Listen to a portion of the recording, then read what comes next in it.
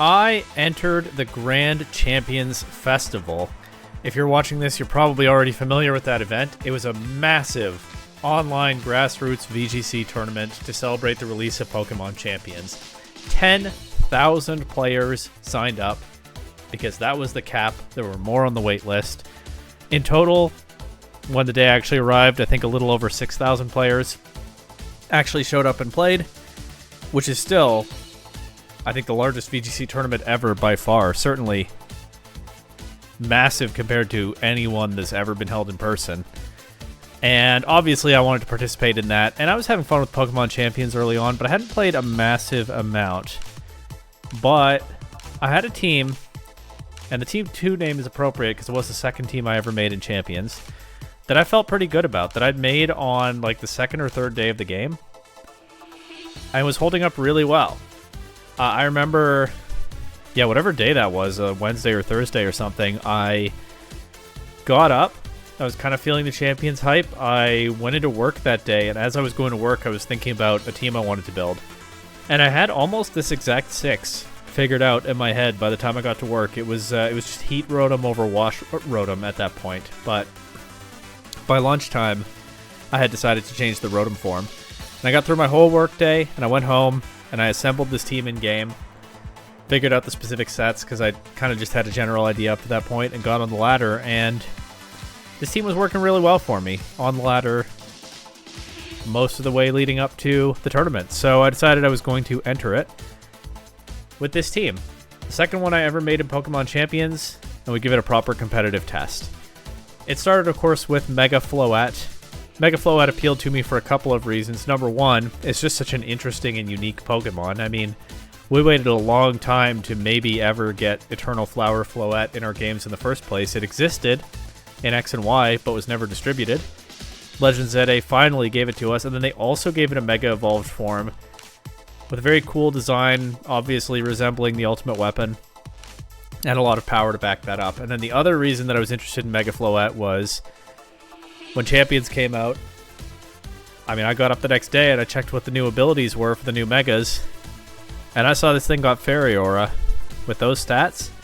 There's a reason Fairy is one of the best types in the game. There are a few reasons, but one of them is that Fairy type attacks are pretty good and spammable for hitting a lot of targets very hard. So once I saw that Floette got Fairy Aura when it Mega Evolved, I knew I wanted to try something with Mega Floette. I built a Mega Gengar team first, more on Mega Gengar later, but then I was itching to try Mega Floette, so within the first couple days, I came up with this.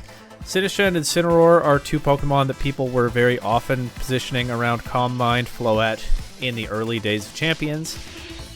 The theory is pretty straightforward. They're support partners that help Floette to set up and try to sweep through teams. And that gameplay I found reasonably effective on the ladder sometimes, honestly not super often. And if I were revising this team now, I do not think Sinistcha and Incineroar would last, but in the early days of the format, they made a lot of sense. They kind of cover each other's weaknesses to an extent, and they both provide a ton of support. Floette has no recovery on its own, which is something that I like to have in a bulky setup Pokemon, leftovers or something.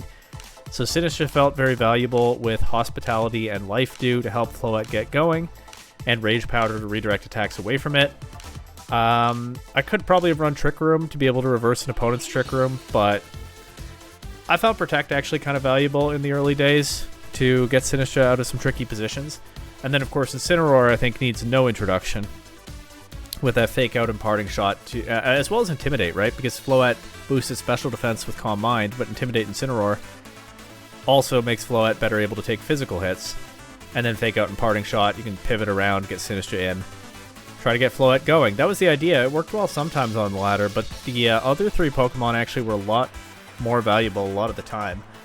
Next one I thought to add was Basculegion. Obviously it gives me a water type to go with the grass type and the fire type in Sinistcha and Incineroar. A fire water grass core is maybe not massively important to this team. It is kind of nice to have because this is a team that wants to pivot around some to support Floette and get Floette going. But honestly, the main reason I chose Basculegion for this team was just that I was pretty sure it was going to be one of the best non-Mega Pokemon in the game. Maybe the best. I think that idea has aged well. But I used Basculegion a fair bit in Scarlet and Violet Regulation H, and I watched it win games for me by itself when the rest of my game plan didn't work out sometimes. and I knew exactly the same kind of Choice Scarf Basculegion was probably pretty reasonable to slap onto any team I was using in the early days of Champions. And then the other two Pokemon kind of ended up being the most interesting to me. It's often kind of hard to figure out what to do with your last two team slots when you're building on the fly. And at the time that I chose Rotom and Garchomp, I was thinking about matchups that could be kind of troublesome for Floette. I was thinking about covering for Corviknight. Corviknight has not been a huge part of the metagame, but in those really early days, at least where I hang out online, people were posting teams they built, and it felt like a lot of them had Corviknight. So I figured on a Floette team, I'd better cover for that. I knew Mega Charizard Y was going to be excellent, and Mega Gengar. That, of course, is held up.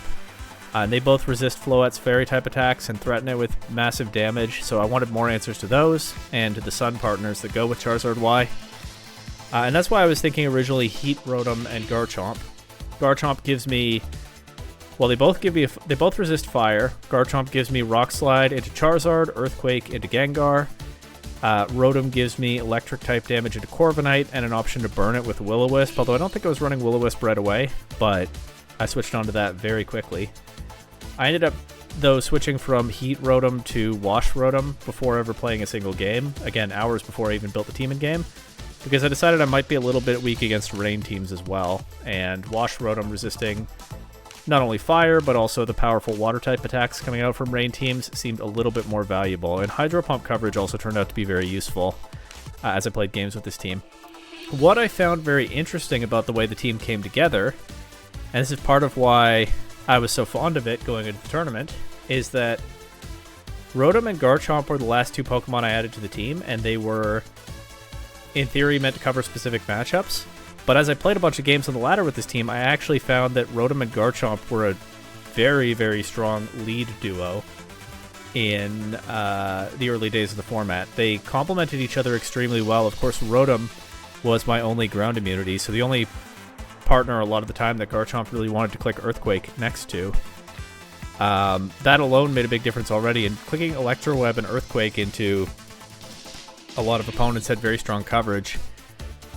And Rotom and Garchomp are both just all-around solid Pokemon. They're fairly bulky, they hit reasonably hard. And so in the early days when I was trying to figure out matchups on the fly, very often leading those two with some strong threats in the back like Floette and Basculegion was enough to win most of my games. So that gave me more confidence in the team overall, that the Pokemon that I'd originally intended to be matchup-specific supports for the main mode actually were a very, very powerful duo by themselves, and honestly kind of took over as the main mode over time, although Floette in the back was still extremely powerful, even if I was not as focused on setting it up. And so I felt like this team just had the tools to handle any matchup in that early format. I'd have to play well enough, of course, but I had a lot of confidence in this team within a few days of the Grand Champions Festival starting. And my first tournament in Pokemon Champions, the biggest tournament ever. I hadn't touched Mega Gengar since I'd built this team. That would come later. I figured I wanted to try to do something with Eternal Floette. Eternal Floette is such a special Pokemon. It felt like just the right Pokemon for the occasion. And it's felt like the team to use with it. Now, I did have a bunch of other ideas in the very late days before the tournament, which was kind of annoying because there wasn't much time to test anything, and in the end, even when I did test some of my ideas and I had to be picky about which ones, I could not develop enough confidence in them to actually commit to a change. Actually, let's talk about some of the a couple more of the specific choices on this team first. Leftover Sinistcha, because Incineroar had the Citrus Berry already and there was no particular defensive berry I wanted. Rindo Berry Rotom, because that covers its only weakness, and that was pretty valuable into actually a lot of things. Like Solar Beam Charizard was a good example. Focus Ash Garchomp, I struggled to find a Garchomp item I liked. I tried Soft Sand for a bit. And I think I tried White Herb for a little bit, and then of course all my ladder opponents stopped having Incineroar as soon as I tried that. Focus Sash is nice because it's just good to have on your team somewhere, right? That little bit of survivability can swing a game by itself. But I also at one point was thinking about trying Mega Garchomp, and I guess this is why this came to mind when I was talking about potential changes to the team. I was not bringing Floette to every game, And Garchomp has a lot of items that sometimes increases damage or sometimes mitigate opponents' attempts to reduce its damage. I figured Garchompite was just another of those situational power boosting items. And since it was more of an all-around power boost, Garchomp stats, it was worth a shot. But that was the kind of thing that I didn't really get much chance to test because I thought of it pretty close to tournament time. I also briefly tested a much more turbo offensive version of this team, where I dropped Incineroar and Sinistcha, and I ran, I think, Aerodactyl and probably Kingambit. I think I, by that point, the metagame was shifting, and the big four, so to speak, non-mega Pokemon were taking shape. Oh no, I didn't have Kingambit, I had Sneasler. Right, that's another big one as well. I had Aerodactyl and Sneasler. And I'd heard about the Aerodactyl Garchomp Floette synergy that people were having a lot of success with at the time. I decided to give it a go. I also switched to a much more offensive Floette spread. This one's very bulky, but I've been kind of tempted by a harder hitting one the whole time. And I played some ladder games with that, and it was probably alright. I mean, history since then suggests that it's one of the better versions compared to this of a Floette team, but I just couldn't get enough games right before the tournament to get confidence with it, so I dropped it and moved on. Thought it was an interesting idea if I worked some more on this team later. I also briefly tried Palafin over Basculegion. Palafin, of course, can work well on a team like this that wants to pivot around anyway. But the main thing that it gave me was, because it spams a very strong priority attack most of the time, it doesn't need to hold the Choice Scarf, and that freed the Choice Scarf for Garchomp. And I had been thinking the whole time that Choice Scarf Garchomp could be very valuable on a team like this. I get to drop Protect for another attack, like Stomping Tantrum or more likely Iron Head. I get that much more speed control on Garchomp, which was important because outspeeding opposing Garchomp sometimes was pretty valuable, if nothing else. But I was never willing to try Scarf Garchomp, on this team as it was, because I felt like the Scarf was too important on Basculegion. It's another meta development since then. Focus Sash and Citrus Berry Basculegion are having a lot of success at the time that I'm recording this. But I didn't believe in Basculegion without some kind of built-in speed control when I made this team. And so the Choice Scarf was hard committed to Basculegion, not available to Garchomp, but Palafin changed that. I played some ladder games with Palafin on Showdown, and it felt really good. Actually, those games went great. And it was right before the tournament, and I still didn't quite trust it. And I did trust what I already had. I knew there were some tough matchups, and more of them were emerging as the metagame shifted. Mega Blastoise, for example, was having a bit of a moment, and I don't think I had ever faced one, so I wasn't sure how to play into it, especially the Blastoise, Farigiraf, Sinistcha, Kingambit teams that were seeing some success at this point. I definitely thought those could be kind of a problem. I only ever faced one opposing Mega Floette in those early days. I think a lot of people didn't have Eternal Floette in their games. And I did win, but I wasn't sure of the matchup. Basculegion I figured helped a lot, just threatening massive damage into it. But overall I felt like my matchup spread was pretty good, with one big exception. My worst nightmare going into the Grand Champions Festival, the duo of Mega Frostlass and Kingambit. In the 2 days leading up to the tournament, half of my ladder opponents had Mega Frostlass and Kingambit, and I know sometimes people exaggerate when they say things like that.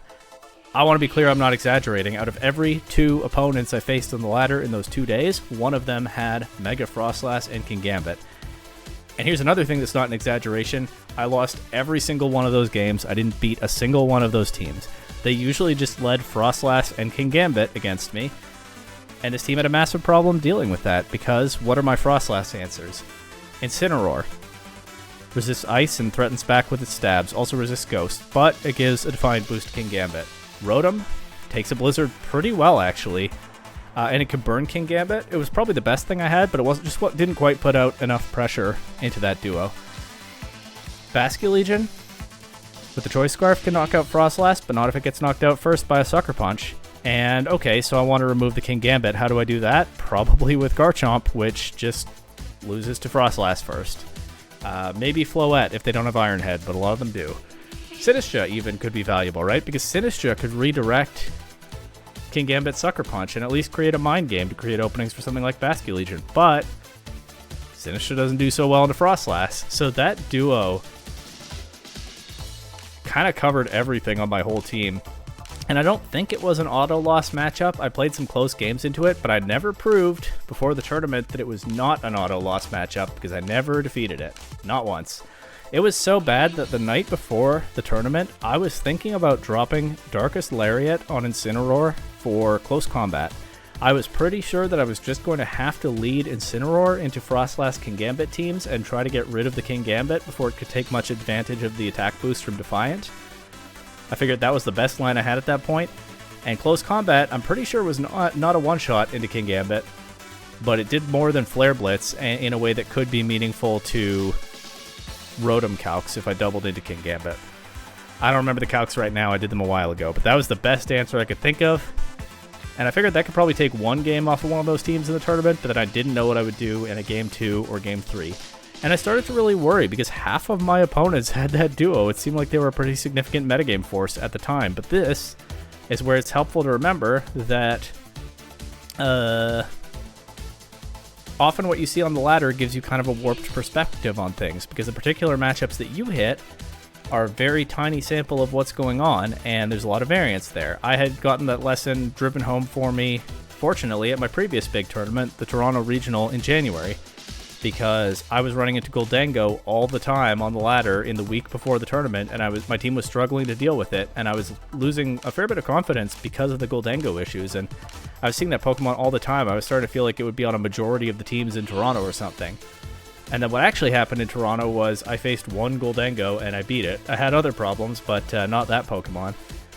So I reminded myself of that experience, and I thought something similar would probably happen with Frostlass and Kingambit. I was running into a lot of them in a short span, but in a massive tournament, but they were probably not that large a sample of the metagame overall, and in a massive online tournament where I was going to get at least 9 opponents, 9 rounds on day 1, who could have anything, there was honestly a reasonable chance that I would never run into Frostlass and Kingambit. Maybe I would run into one of those teams, right? Preferably 0, but even though it felt like there would be a lot more than that, there probably wouldn't, and I was just going to have to hope for that because that matchup kind of felt like an auto loss.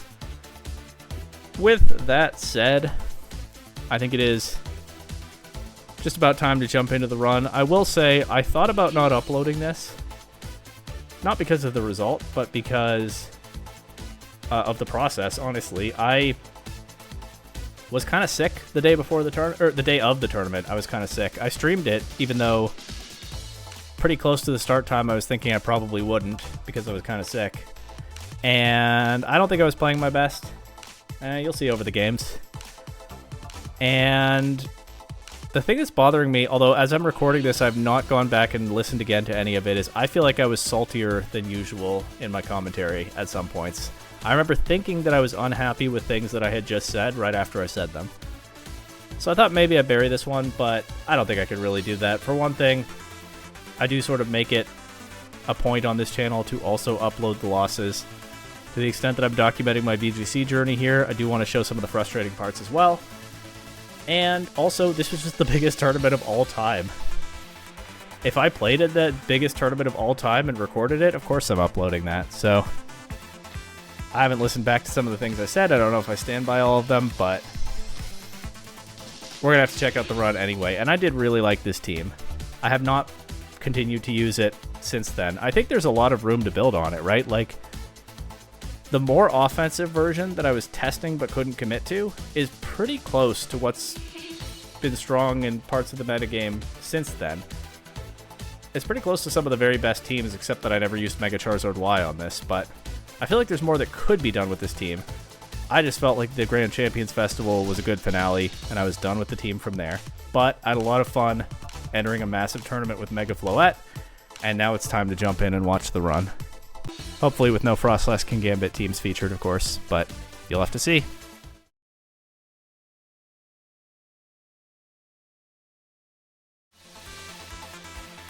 I have an opponent, but it's so laggy. I hope I can check in on time. Alright, round 1, game 1.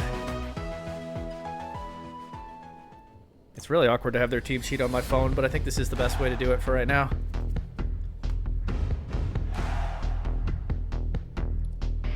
Okay, Sash Sneasler, which is interesting. I've seen like exclusively White Herb Sneasler on the ladder lately. They have their own Scarf Basculegion, Tailwind on the Dragonite, and then some special attacks. Mystic Water Pelipper. It does have Wide Guard. That's really good to know if I want to spam Electro Web or something. 4 attacks, Kingambit with a Chople Berry, and then there's Sinistra, has no Life Dew, and it has a Colbur Berry. Okay. Into Rain, I could just try to set up Floette. They do have Iron Head on the Kingambit, and they also have Sneasler, so maybe I don't want to do that. Just leading my water types into Rain is not bad. I think I'll do that game 1.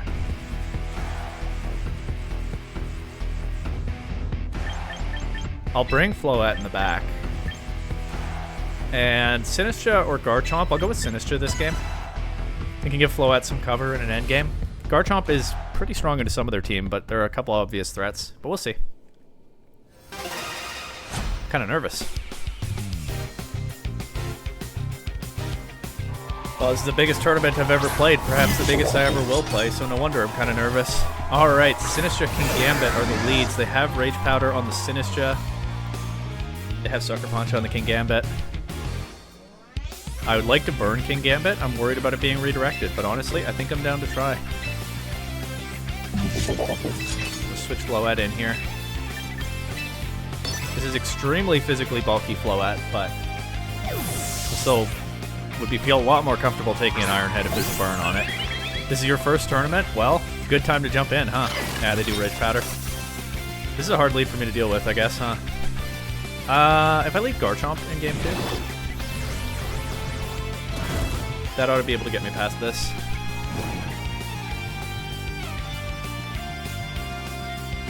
Kingambit goes for Kowtow, Cleave into Rotom, okay. That did a lot. Unsurprisingly, I guess. My tech's breaking. If the stream gets laggy, there's not a lot I can do about it right now. Yeah, okay. This has been a bad lead matchup for me from the get-go. Let's just try to get some damage here.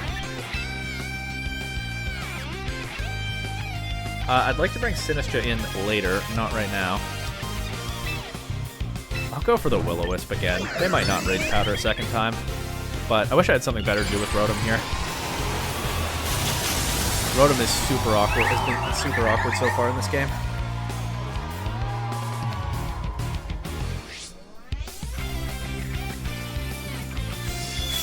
Oh, there's no Rage Powder. So I do get a chance to burn the Kingambit, actually. Nice. Guess they thought I wouldn't go for that twice in a row. Honestly, if I had anything better to do, I probably wouldn't have. Matcha Gotcha makes sense. That'll activate the Rindo Berry this turn, though, so it shouldn't be too terribly much.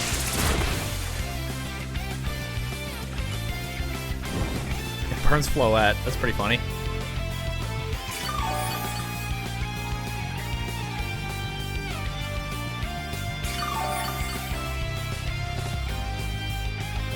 And Kingambit, Iron Head into Floette. That still does a lot. Kingambit's so strong. Considering the burn, that does so much. I'd like to Moonblast Kingambit. The problem is they get Rage Powder, but they don't have Protect on Kingambit. I'm going to go for a double here. Double up here. I might be losing Rotom to a Matcha Gotcha, but I guess I could have hard switched in. I guess I could have hard switched in Sinistra here. That might have been better. I just would like to knock out the Kingambit before I bring Sinistra in. Okay, Rotom narrowly survives a burn Sucker Punch. Clutch. And I do get rid of Kingambit. But yeah, I'd like to play differently into that Pokemon next game. Get the Volt Switch chip on Sinistra. Honestly, letting Rotom go down to a Matcha Gotcha wouldn't necessarily be the worst thing. It's not like they get a lot of recovery for it. But now I get my Sinistra in. I get some healing on Floette. Sinistra won't take much from Matcha Gotcha.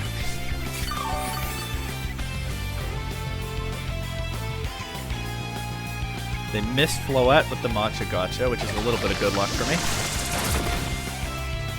It'd be funny if they burn Sinistra. They don't.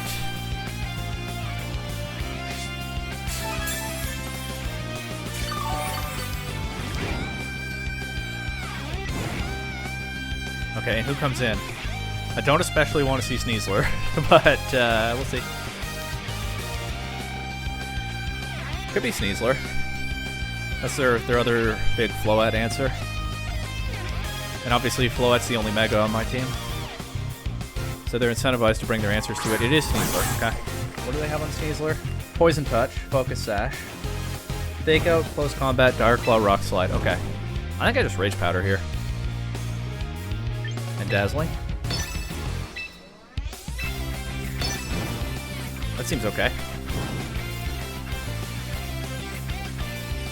But also with King Gambit gone, Basculegion in the back is a lot stronger. And, I mean, I might want to think about sacking Rotom, actually, because I want to power up that Last Respects if I'm working toward a Basculegion endgame. But it's a bit early to be focused on that right now. That is good damage, although it didn't knock anything out. It crit the Sneasler, okay? Here's the Mantra Gotcha. Pokemon are getting worn down a bit, but they just don't have good damage into Floette while I still have the Rage Powder on the board. I can just Rage Powder again next turn. Rage Powder Dazzling Gleam again next turn, I think. They don't have Protect on the Sneasler. I don't think they have it on the Sinistcha either, but most Sinistcha don't run Protect. I've made an unusual choice there. But yeah, so they have no way to prevent this damage from going into something. They still have an unrevealed Pokemon, right? But no way to prevent this damage from going into something.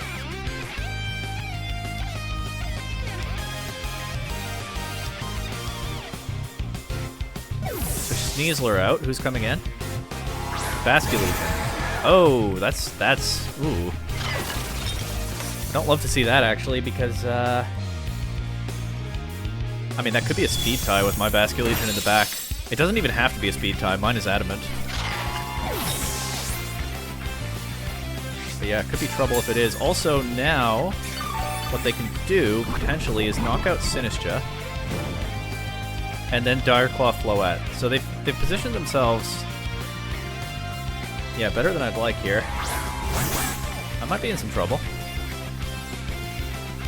What if the Basculegion I think has the usual moves, same as mine. Yeah. So they can just click Last Respects and knock out Sinistcha, and then they knock out Floette. Is there anything I can do about that? Yes. Protect Floette. Sack Rotom. And then look to get my Basculegion in. I can take out the Sneasler with Aqua Jet, and then it's just a matter of overwhelming Basculegion with the fact that I have more Pokemon.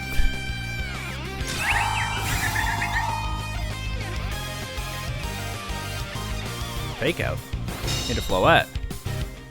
Oh, I guessed wrong. I was fine to Rage Powder there. Well. Their Basculegion is locked into the Last Respects.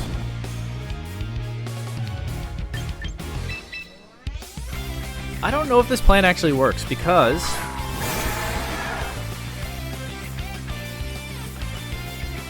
if I lock into Aqua Jet, my Basculegion hard loses to their Basculegion.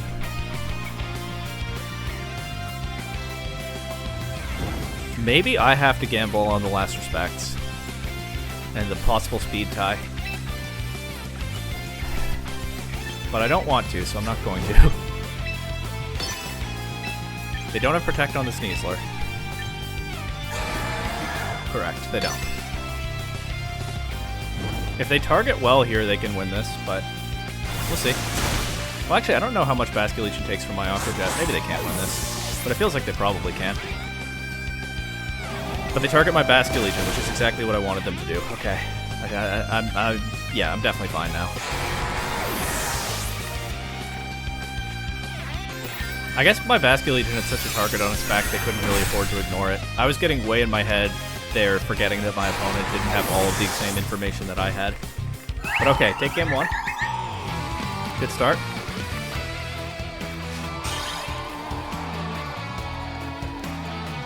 Now, I was saying I wanted to do the Garchomp Rotom lead in game 2. The fact that I won game 1 makes me think a little differently about that. But I think it might still be worthwhile.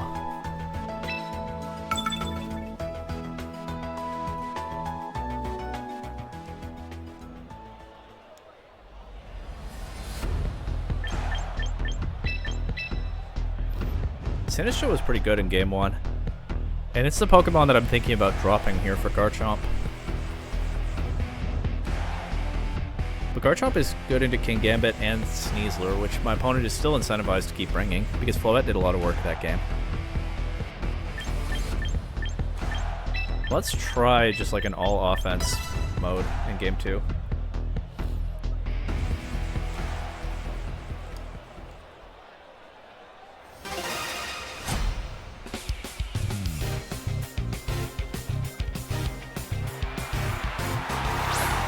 Dragonite. Okay, so they have switched things up. They obviously know that my Rotom doesn't have Protect. So Electro Web. They could fake it out and then target Dragonite or Garchomp. Nonetheless, I'm not going to overthink this one. I'm going to Electro Web and protect Garchomp. There's their Mega. Electro Web would be great to break multi-scale. But they might just fake out Rotom. But if they do fake out Rotom, then at least if they attack Garchomp as well. Covered with that. How fast is Mega Dragonite? I should know this. Well, it's going to be faster now, that's for sure. Alright. I'm going to go for the burn into the Sneasler, and the reason I'm doing that is I'm going to switch Garchomp out to Floette. And cover for the Draco Meteor from Dragonite. That feels like it's just absolutely looming over me right now. I'm wrong. Whoops. Good call by the opponent there. Oh, they pinned the slot with both of those options. I see. That's smart. Okay, well, my Floette is hard-pressed to contribute much at all to the game at this point. I'll just protect it this turn and Electro Web. I still want to break multi-scale. I might as well Mega. I don't have another Mega, so there's no reason not to. Unless I'm gifting Fairy Aura to an opponent, but that's not an issue in this matchup. That has been an issue before. I did like a Mega Protect against the Gardevoir team, and then I gave him a stronger Hyper Voice.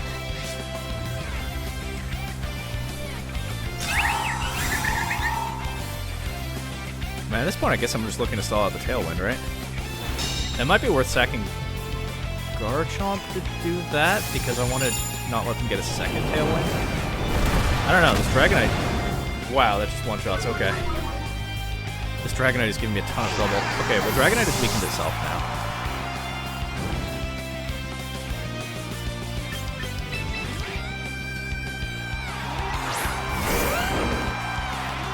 I don't want to just let Floette go down here, but I think I kind of have to. They're just going to knock it out. This is the last turn of Tailwind. I'll go for a double protect, because why not? There you go, Raymer King. There's the gambling you wanted. Would have loved to hit an Electro Web, though, that's for sure. So that I could massively threaten Dragonite when the Tailwind is gone. Okay, I don't get the double. That's fine. It's not a favorable roll, obviously. They went for Dire Claw into Garchomp. Wait, they just let Floette live. Okay. Well, they can still just take a Floette out now. There's not really anything stopping them.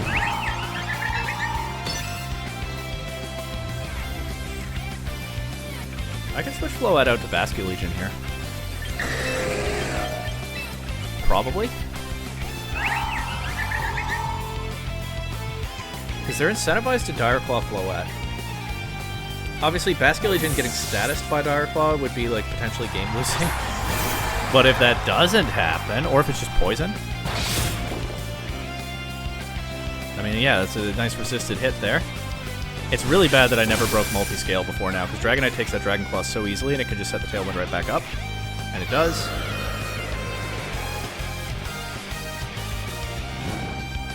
Obviously, Basculegion can't protect. I think I just go for it here. The Dragonite is still at -2 special attack. He's still going to hit hard, I bet. But yeah, I didn't set myself up with any way to deny a second Tailwind.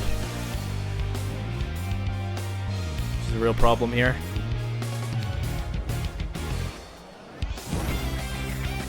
This person's Pokemon are so strong. They must have more offensive EV spreads than I'm used to seeing, or stat point spreads than I'm used to seeing on the ladder. Rock Slide. Not much damage, but they're fishing for flinches. Draco Meteor into Garchomp.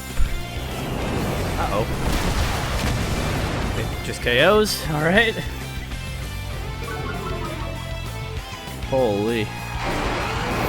Okay, well that makes my last respect stronger, though. Finally knock out Dragonite. But I'm down 2 Pokemon to 3, and my Floette's almost gone too, and they have Tailwind up. I have to bring Floette back in.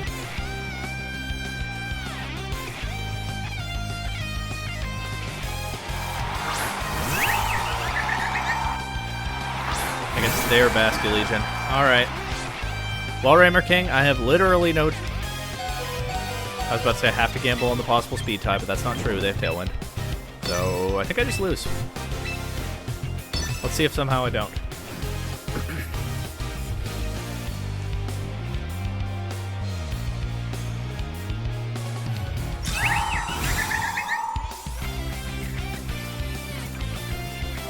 No. Okay, I lose game 2. What am I going to do in game 3? The Tailwind Dragonite was a giant problem.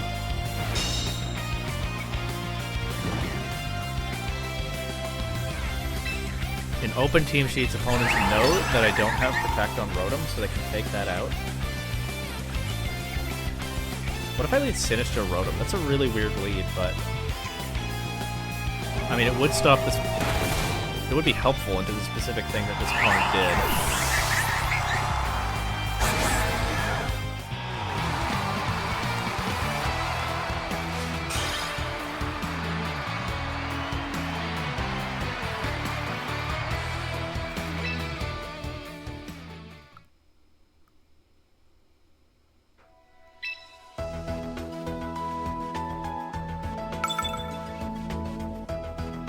You wish you could cancel your moves like on Showdown? Yeah, I know Showdown can kind of ruin you with that feature, huh?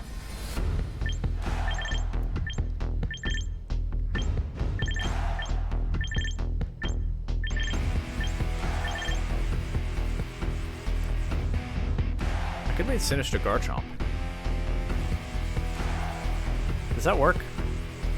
Maybe not. I could lead Sinister Floette and just go for the setup if they do Dragonite stuff again. That might work.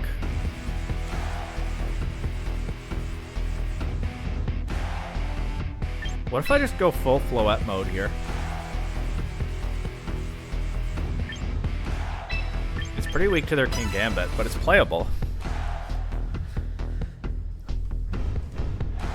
And, you know, I don't know this opponent's experience level or anything. The King Gambit stuff did not work for them in Game 1. The Dragonite stuff really did in Game 2. So they might just go right back to that. I'm going to need a bathroom break after this game, that's for sure.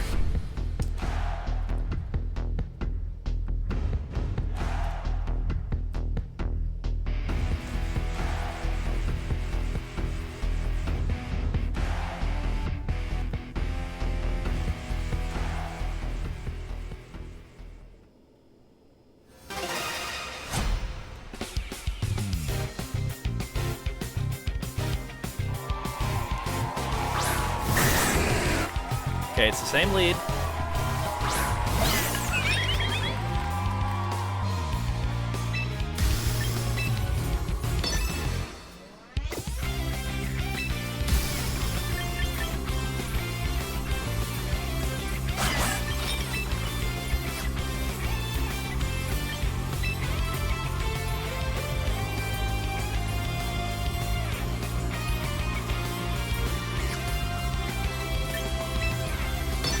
Double Protect turn 1.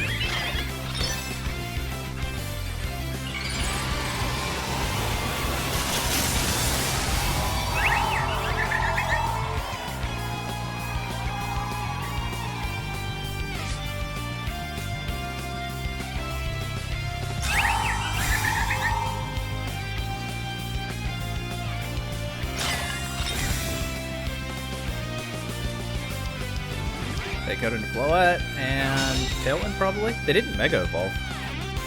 Oh, it's just Hurricane into Sinistra. Okay, makes sense. Yeah.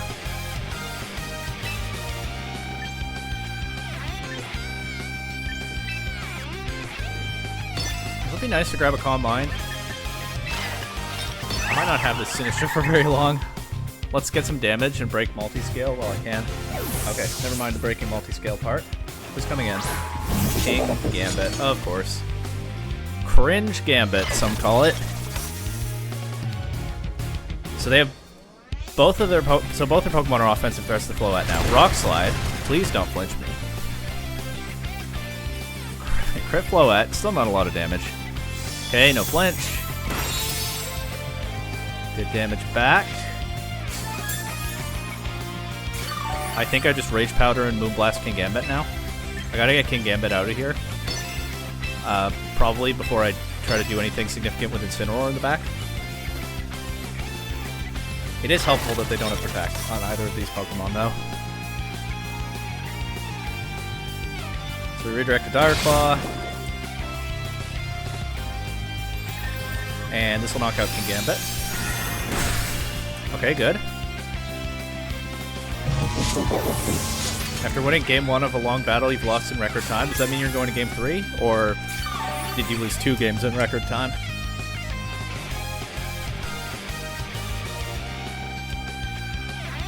Game 3? Okay. Good luck. Now Basculegion's here.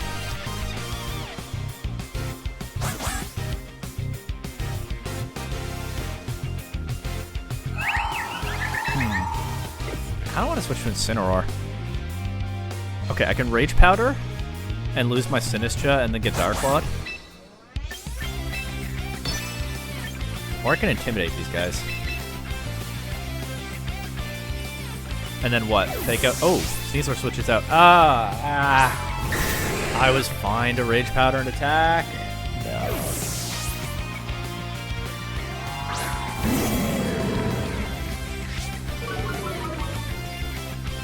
Okay, well they didn't bring Pelipper, so they're never setting Rain up for this Basculegion or Dragonite.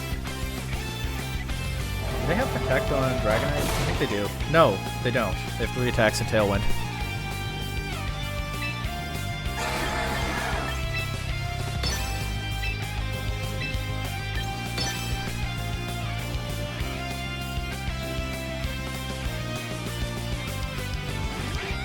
Scarf Basculegion, locked into Last Respects. They're giving me their Sneasler here. Of course, that makes the Last Respect stronger. Basculegion is maybe the best Pokemon in the whole game at turning around a weak late game position, so this is not over by any means. Okay, but looks like Basculegion's in range of another Dazzling Gleam, so if I just get Sinistra back in, I probably win. With that in mind,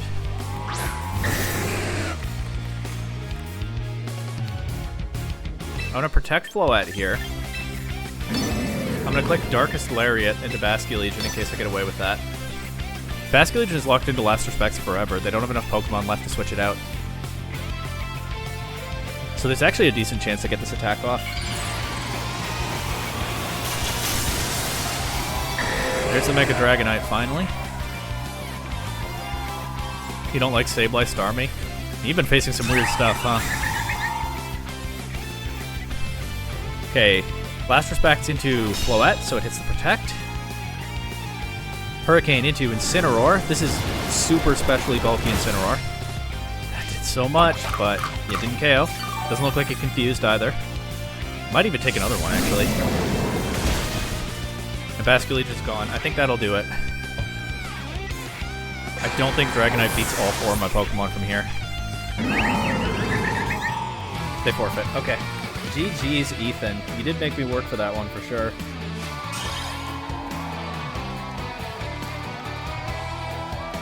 Alright, good start to the day.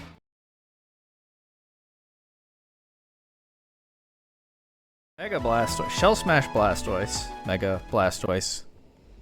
White Herb Unburdened Sneasler. Fairy Feather Sylveon with Hyper Voice, Quick Attack, Helping Hand.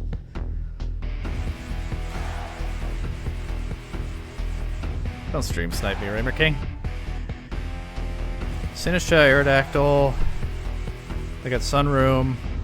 I haven't faced a Mega Blastoise, I don't think, but I've heard it's been really good lately, so I'm scared.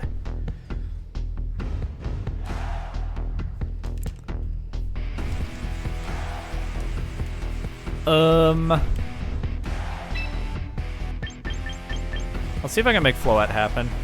Game 1.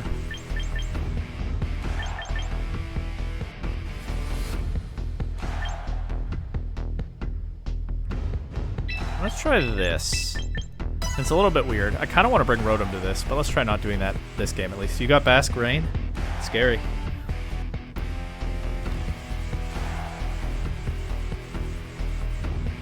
But yeah, my opponent has a few ways to try to run away with the game, but if I can handle the Sneasler and get Floette set up, I can Intimidate and Rage Powder the Sneasler, then this is doable. It might be hard, though. Oh yeah, this guy likes Blastoise. Meganium, Aerodactyl. Okay, so there might not be a Mega Blastoise in this game. Aerodactyl has... Protect, Dual Wing, Rock Slide, Dual Wing Beat, Tailwind, Standard. I'd like to Flip Turn something. I'd like to Flip Turn Aerodactyl, but I can't leave my Basculegion vulnerable to Solar Beam, so I'll Flip Turn if Aerodactyl protects, so I'll Flip Turn Meganium, I think. And I guess I can go Incineroar, I Intimidate the Aerodactyl, I threaten Meganium. There's an obvious weakness there, but there's also an obvious weakness if I bring Sinistra in. I did click Flip Turn, right? Certainly I meant to. I think I did.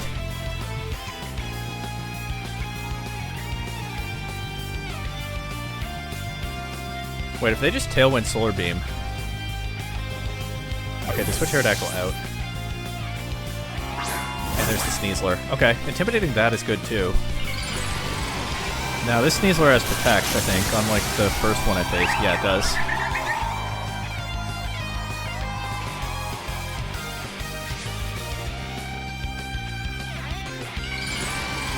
Okay, yeah, this is Mega Meganium. I mean, that was pretty clear as soon as that Pokemon hit the field. You wouldn't bring Meganium and not Mega it, I would think. Flip Turn's going to do, like, nothing, but it gets Basculegion off the field. I think I still go Incineroar here. I think it's... I could go Sinistra. What does Meganium have? Right, Weather Ball, of course. Incineroar walls Meganium, and I think the Intimidate into Sneasler is worth it. Even though, obviously, I'm weak to the close combat. I give them their Unburden, but, what can you do? Close combat will do that for them anyway.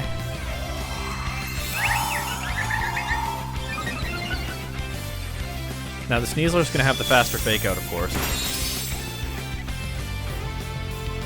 If it wants to go for that. But if it does that, it's not doing big damage into Floette. So I think I'm okay, actually, to...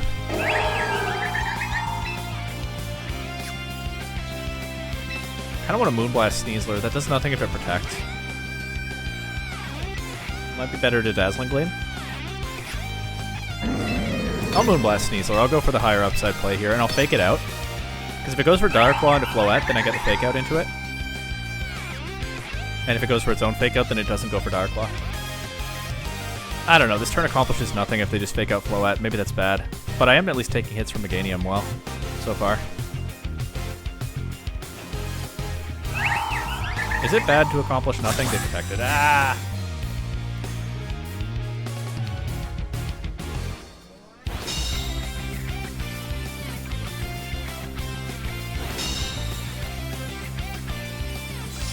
Dazzling Gleam. I did a lot to Incineroar.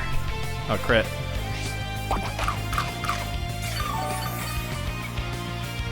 Alright.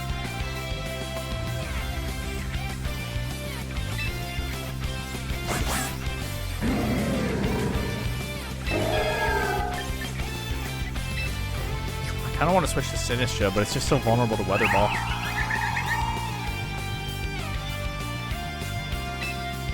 But I think I can do that.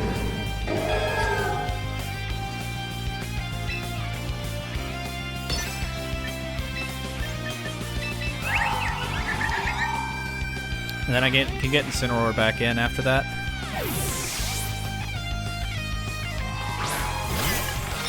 This will give Floette some recovery. Sneasler's intimidated. Dark Claw status would be a problem. Dark Claw into Floette. That did so much. I'm not playing this right at all. They poisoned.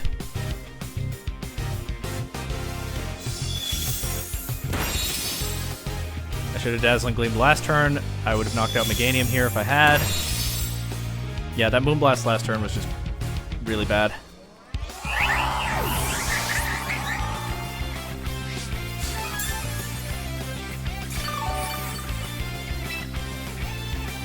Okay, it's got to be Incineroar.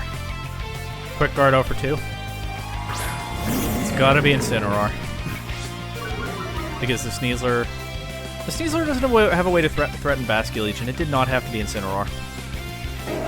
Oh, I'm just completely throwing this first game. Well.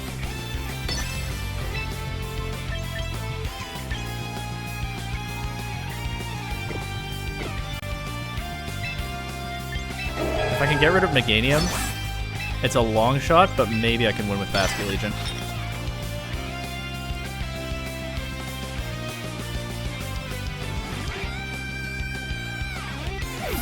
Push it out, because they probably saw that too.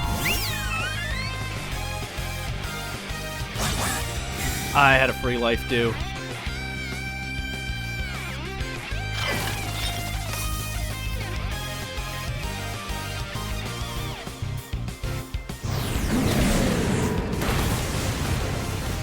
That did a lot.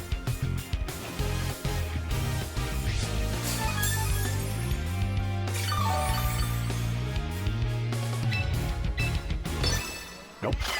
Gotta keep the Sneasler around. It's actually good for me if Sneasler sticks around at this point because it doesn't do anything to Basculegion except Dire Claw status.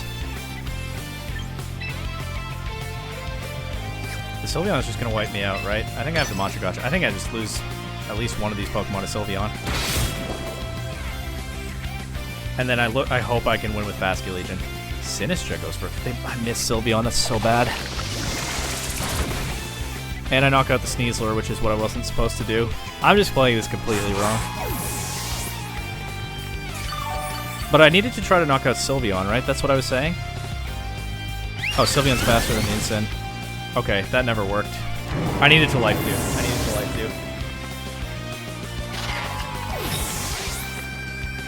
Okay, well, hopefully this is one bad game that I can get out of my system and move on from. Aerodactyl's here, its Sash is intact. They probably protect Sylveon and Tailwind. So I'll click the Last Respects into Aerodactyl. I have to lock into Last Respects to beat Meganium. It's not impossible for Basculegion to 1v3 this, but I don't beat myself up, it's just game one, yeah. But Aerodactyl having the Sash intact is really hard to deal with. And that Hyper Voice single target is going to do a lot. There were just so many turns. Yeah, they're faster anyway. There were just so many turns this game where I clicked the wrong move. But hopefully I learn from that and do better in game 2.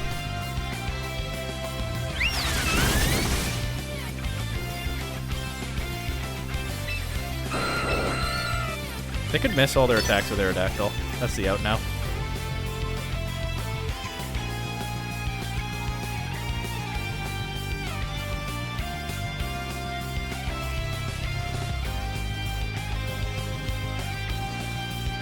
Nope. Okay. Well, that was game 1.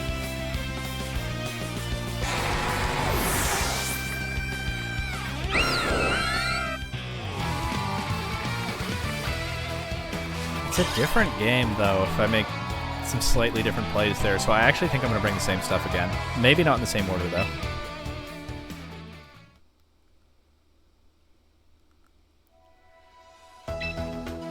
Maybe in the same order.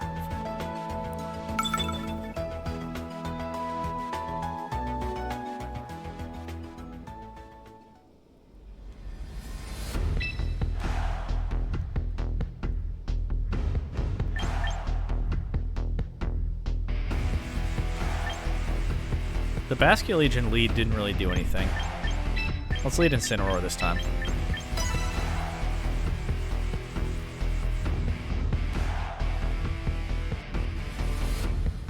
I know more of the speed interactions now, so that's good. Life Dew in front of that Sylveon might have made a real difference.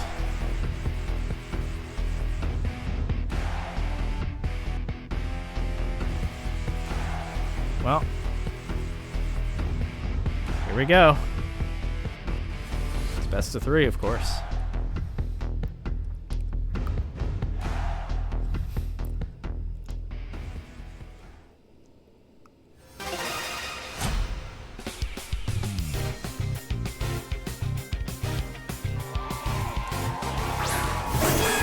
They lead Sneasler this time. Okay. So I intimidate it right away. It's free to fake out, which is not what they did last time.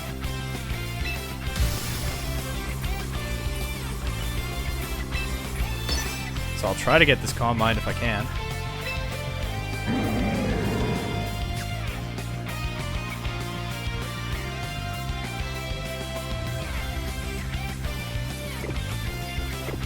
Fake out Sneasler, or it's Parting Shot Meganium. Or Flare Blitz Meganium. Oh, Sneasler wasn't intimidated last game. The White Herb got rid of that, I forgot.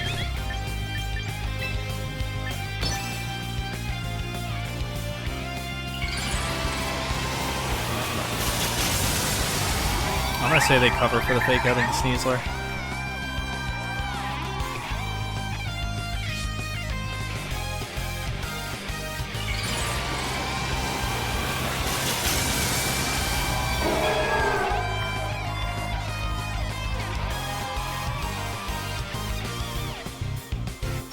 Okay, got that right. Just Calm Mind. Parting Shot into Meganium could be huge here. So definitely go Sinistcha next.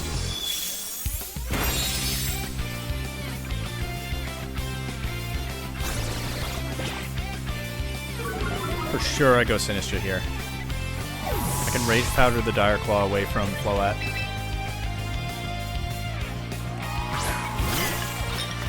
I don't know how I play this if we get a position like that again in Game 3, but I have to get to a Game 3 first. I'm not messing with Moonblast this time. Dazzling Gleam. Rage Powder. Sinistcha's still going to take a ton from a Weather Ball, right? But at least it's -1. I give Floette a bit of cover here. If I get big damage with the Dazzling Gleam, then maybe Basket Legion can go crazy a little later.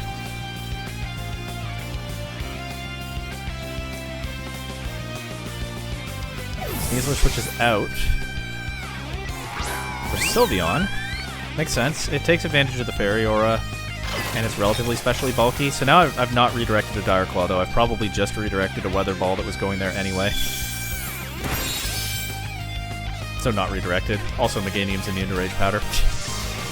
There's the Weather Ball.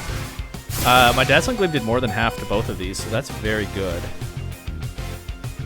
And Floette should be the fastest thing on the field, so I actually think I'm fine to just click Dazzling Gleam and Life Dew this next turn. They do have Quick Attack on Sylveon. They could try to snipe Sinistcha with that if they really want. I'm not sure it'll work. But I think Dazzling Gleam and Life Dew here is just fine.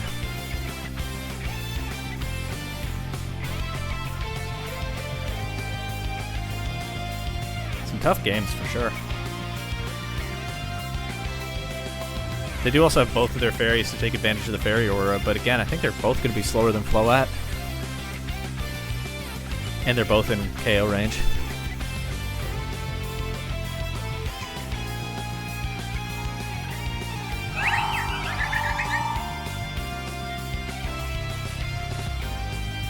Protect Sylveon, makes sense.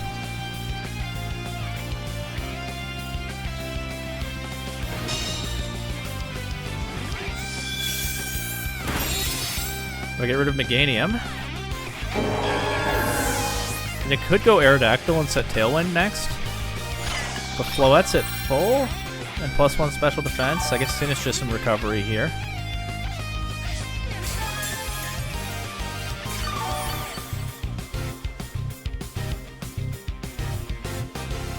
They're pretty vulnerable to Aqua Jet now that I've gotten rid of Meganium. It is Aerodactyl.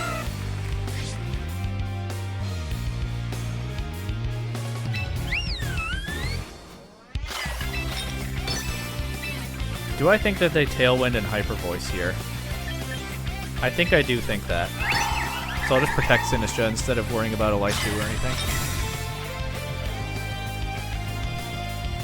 Like, they're trying to get big damage with Sylveon before it gets knocked out. Floette's at full, and +1. And bulky. That didn't even do very much. I thought it was going to do more than that.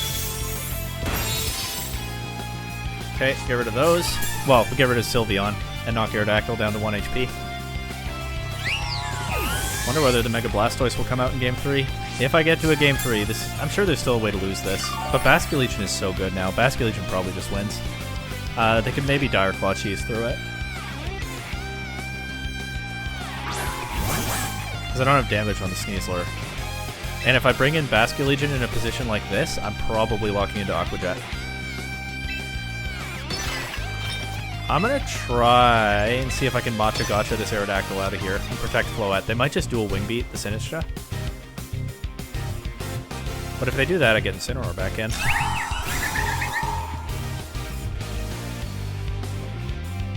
Go for Fake Out into Floette. I thought they might just send a Dire Claw. It is dual Wing Beat. They missed. That's unlucky for them. This was pretty favorable anyway, though. But that's definitely some bad luck for them. They needed that to connect. Now I can just Boom Blast and Rage Powder. And that's Game 2. So yeah, I got the lead position much more right this time. And it made a huge difference. But that still means Game 3 is going to be hard.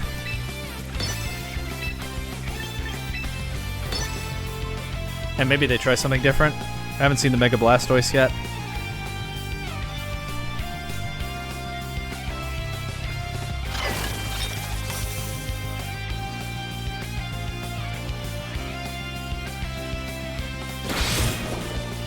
Any Dark Claw status? Not that it matters at this point, but no, I didn't get one. Alright. Game 3.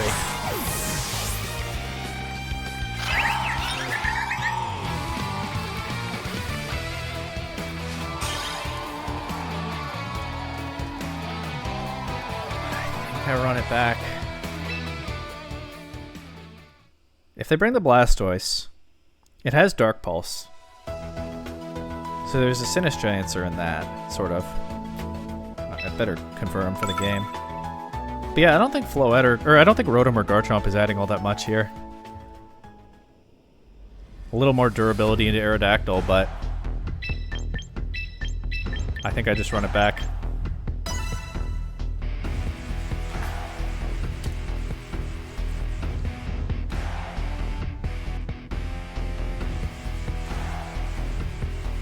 And if I get a similar position to last game, well, that's going to be interesting, that's for sure. Because that is a tough position. I got it very wrong in Game 1 and very right in Game 2. And both options are on the table now.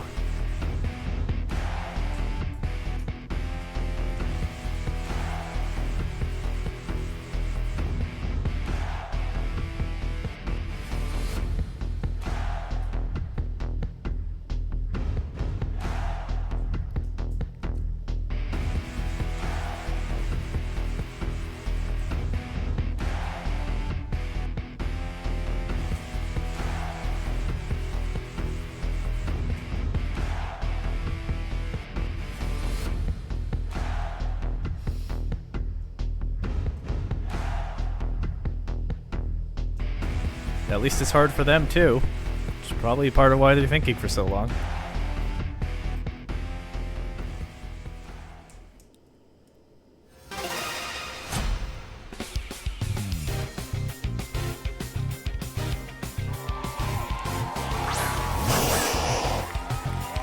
It's Blastoise. It's probably just Fake Out Shell Smash, right?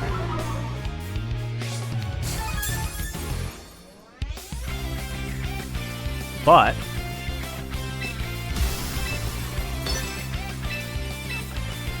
They can't fake out both of my guys.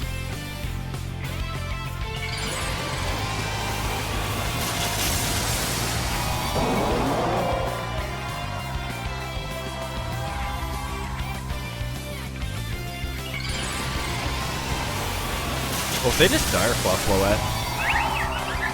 Well, I hope they don't.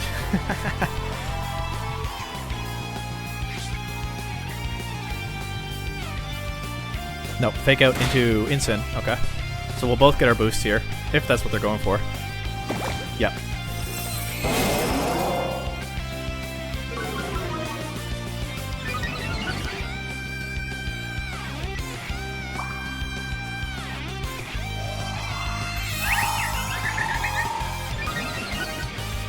Okay, Blastoise has Water Spout, Dark Pulse. That's it, those are its attacks. So if I get damage on it, then Floette looks great here. For this turn, I think I better reposition a bit.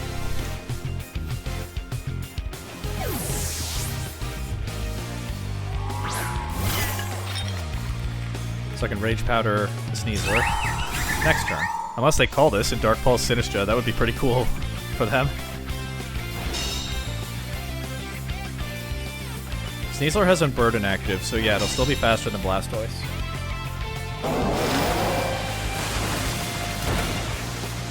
That did so much to Sinistra, that's crazy. Alright.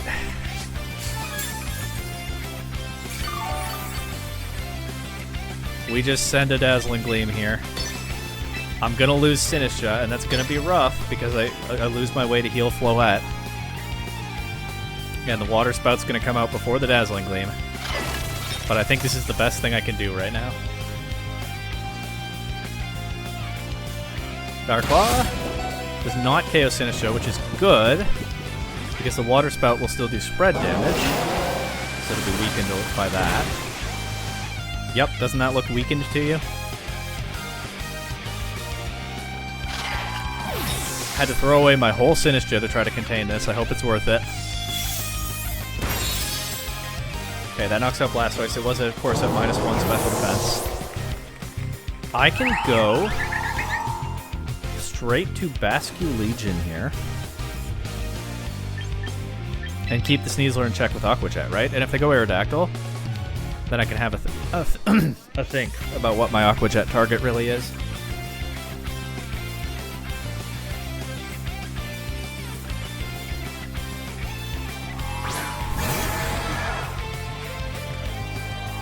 Sylveon.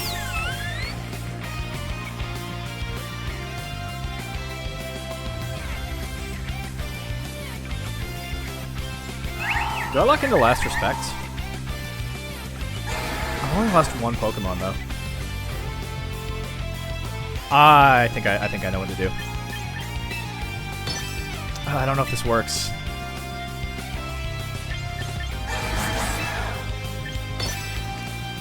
This isn't a throw. Oh, they protected. No. That's what I was afraid of.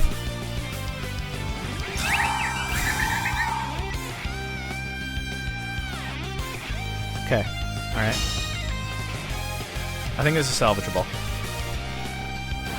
That's so bad though. I thought about just blasting the Sylveon with something.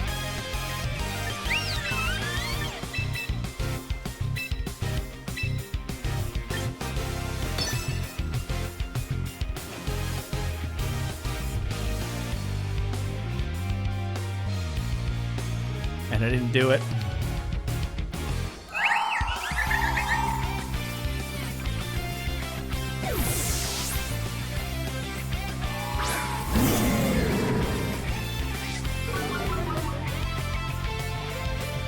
Dire Claw. It's Incin. Flip Turn comes out next. I'm going to lose my Sylveon to this Hyper Voice. Or my Floette. I'm going to lose my Oh man, I'm going to lose my Floette to this Hyper Voice. But I can change the move that Basculegion's locked into. If they have Aerodactyl in the back, though, it might just be GG. I think it is just GG if they have Aerodactyl in the back.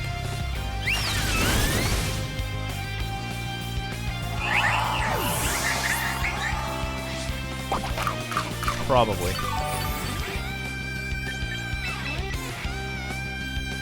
And the way they've played so far, I think they do.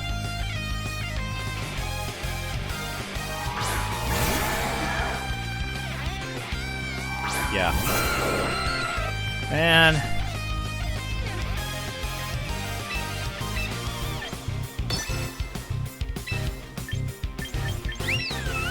I think this is all I can try now.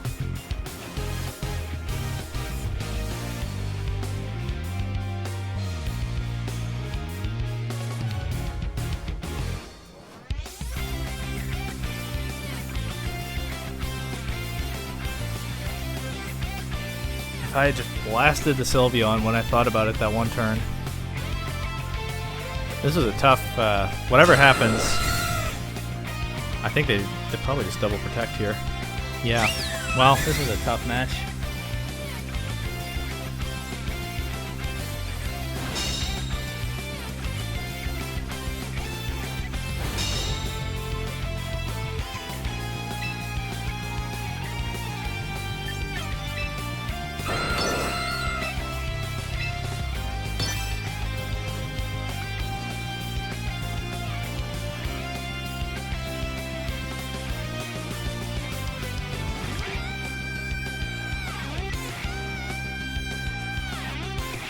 If I just gotten rid of the Sylveon, Aqua Jet Basculation might have had it.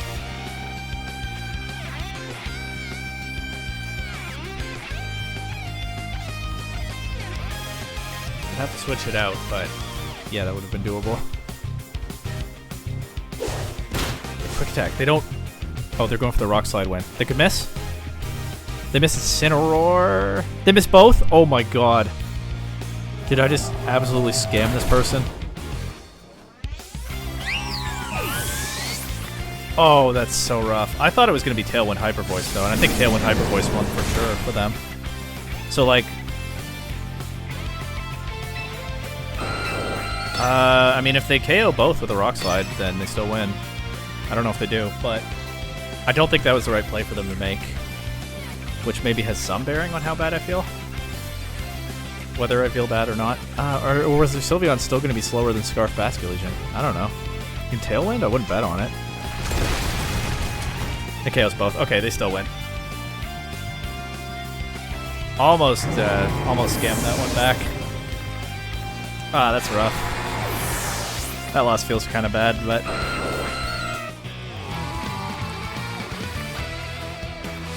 They said something in the Limitless chat, but it's not in English. And oh, but they translated. He is a murderer. I just said GG. Failing Rock's Slide. GG, bro. Yeah, GG. This was a tough one. Really good games, for sure. I would have really loved to win that, but both games that I lost, there were just like a couple of things that I could have done differently and had a real chance. Well, that's Pokemon sometimes.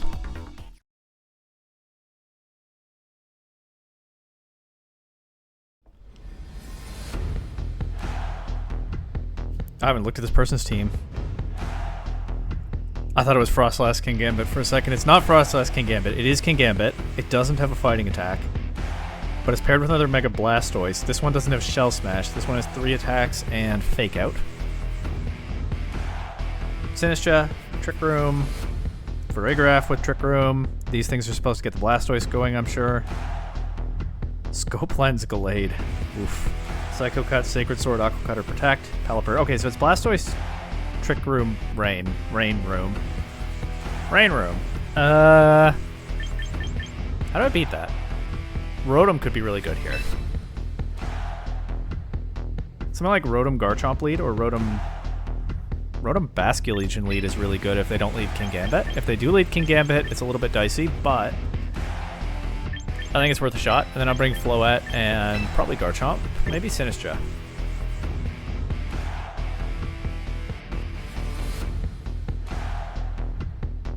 Let's try Garchomp first. If I can overwhelm their Trick Room stuff, then Garchomp could be pretty strong. But we'll see.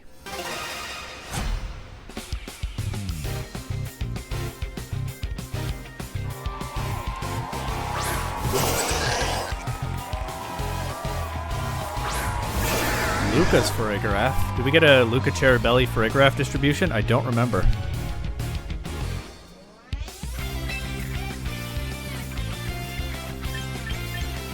They're gonna fake out Rotom.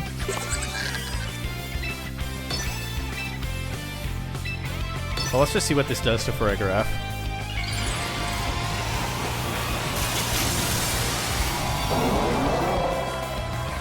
Mega Blastoise 2 rounds in a row, wow.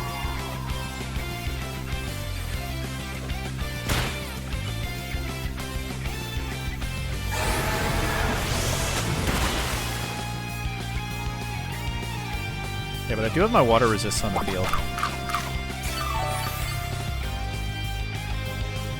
Well, some of my water resists. I think I needed to attack Blastoise, actually. I think I misplayed. Because, yeah, if it doesn't one-shot Farigiraf, which is not all that close to doing, then I just need to weaken the Water Spout, really. Well, let's see what happens here. I haven't faced this matchup before. I knew it could be a tough one, but yeah, this is my first crack at it.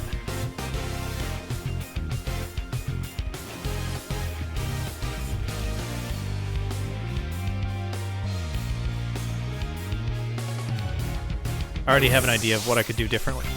They switch out. So King Gambit's just going to get Wave Crash now. And Volt Switched.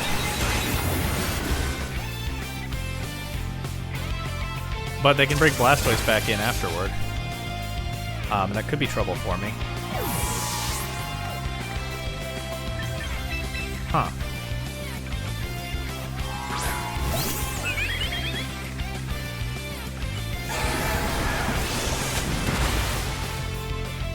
It survives on 1. Unreal. Okay. What do I even do here? I think I protect Floette.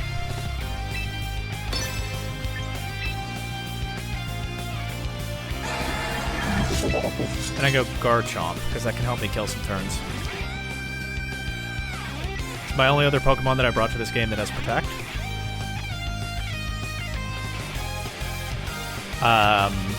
Rough Skin will take out King Gambit if they attack it. Oh, nope. They brought Sinistcha. Of course they did. This is how these teams play. You mostly just bring these 4.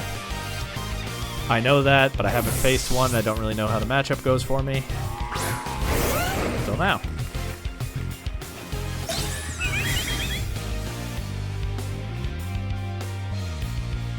Kowtow into Garchomp for a lot of damage.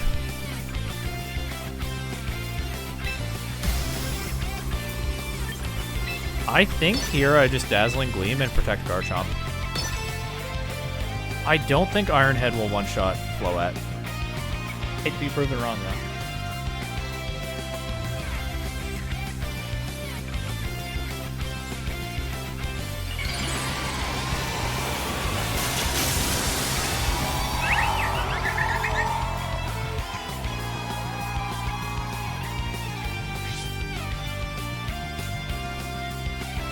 Protecting Gambit. Alright, well that's one way for me to not get one-shot by Iron Head.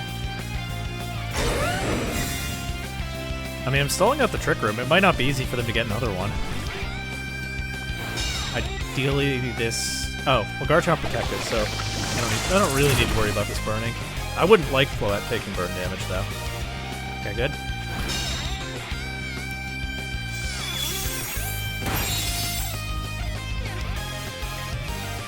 How many Trick Room turns left? This is the last one. Okay, protect. If Garchomp goes down here... It's not great, but I think I can live with it, and also it might not happen. It'll probably happen, but they might go for the Iron Head into Floette. I don't know, this feels like a really predictable protect. Which might make it the wrong move, but... I'm scared of the Iron Head. They kept out Garchomp. I could have just Dazzling Gleamed again.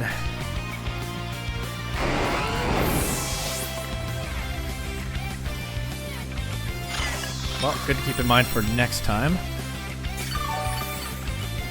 Sinistcha knows Trick Room, right? Man, this is hard to deal with.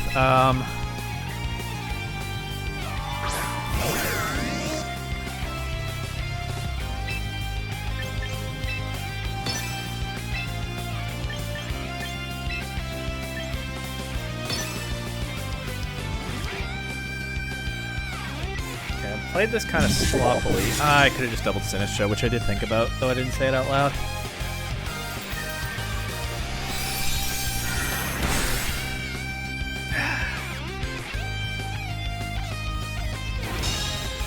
Frustrating.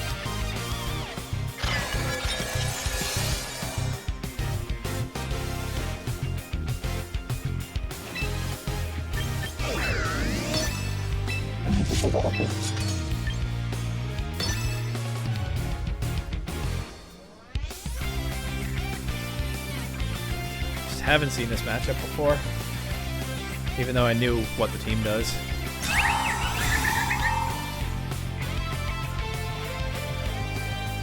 This time they go for the Iron Head. At this point I was starting to think they might not ever, but yeah, okay, covering for that pays off here. This will activate the Rindo Berry.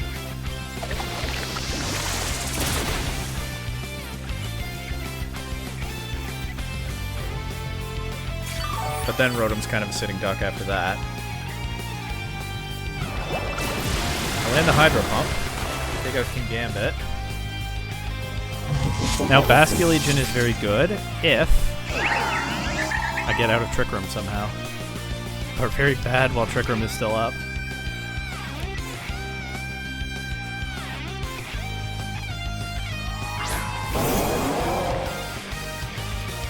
They can just fake out now, if they want, but they're better off just water spouting, right?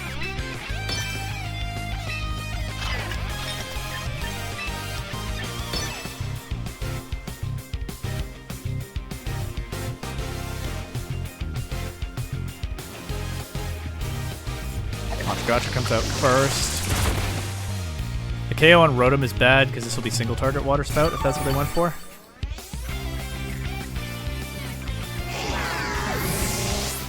Was it worth sacking Basculegion to stop that? Honestly, maybe. Well, let's see this damage. I also don't have a Calm Mind. Yeah, okay, that's game.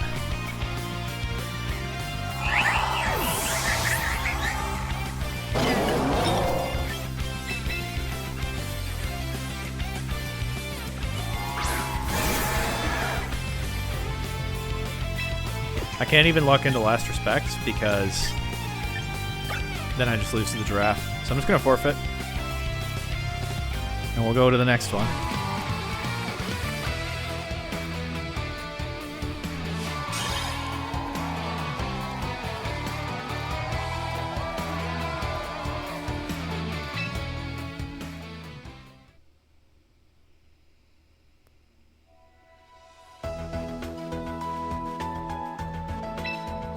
I have an idea, though.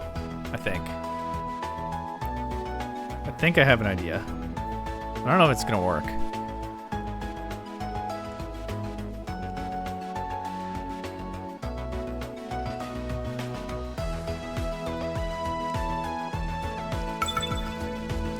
Probably doesn't work more than once, but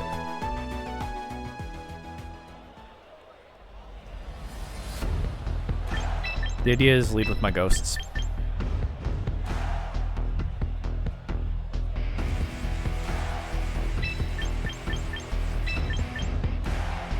Try this.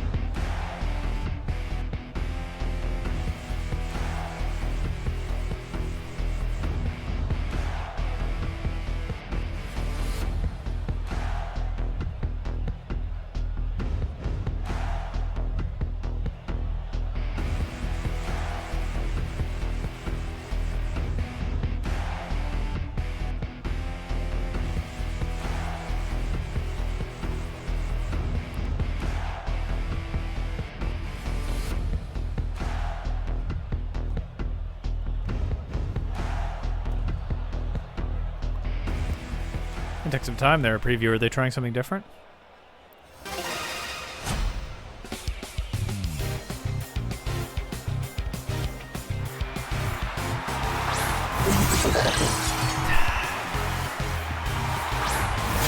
Why?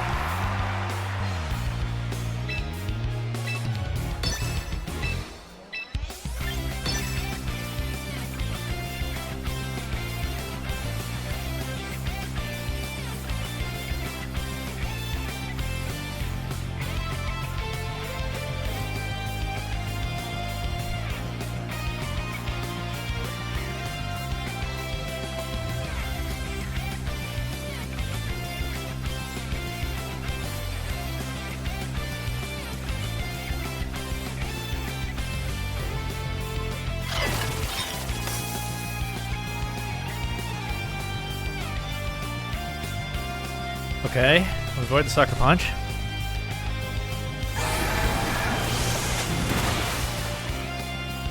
But now Trick Room will go up.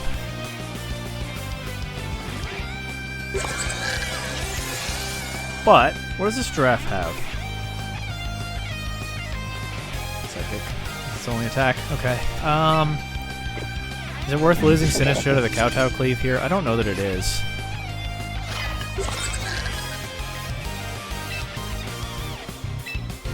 I think it's worth getting rid of King Gambit, though, if I can. Rigraff switching out. King Gambit's probably gonna protect. Oh yeah, then they can just Rage Powder me. Okay. King Gambit didn't protect though, so I might still be getting rid of it here. Which could be big for Floette in the back. That knocks out Sinistcha, not surprising.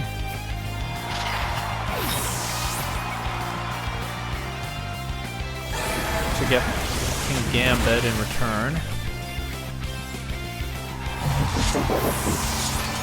Now I think I go straight to Floette.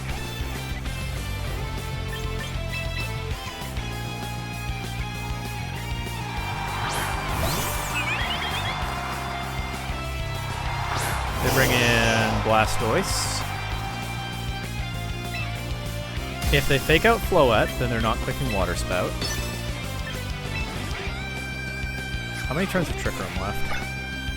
3.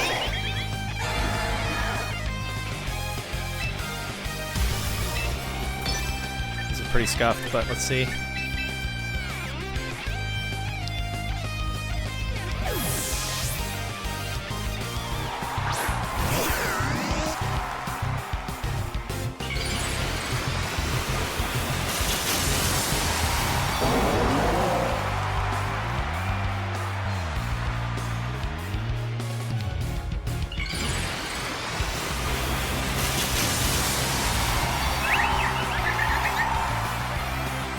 Blastoise doesn't have Protect. That's a good thing for me to think about if I get to Game 3. It might change up my leads. But we'll see. Gotta get there first.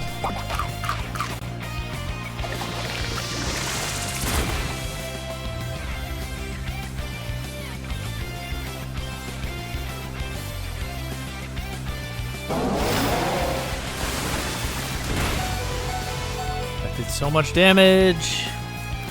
It crit Floette.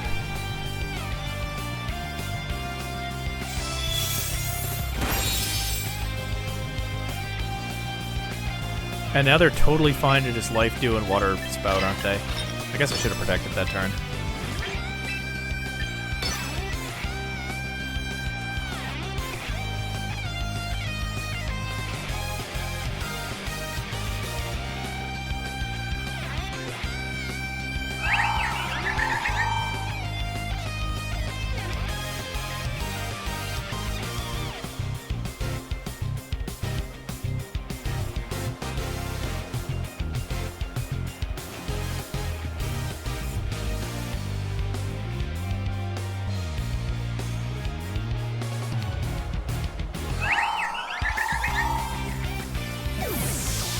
Blastoise out. Bring back Farigiraf. It's gonna be Machagacha from Sinistcha, which is gonna be a pain.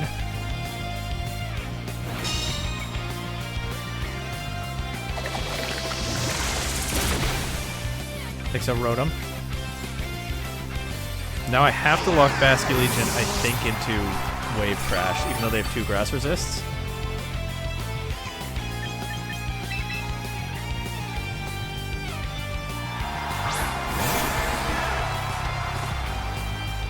I'm just going to go for the double protect with Floette. There's nothing else to do here.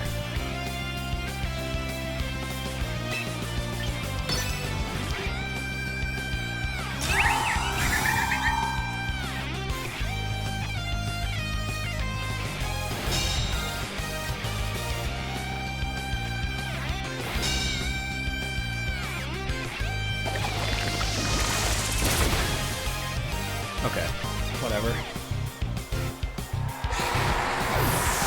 Alright, I don't know how to beat this matchup. Sure.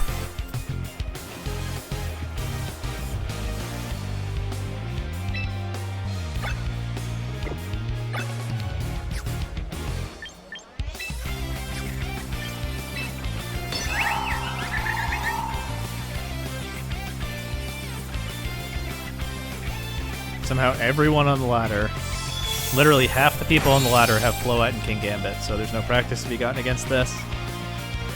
Alright. Well, GG's to this opponent. What a frustrating start.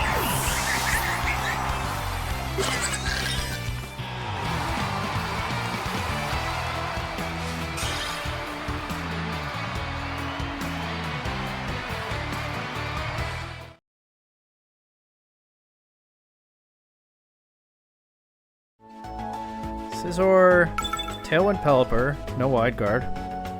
So I can Electro Web it pretty easily. They've Scarf Wash Rotom. It's been a bit of a pain lately. Leftovers, Clangorous Soul, Komodo. Which I can beat with Floette, but then they can beat that with Scizor. Then they have Incineroar and Sinistcha. Okay.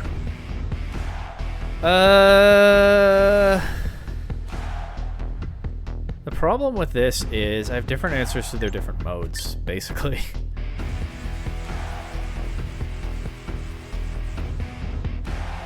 I think I'm alright, though, with...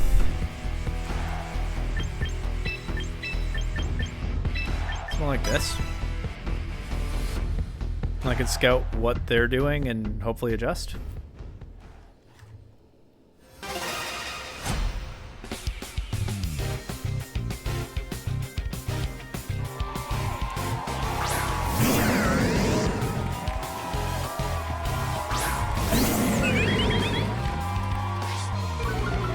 Incineroar or Rotom, that doesn't tell me a lot about what they're doing. They have Taunt on the Incineroar. So that could be an issue.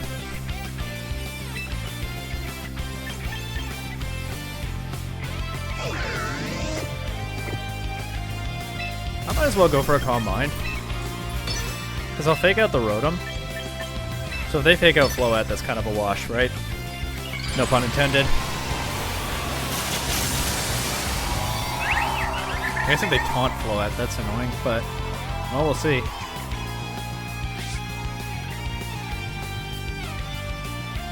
Fake out Floette, fake out Rotom.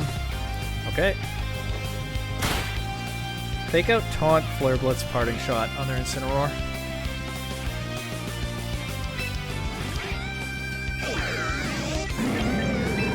Let's just go for some damage here.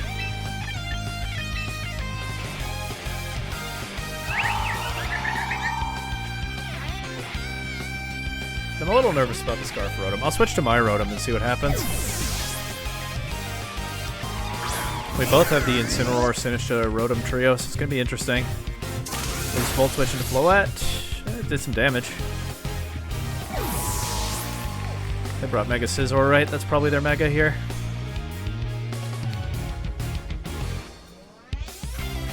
Well, yeah, there it is.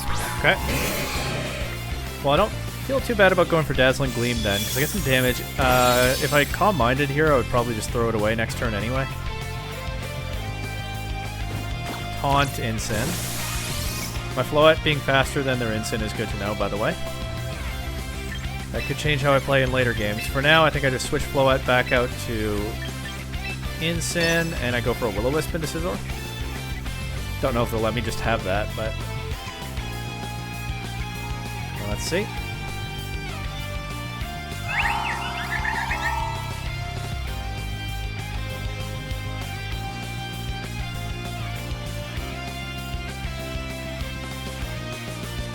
What does their Rotom have?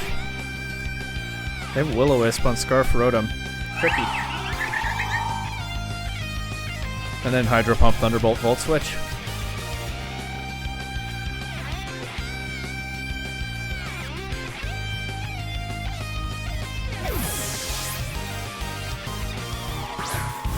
Anyway, here's my Incineroar back.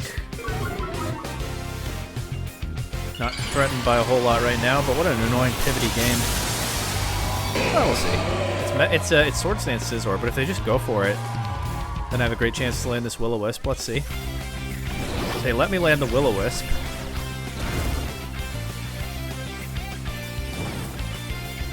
Is it just gonna Sword Stance? Yes, okay.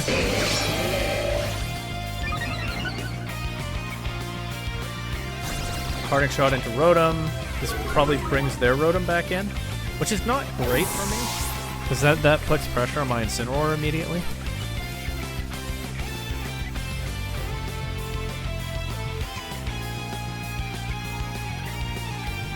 What do I have in the back? Sinistcha? I think that's right.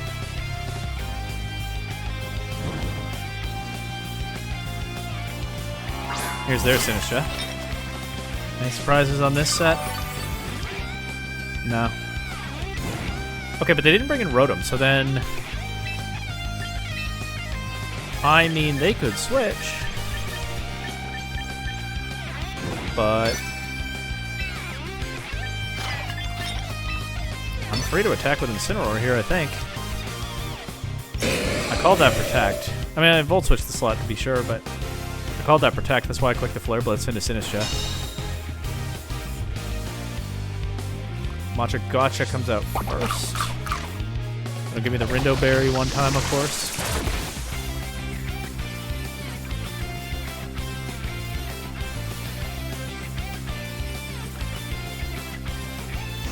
Citrus Berry Sinistcha, it's not Akka. It still takes that hit.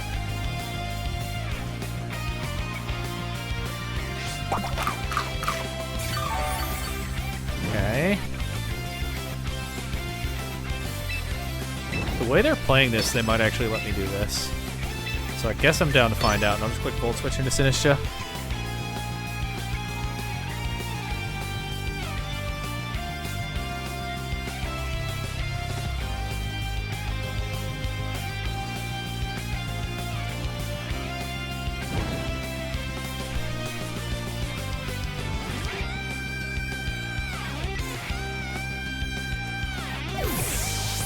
What switched? Sinistcha? Okay. A little bit of chip. Oh, a decent bit of chip, actually.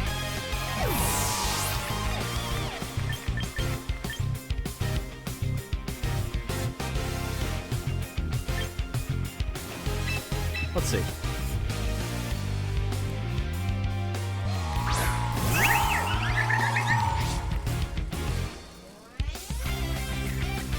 Bug Bite into Incin. Oh, they take my Citrus Berry with that, don't they? And they eat it immediately. Yeah, Bug Bite's such a silly move. Oh, and they actually survived the Flare Blitz off of that, but how much is burn damage now? I don't remember. Doesn't KO. Okay. I think I have to give up my Incin here. Maybe not.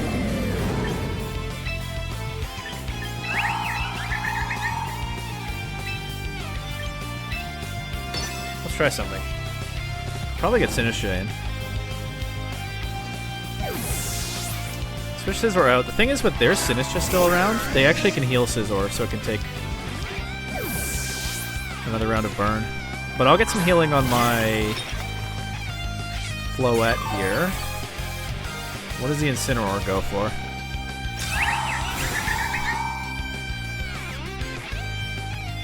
Fake out into Floette. Okay. And now, I think I'm fine. I could Life Dew, but I think I'd rather just Matcha Gotcha and Dazzling Gleam here. I have a lot of pressure on the board right now.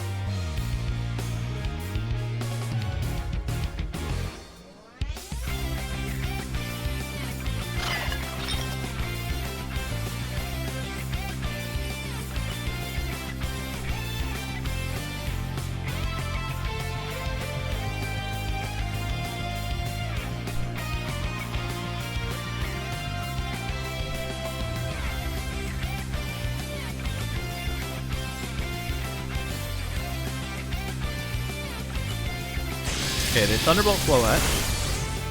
That didn't do a whole lot. Now I get Dazzling Gleam. And I get the Matcha Gotcha.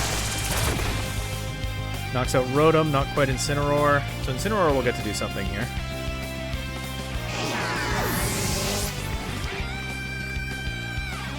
Parting Shot into Floette, okay. This is a chance for them to heal Scizor.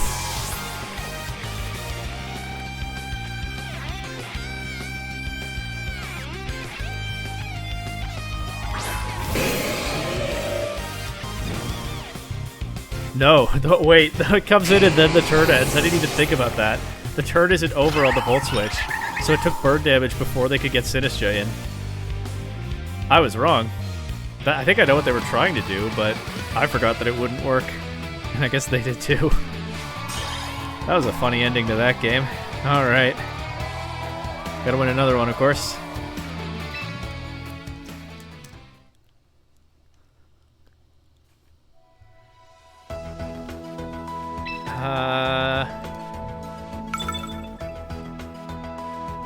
W mechanics, that's right.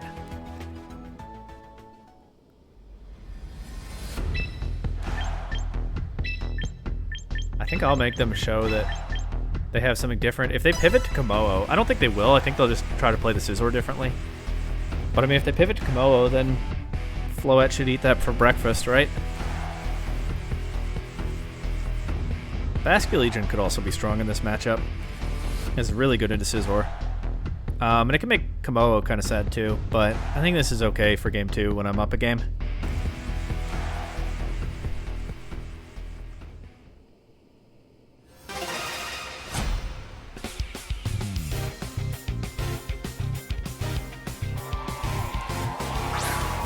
Sinnoh Rotom. I think it's the same leads as last game, right?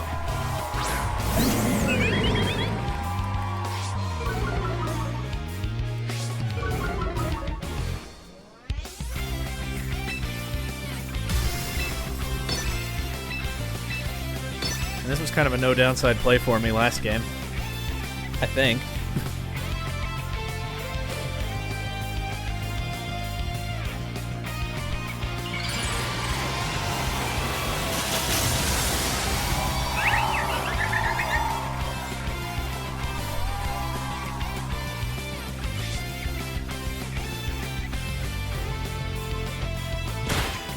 Oh, they pick up my Incin this time.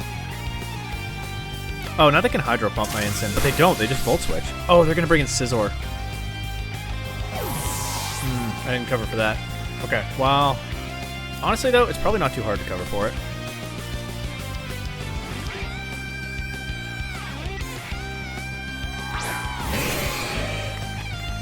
Like, this Calm Mind ends up looking kind of silly, but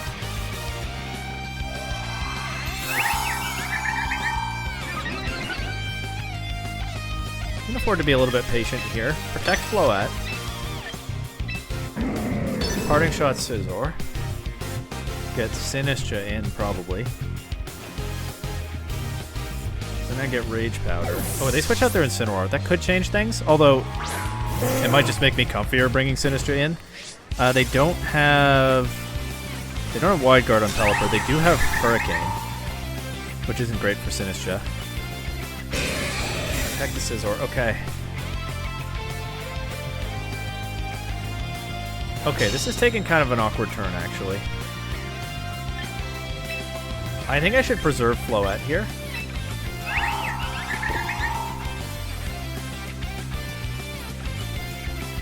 I don't want to switch both of my Pokemon.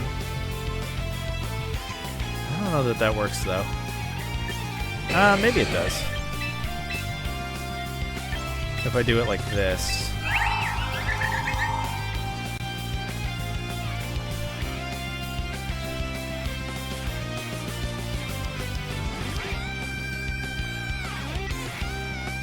I shouldn't have messed around with the Calm Mind. I probably should have just attacked.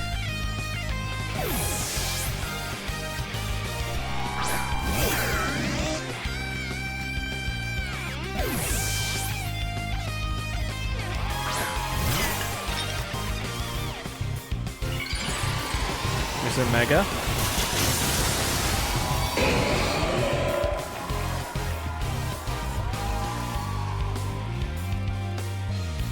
Hurricane into Rotom. Nice, and Scizor goes for not Bullet Punch, clearly. Oh, so I could have just attacked. Rotom getting confused. Stance. Rotom getting confused is really bad for me.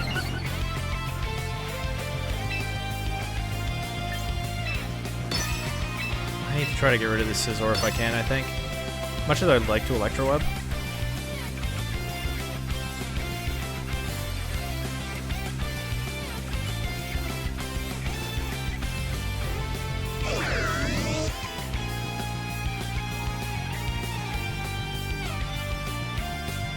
Maybe I could have just burned it. I don't know.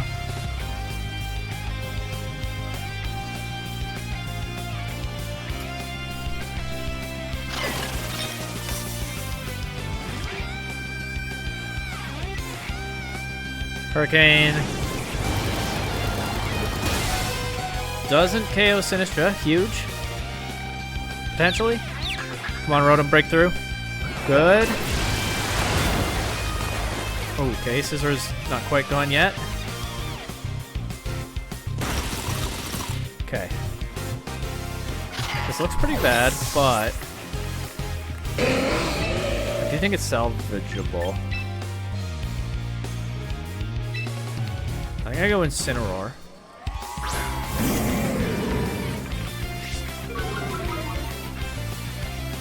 Fake out Pelipper and Electroweb.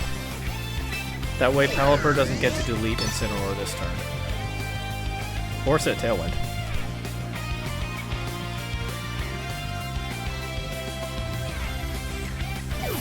Scizor switches out, so it gives up its Swords Dance in doing that. They bring in their Rotom. Now I went for Electroweb here. So that'll take away their Scarf. They might still be faster. My Rotom's not invested in speed.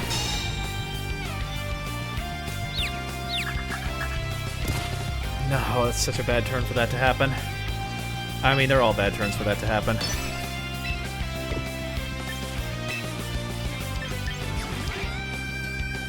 There's not really a good time.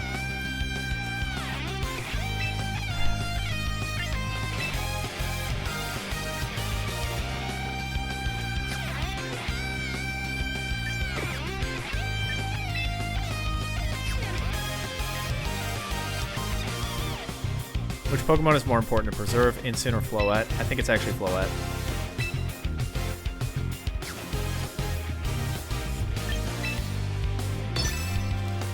But losing Incin is gonna suck. First they Thunderbolt my Rotom, it doesn't KO. Weather Ball into Incin. It doesn't KO. Alright. Alright, I'm Rotom, I need you to break through this time. Okay. Hits both targets. Knocks Pelipper down to a Sash.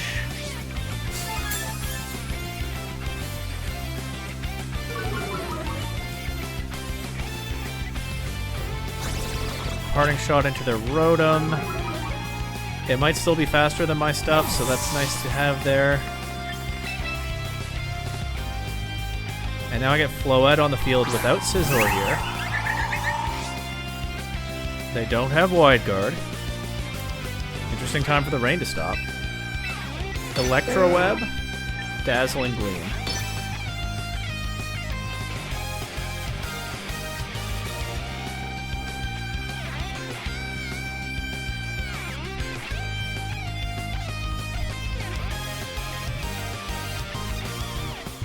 Floette looks like it means business. Let's go.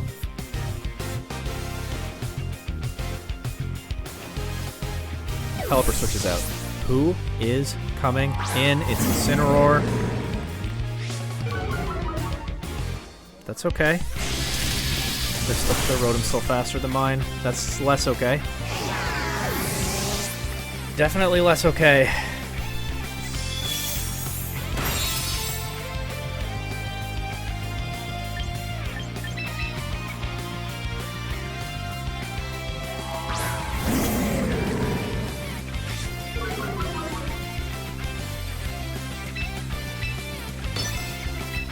I just have to go for it, but I'm not...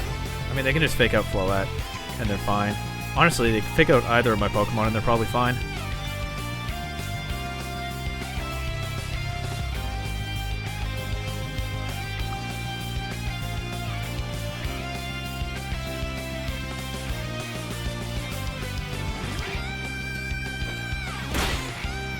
Incin, okay. They could miss Hydro Pump. No, they can't use Hydro Pump. They're locked into Thunderbolt. They Thunderbolt Floette. That's probably the better possibility for me here.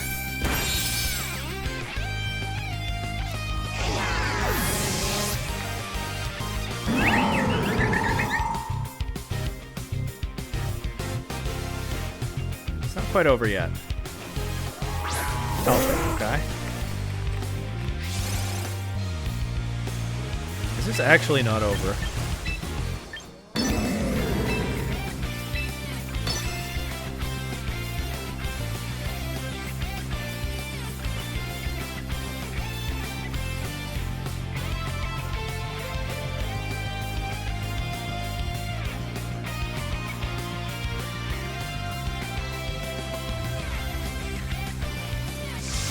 Faster, the Pelipper's faster than Floette. Okay, it's probably over now.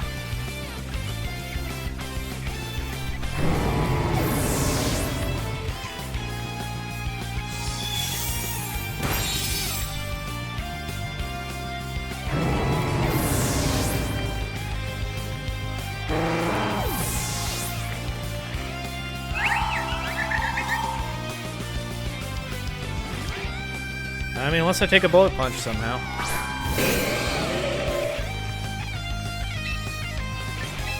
Let's see.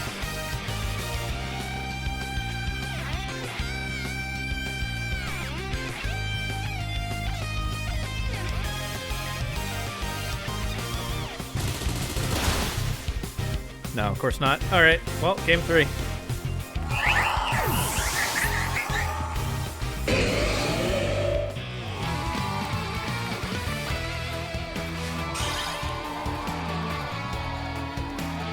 Can I bring Floette to game 3?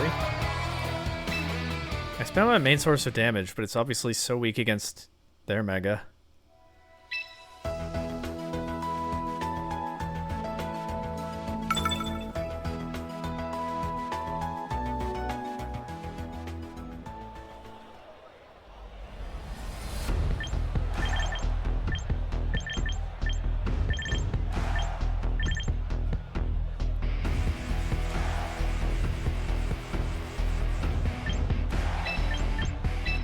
I think I have a different idea.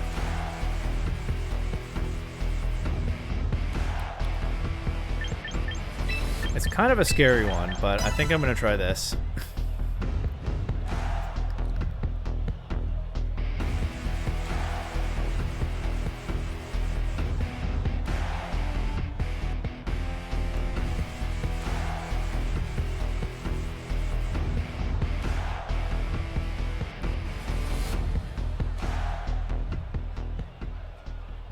I'm not respecting the Komodo because they haven't brought it to either of the first 2 games, and I brought Floette both times.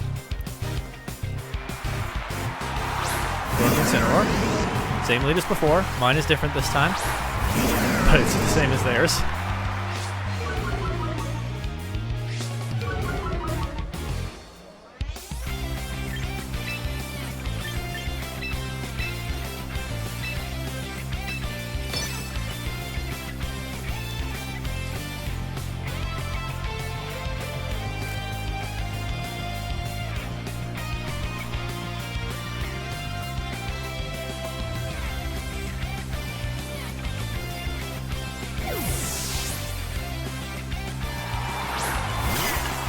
This is awkward if they fake out my Rotom.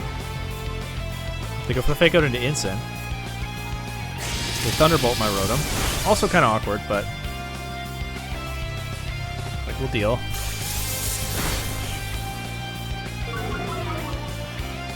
They're locked into Thunderbolt.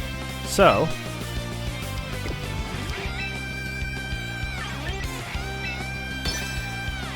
can I not simply go right back to not that? Whoops, my Incineroar. Right now?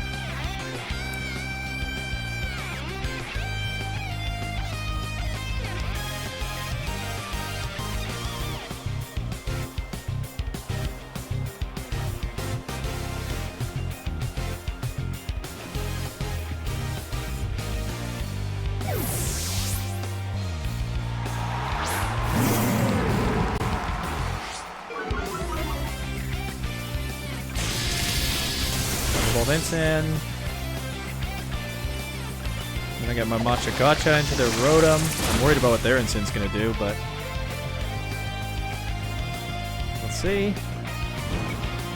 Oh, I get the burn. Let's go. I feel like I never get the Matcha Gotcha burn, but that could be useful here. That burn damage could bail me out of some tough positions against that Rotom.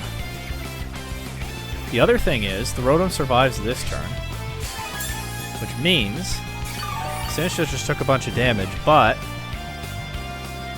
I'm free right now to fake out their Incineroar and click Life Dew.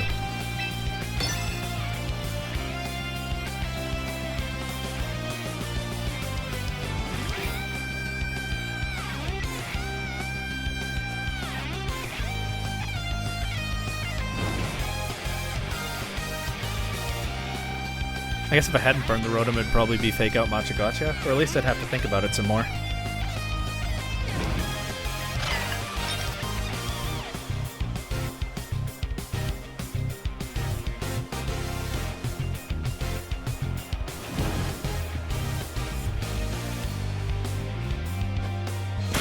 Okay, got a fake out. Thunderbolt into Incin. Is that going to activate the berry? I think it is. I don't love that when I'm getting Life Dew this turn anyway, but oh well. Gets Incineroar nice and healthy at least.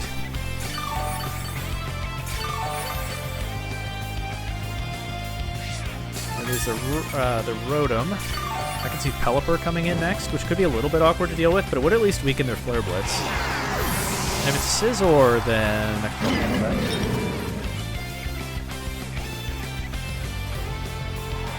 It's Pelipper. That is a bit more awkward.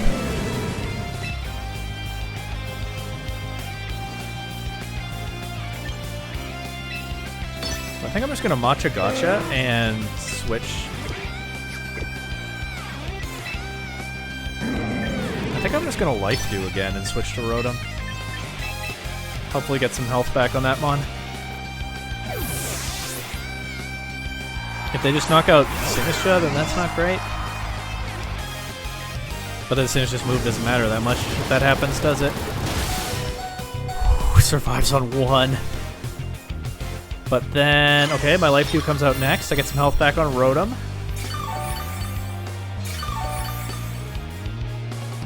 Parting shot into Rotom, okay. Am I going to see the Scizor now?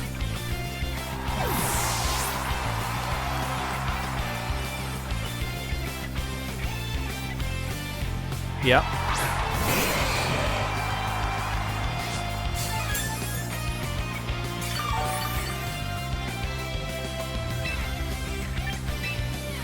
I think I'm down to just Machagacha and Electroweb here.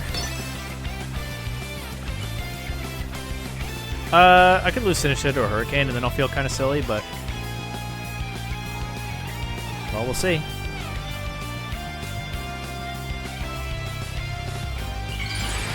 There's a Mega. The only one we'll be seeing in this game.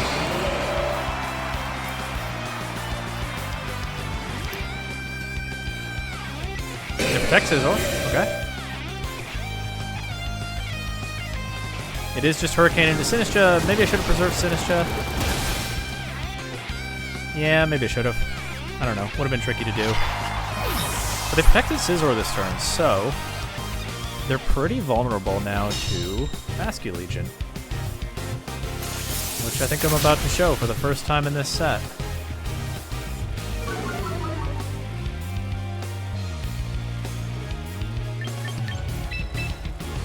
Their Scizor doesn't have a good way to hit it, and their Pelipper just got its speed drop.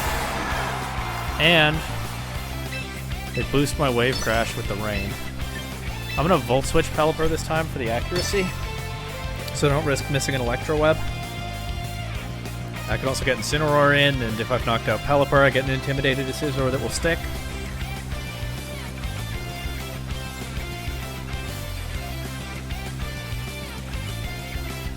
This is kind of a weird set with the way Game 1 ended.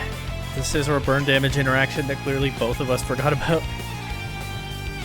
But I'm feeling pretty good right now. There may still be a way to lose this, but this feels like a really strong position. Switch Incin into that slot. Okay, that makes sense. They intimidate Basculegion, and they don't lose their Incin to a Wave Crash in the process.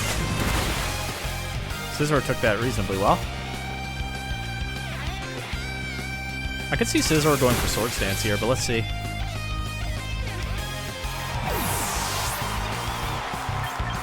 The nice thing is they can't fake out Basculegion.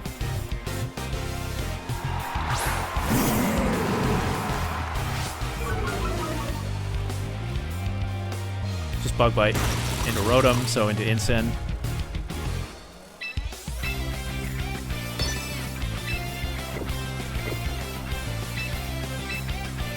Might as well Wave Crash the Incin. Because I'm just not that scared of the Scizor with Basculegion on the field, right?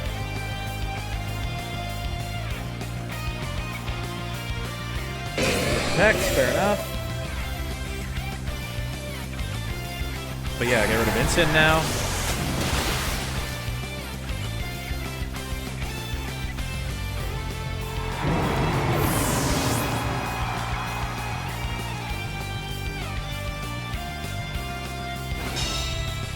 We have to go Pelipper.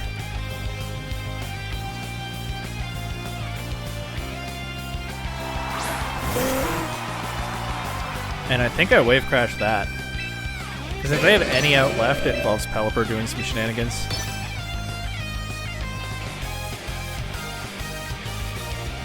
The Scizor just protected, so it's a very appealing target, but I think this is fine.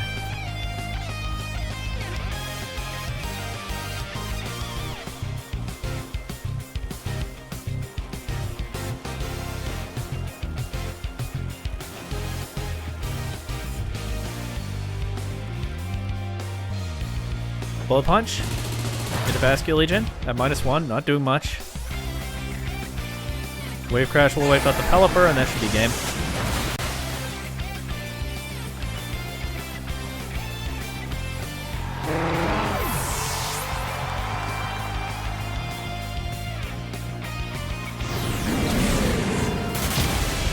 Alright.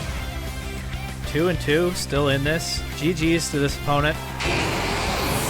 They didn't make it easy. There hasn't been an easy matchup yet.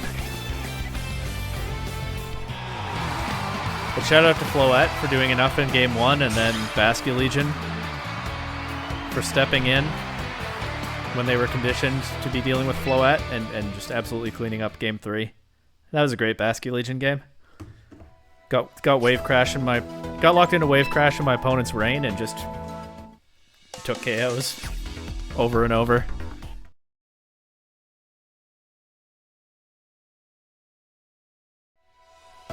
Mega Gengar, but no Perish Song on it. Oh, it is Perish Trap though. They have Politoed or Chaladon, Incineroar, Garchomp, Aerodactyl. Okay, I've played Perish Trap like once with this team, and it went well. It was annoying. It took a while, but I wasn't in massive danger of losing. It helps that I have 2 Ghost types and a lot of pivot moves. They also have Mega Aerodactyl. With Garchomp.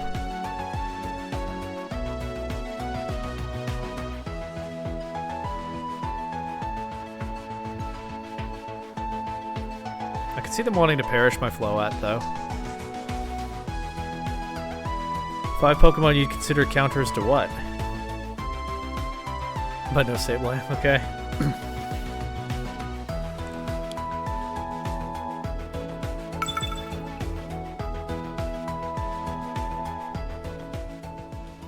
Just your team in general? Okay. I think Rotom is really strong in the lead here. Garchomp could be strong, but it can be Perish Trapped is the only thing.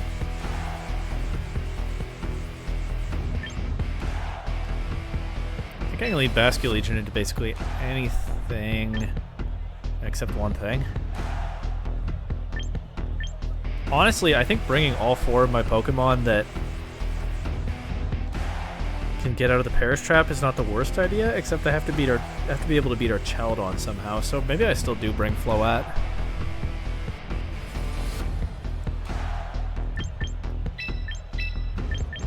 I'll try this.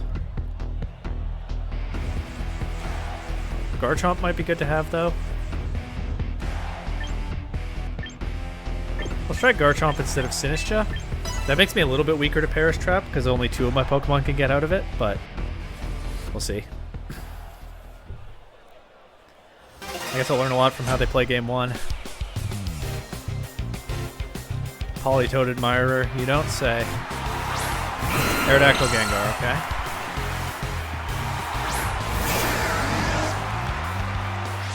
That's not too bad.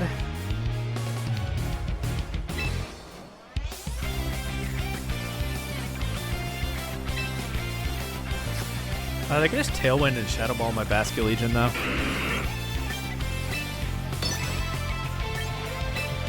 Alright, let's switch to Garchomp.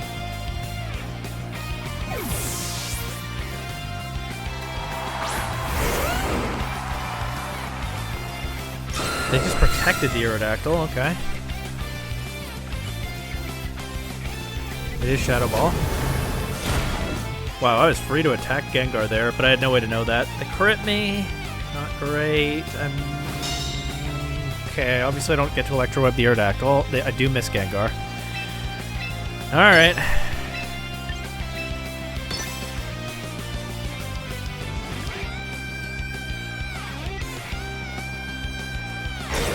They led both of their Megas. They haven't yet committed which one they're actually Mega Evolving.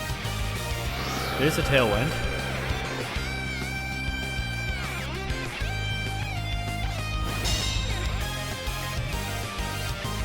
So they're still going to be faster after the Electro Web.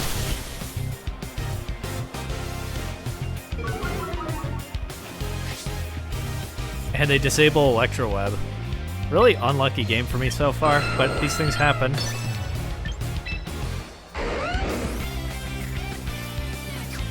I think I let Garchomp go down here?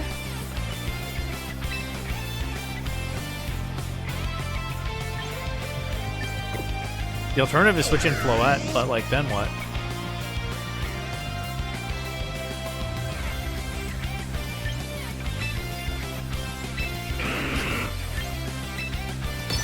Alright. They missed the Rock Slide into Garchomp. Probably would have preferred they miss Rotom, but I don't know. This will take out Garchomp. Maybe I could have just switched Floette in and preserved the Garchomp to beat their Gengar later.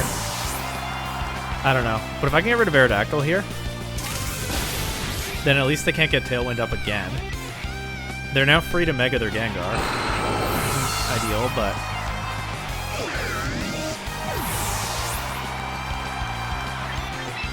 Go Floette. I have landed an Electro Web in the Gengar. Of course, I can always switch it out, but... I'll go Rotom again. Rotom's not disabled anymore, notably.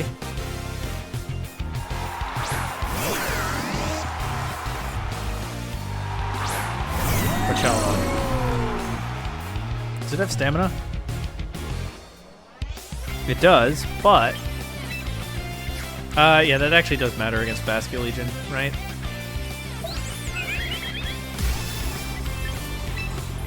Okay, let's protect the Floette for now. And I think I actually just try to rip a Hydro Pump into Gengar. I hope I connect. I switch it out. That's really bad for me because it's the best Floette answer. And Hydro Pump's not going to do a whole lot to Politoed.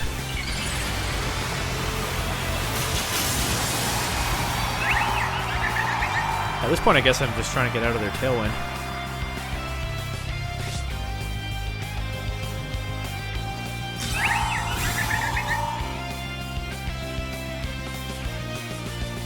Electroshot goes into... Oh, well, I don't know what it goes into yet. Right, it plays this first.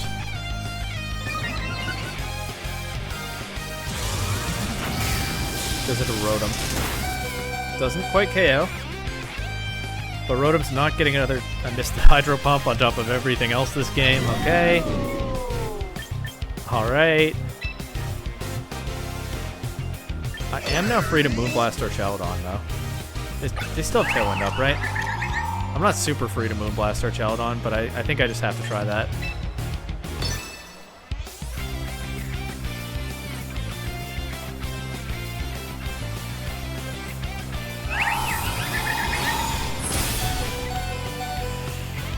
Politoed will move next, though. Probably Muddy Water.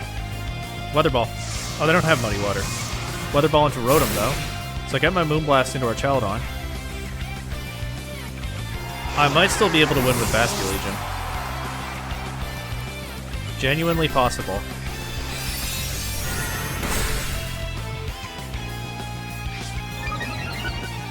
Because the Tailwind ends here.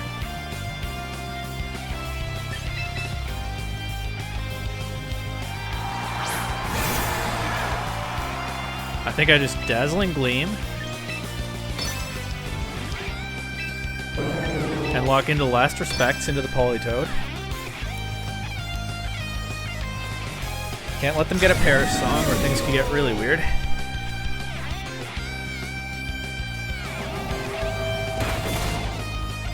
That just KOs.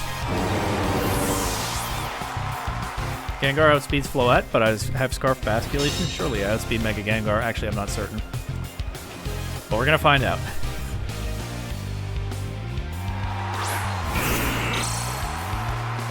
They can still Mega Evolve it. They did not ever Mega Evolve the Aerodactyl.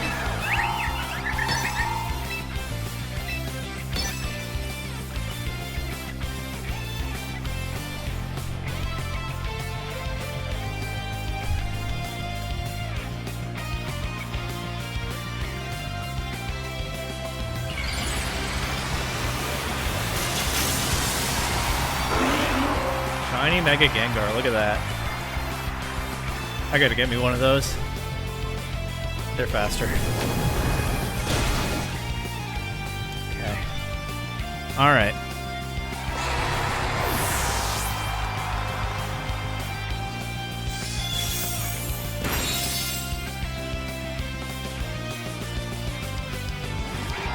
That's a rough game, but hey, we still got at least one more.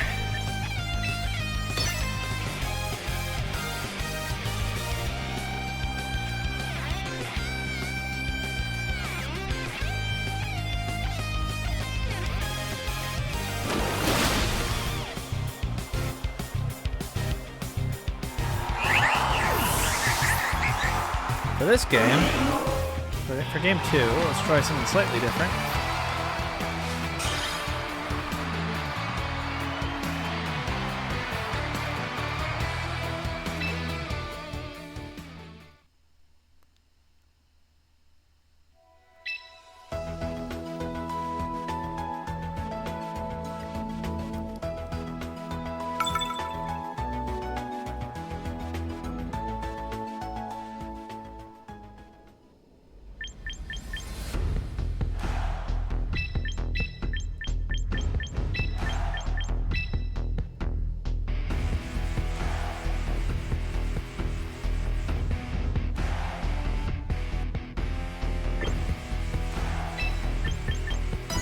A mode I've tried a bunch on the ladder, but somehow not used much today. I feel like Incineroar might be the key to this matchup. I just can't quite... I don't know what I would drop for it. I thought about dropping Floette just now, but... I don't have great damage into our Chaladon without Floette.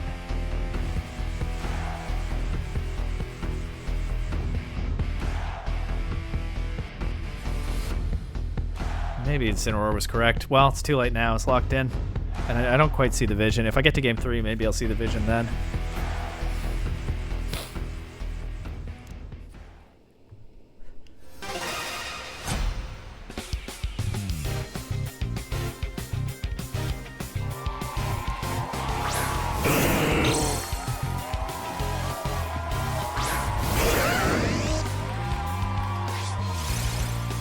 Gengar, Politoed, Perish stuff.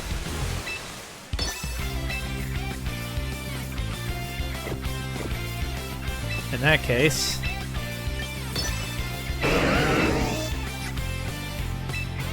yeah, I can't do that this turn because Gengar's faster than Rotom. Garchomp's faster than Rotom. So I'm not Earthquaking a partner. That's what I mean.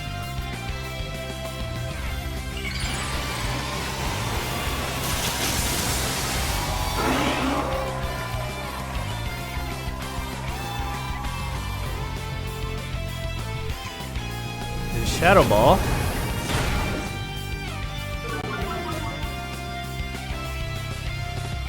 So I get my Earthquake into Gengar. That could make a big difference. It actually just KOs. Incredible.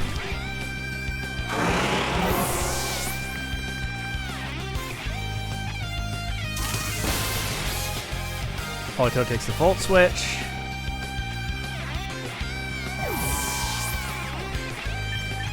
Let's go Basculegion. I think that best covers for whatever Politoed wants to do.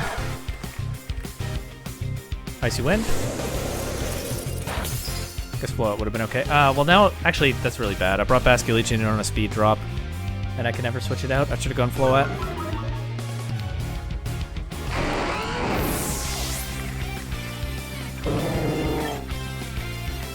Oh, I can switch it out. I still have Rotom in the back. I just Volt switched.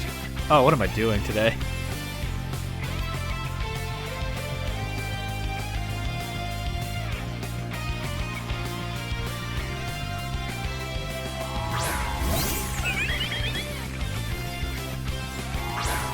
Child on.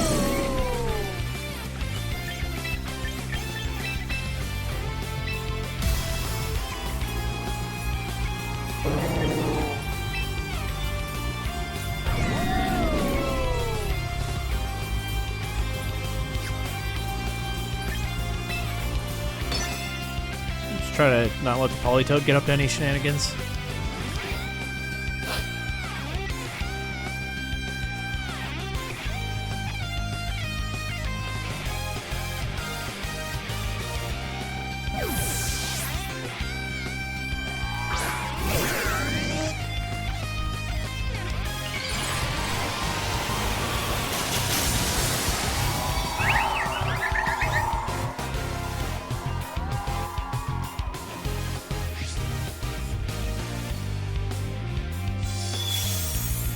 Now we'll take up Politoed, do a lot to our Chowdon. What does our Chowdon do back?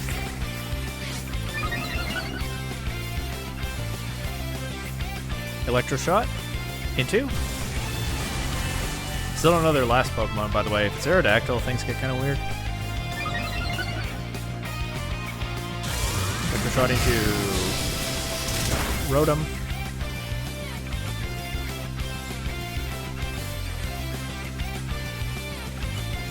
It is Aerodactyl. But I'm probably okay, I think, if I Moonblast our Chowdon and Volt Switch Rotom. Does our Chowdon have Protect? It's a Parastrap team, they all have Protect. Actually gonna Hydro Pump Aerodactyl and accept the miss chance.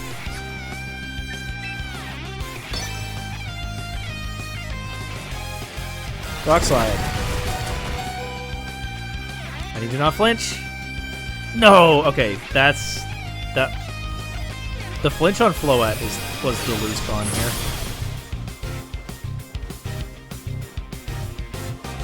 Genuinely, that's probably a game-losing flinch.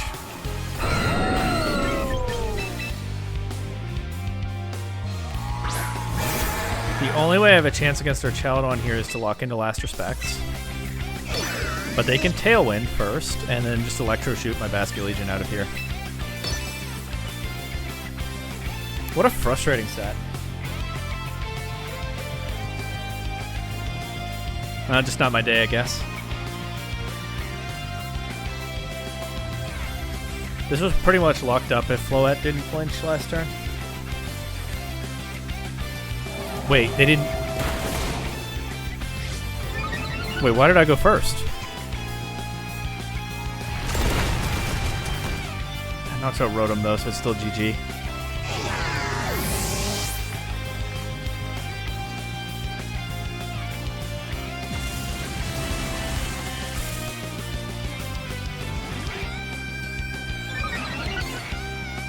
This was on this I mean, I was behind in the set, so I would still have to win a game 3, but game 2 was just an easy win if Floette didn't flinch on that turn. Oh well. Can't play this game and get mad at that.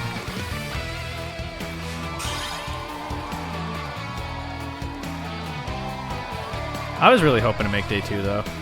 This is a huge tournament.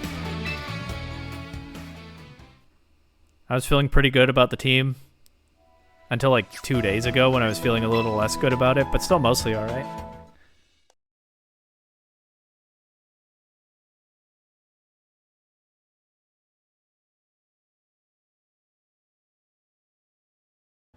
Alright, so it's very standard Charizard stuff. Nothing too surprising here. The melodic could be a problem.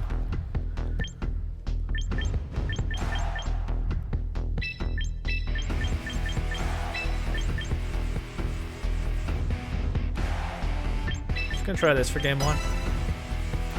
There's a real case for bringing Incineroar into Charizard teams, even with Melodic to watch out for, but yeah, we'll see how this goes.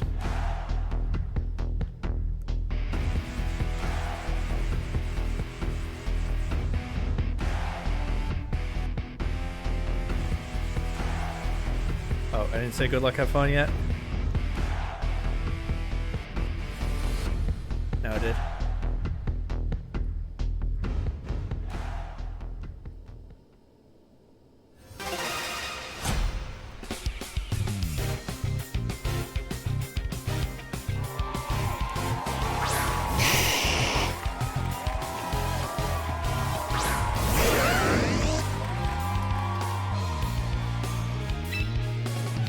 Okay.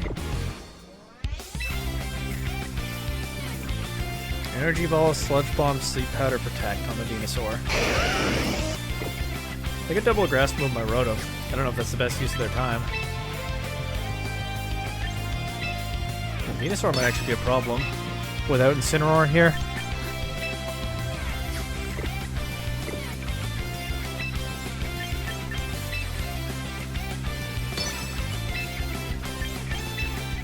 Try this. The danger is Melodic switching in, but I don't think it's going to do that turn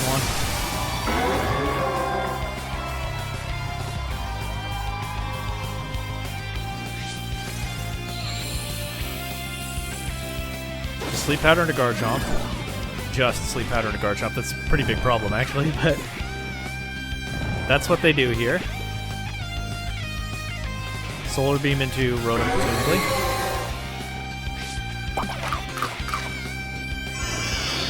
That means I can knock it out with Venusaur next turn.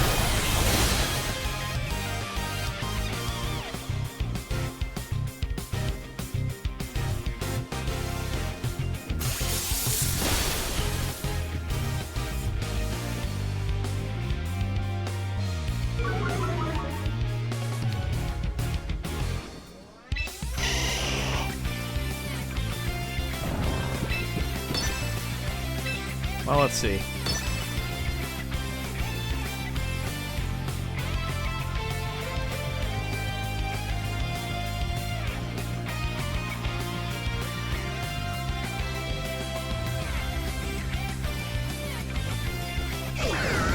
Yeah, they do take a KO on Rotom.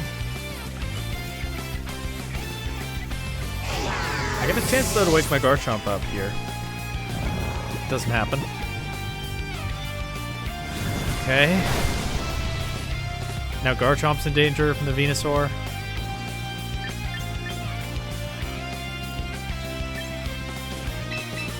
They really needed to bring in Incineroar, huh? I guess it was not optional in this matchup.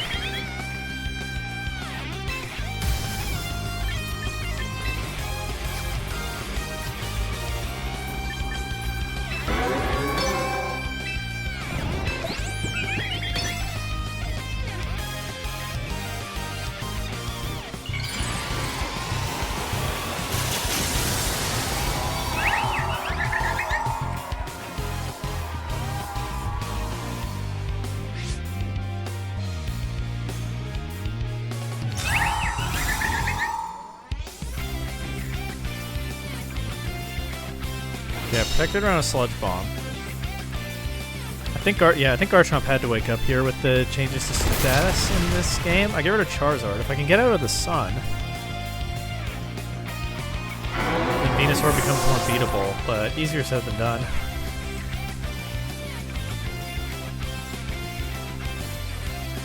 I go straight to their Garchomp.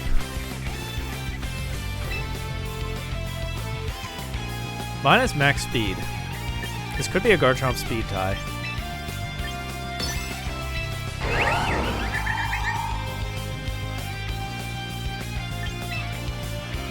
And honestly, I think I'm willing to find out.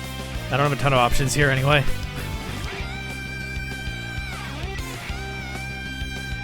Sleep Powder into Floette. Okay, well, it's not a KO at least. My Garchomp goes first. Venusaur lives on 1.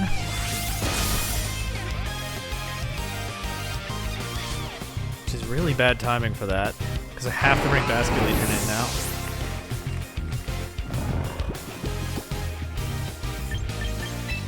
While they still have the sun.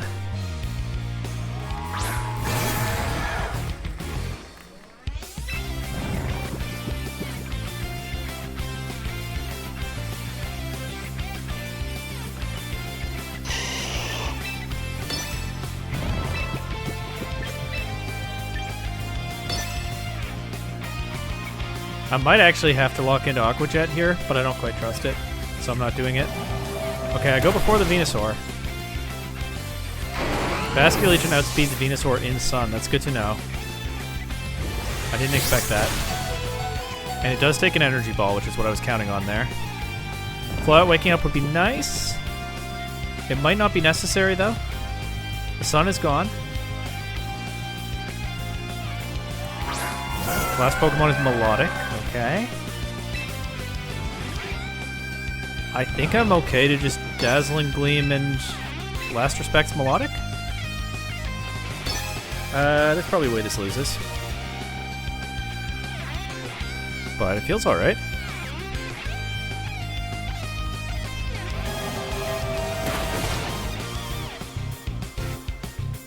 Yep, well, it wakes up. Alright, somehow I won game 1. That's only half the battle, of course.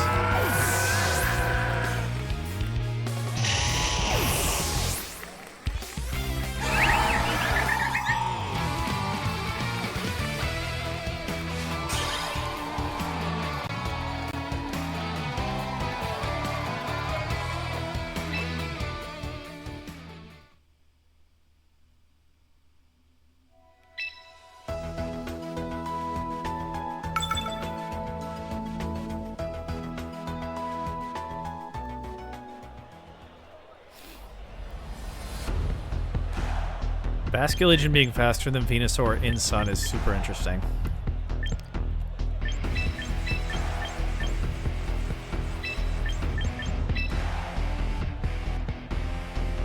It makes me feel a lot better about just running this back. I could bring Incineroar instead of Floette. I don't hate that.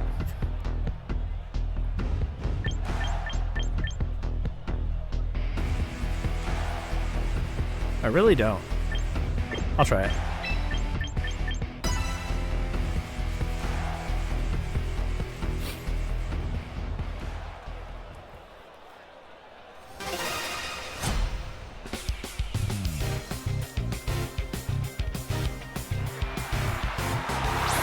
Charizard Venusaur lead again. So same leads as last game.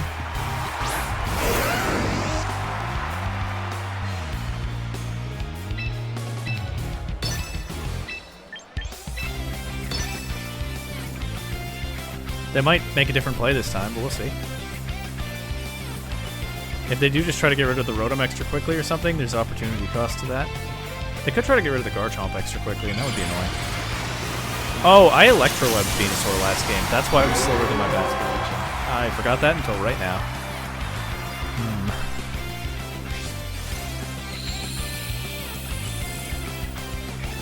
Energy Ball into Rotom, which means no turn 1 Sleep Powder this time. Are they just going to go for the Solar Beam as well? I missed Charizard with the rocks. I had...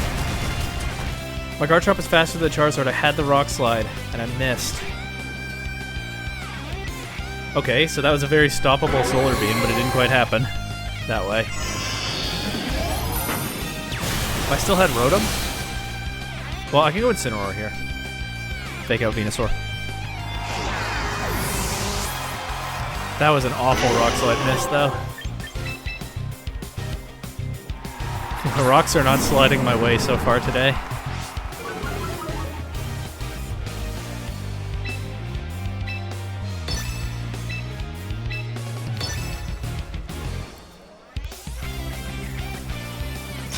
Protect on the fake out, fair enough.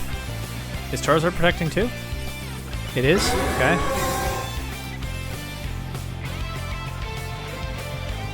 I mean, this is still not the end of the world.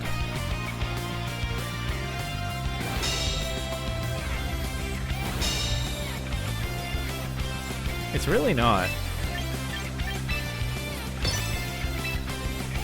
What do they have for this play? I could protect Garchomp, try to call the Sleep Powder into that slot, but I'm not sure. They switched Charizard out. Okay, that's something they have for that play. Bring in there, Garchomp. Mine went first last time. I don't know whether it's a speed tie. They missed Sleep Powder. Alright, I get a bit of good luck back for the Rock Slide miss earlier. I miss another Rock Slide, but this one's less important. So I'll take out the Venusaur anyway.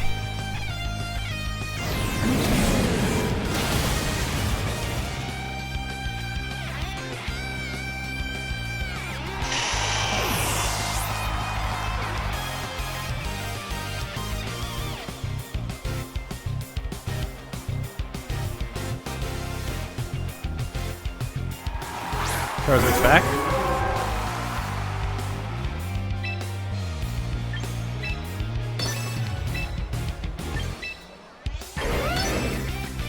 Let's go for it.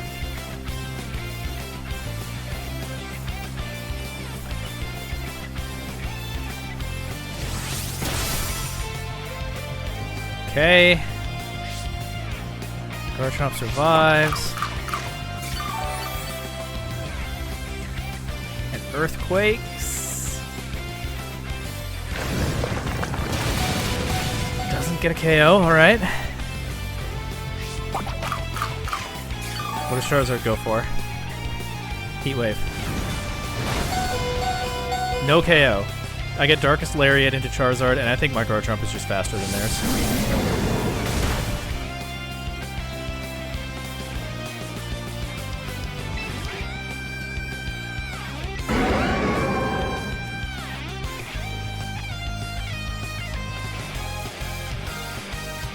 What do they have on Melodic? I don't know if it's Melodic in the back, but if it is, what do they have? Muddy Water Coil if necessary. Okay.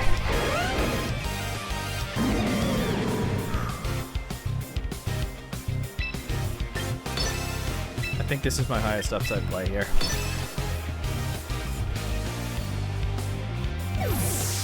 Charizard out. Probably just knocked out their Garchomp. They have Incineroar in the back. That's bad, but not the end of the world necessarily. They protect their Garchomp, so they do no damage this turn.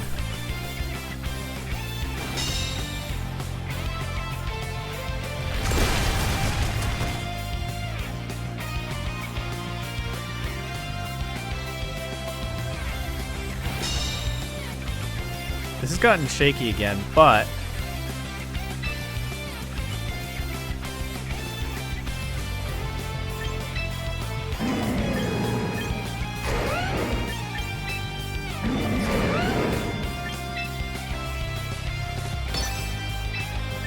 might still be able to win with Basculegion and Garchomp.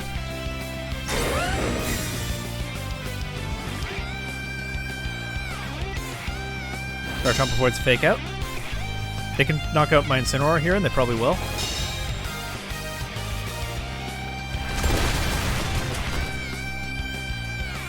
Gives me Basculegion.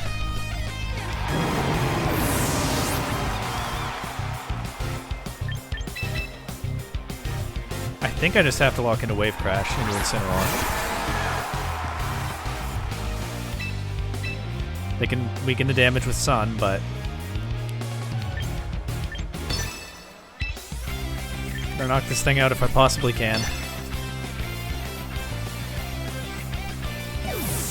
Okay, switch Charizard into that slot.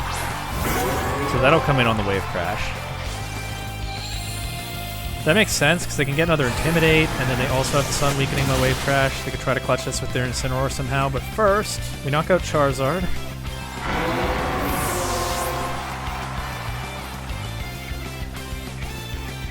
And Garchomp. Don't think I dropped a Rough Skin. Oh, I live on 1. That was closer than I realized.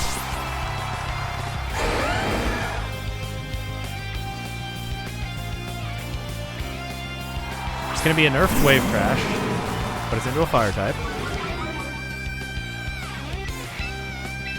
If they fake out Garchomp, they just lose to Basculegion anyway. So I just attack, and of course they can't fake out Basculegion.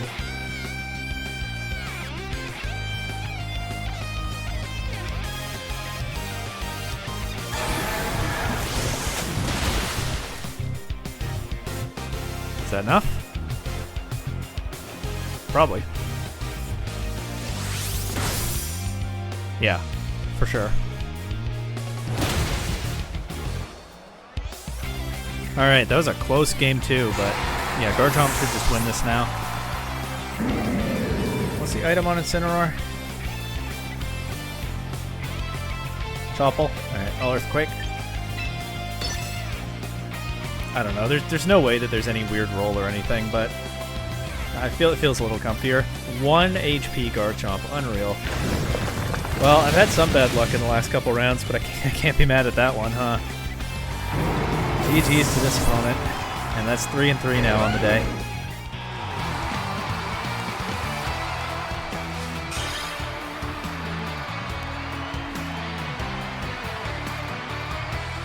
That was kind of a tense one. 2-win streak. Okay, thanks, game.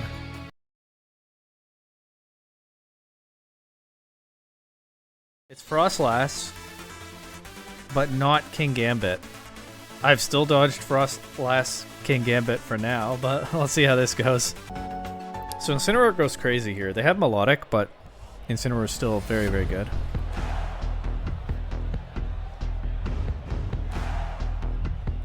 Rotom Basculegion lead is hard for them to deal with. They have Scarf Rotom, so that can threaten Basculegion.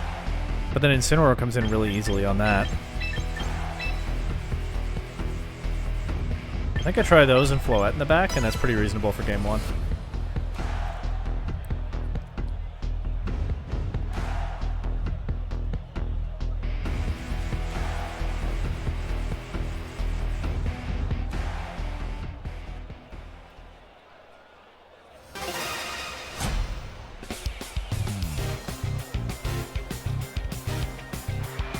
They've been playing a lot more than me. They've got all those type badges.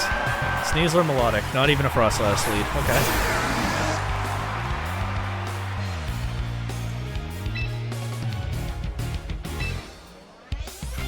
What's this? It's White Herb Sneasler. Okay. Well. Let's just see if I can do that.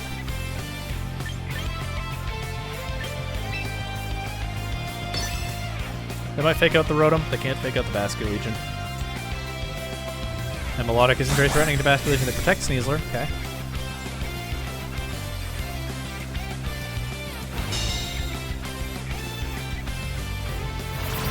Foil makes sense. Kind of a pain to deal with. Now Volt Switch does less than I'd like. But I definitely go Floette here. I don't go Incineroar. So maybe I could have gone Incineroar. This is where Thunderbolt Rotom would have been nice, but I don't have that. Okay.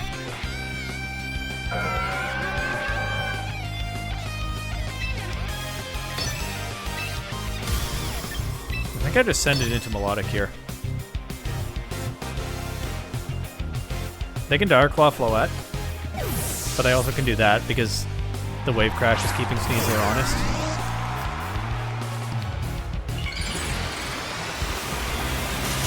I don't think... Like, Dire Claw status would have been rough, but otherwise, I think just going for this damage into Melodic is very reasonable here.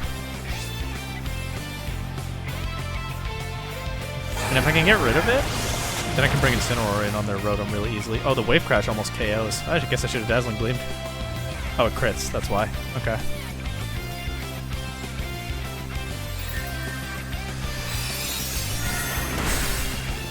Okay, got rid of Melodic.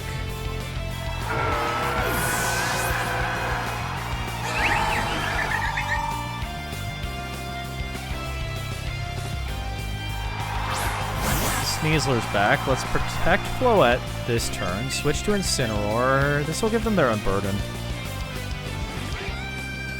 What does it matter? They're faster than everything anyway? Are they?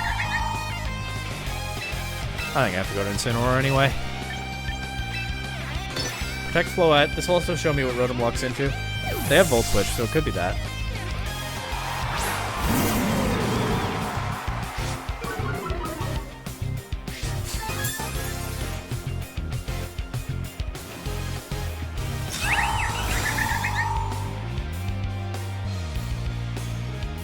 Okay, they went for Dark Claw and Floette. Makes sense. And Rotom goes for Thunderbolt. Okay.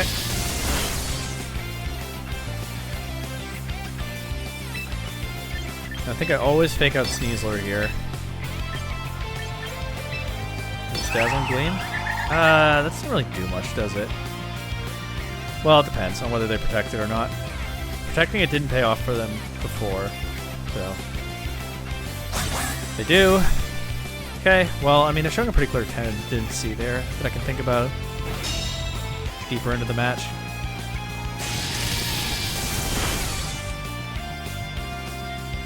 This is really awkward because of the Scarf Rotom, but if I can get it to Aqua Jet range, then Basculegion doesn't care about its Scarf necessarily. I still don't love having to lock into Aqua Jet, but here's what it is.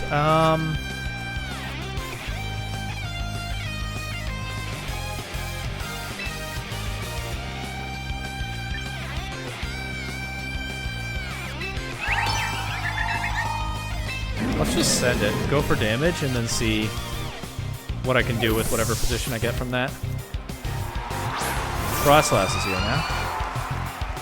Sneasler can wreck one of my Pokemon, but only one. It chooses Incineroar. Which is fair enough, because Incineroar is a good Frostlass answer, but it's not my only good Frostlass answer. Get a big Dazzling Gleam. Disable it with Cursed Body, that's really funny. But I'll go to my Rotom now. Never mind, they forfeit. Alright, well, that's game one.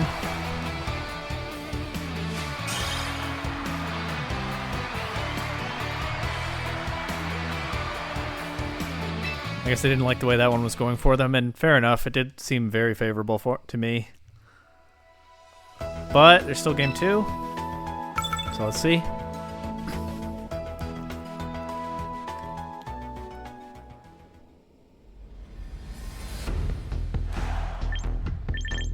The way they played that, I almost wonder if I could set up Floette. It's a little risky into the Sneasler, but it's so good into like all the rest of their team. I think I'm down to try.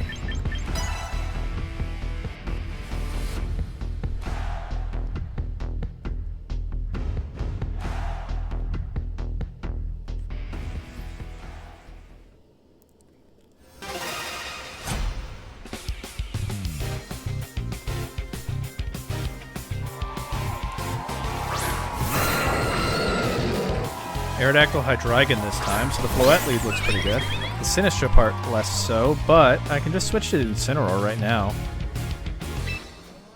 I mean, they could get me with a Melodic switch in.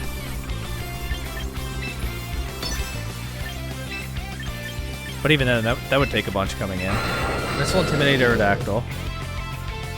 And Incineroar should take any hit from Hydreigon pretty well, even Draco Meteor. It's crit Hydreigon, it has Focus Sash, or Focus Energy and Scope Lens. But obviously it's very vulnerable to this Dazzling Gleam. Probably wants to protect or switch. I guess I could... Well, if they Tailwind, they don't Focus Energy. Or, they could Tailwind Protect, but if they Protect Hydreigon, they don't Focus Energy. There we go. We're hitting the rough part of the day commentary-wise, huh? Here's my Incineroar. And my Mega. It is not Mega Aerodactyl, it's Sash Aerodactyl. This is a 1 Mega team. Just like mine.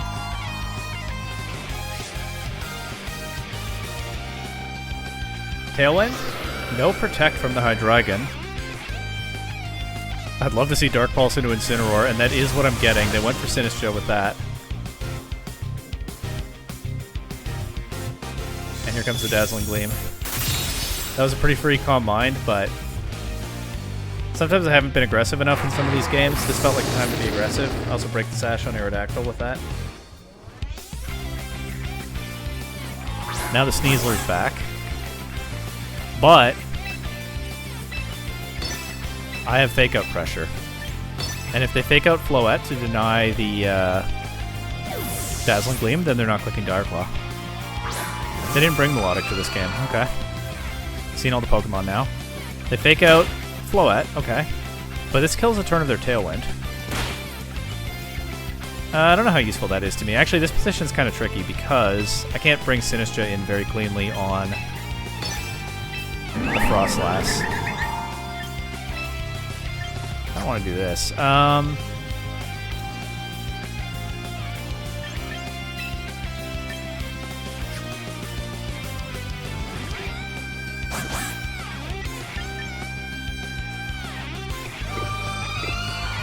Taking a Dire Claw is not that bad if it doesn't status.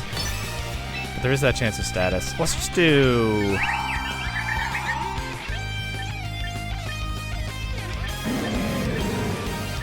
honestly, this.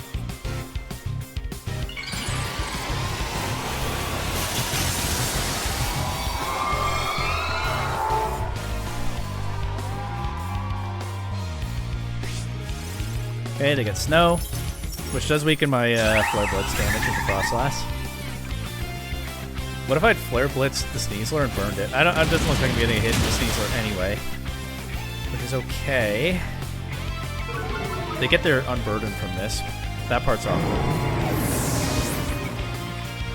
That part's super awkward. Oh, okay, this was probably a time to be aggressive again. I think it's okay, actually, though. Because Scarf Basculegion is a giant threat to Frostlass immediately, and they can't easily stop it with the Sneasler.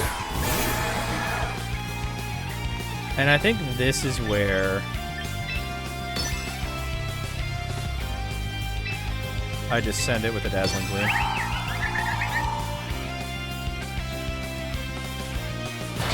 The Dire Claw Basculegion, they're fishing for status. They don't get it. The Frostlass is faster? Okay, well, that part caught me off guard. Oh, they still have Tailwind up. Oh, no. I'm so showdown pilled. Okay, so I totally messed that up. Now the Tailwind is gone. Basculegion would go crazy here, but I don't have it anymore. I think I still have a chance to be okay, though. If I Dazzling Gleam and protect Sinistra and try to get rid of this Frostlass. I messed up. I forgot about their Tailwind, but there's still a chance here.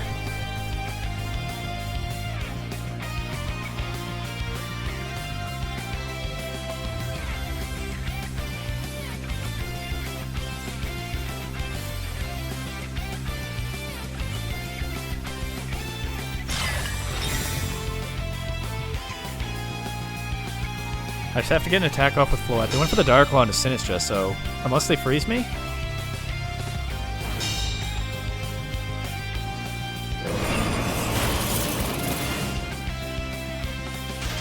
I got the freeze! And no, okay. I was in a great position without that freeze.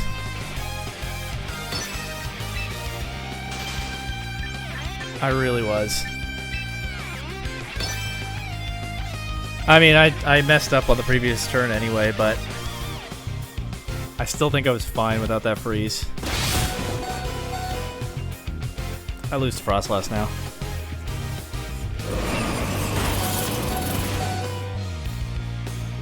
Okay. Well, game 3.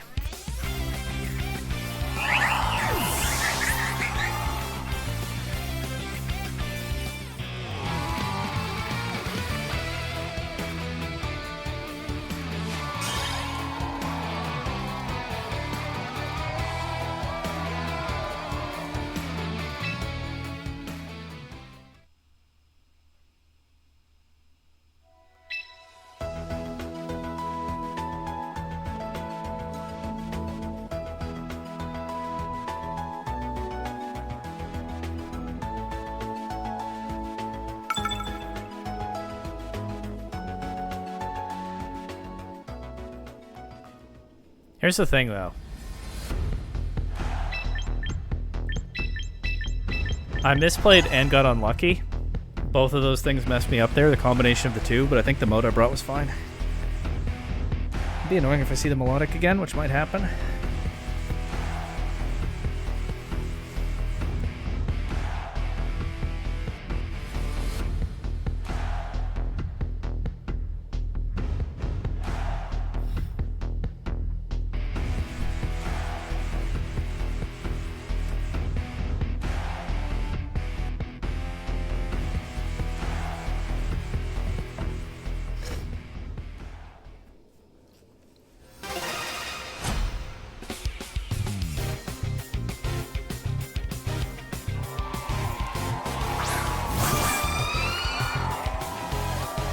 Frostlass Sneasler. Yep. That's kind of hard to deal with.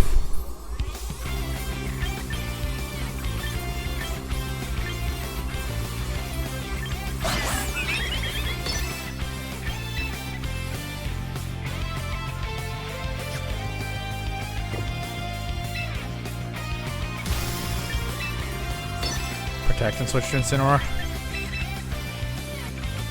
They get close combat Sinister Slot immediately. That's a good read if they do.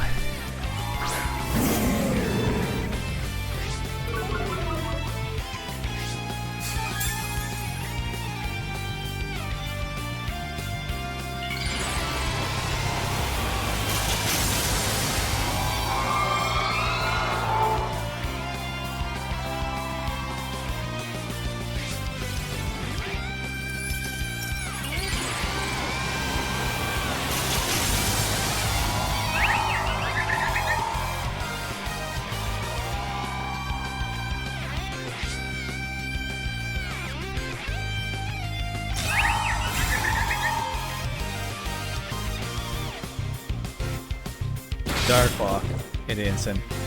Could have dazzled. I had a Dazzling Gleam readily available. Played it safe.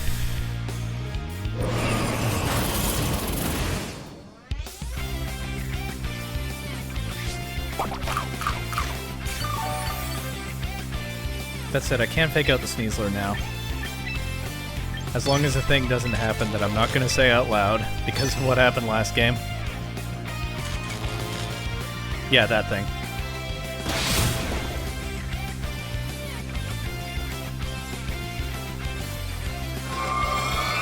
For Auroville. Smart.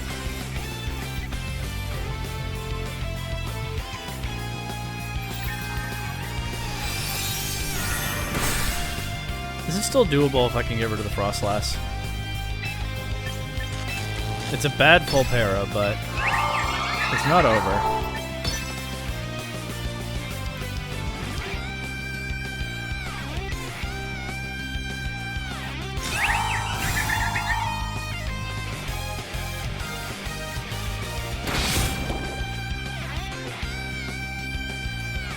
It shouldn't knock out Incineroar.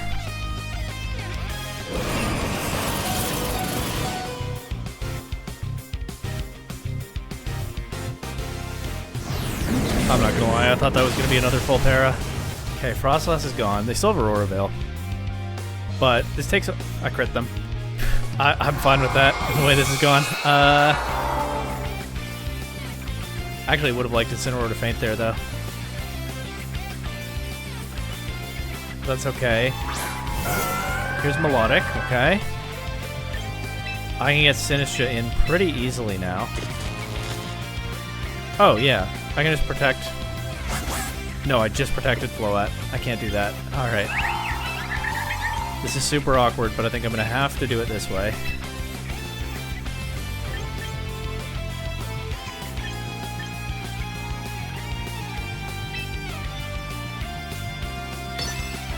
I don't like it, but yeah, what can you do?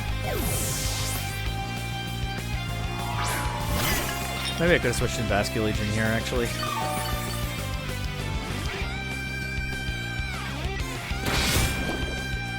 Incineroar gets knocked out anyway. I'm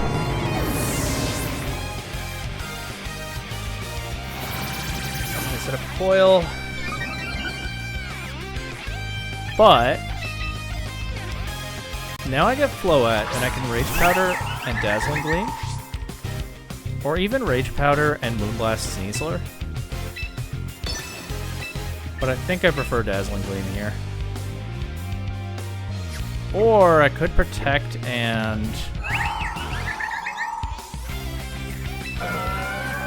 No, I think this is fine. I could Protect and Life Dew. But I think then they put Sinistra to sleep and I'm in trouble because I can't make this play the next turn.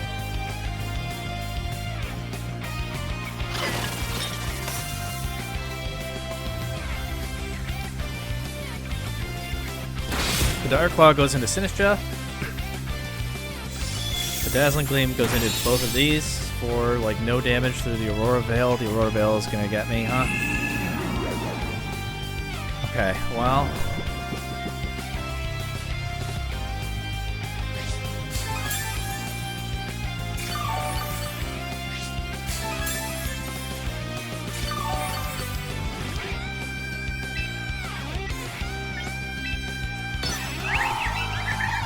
I think I'm down to Protect and Life Dew now. Sinistcha won't wake up, though.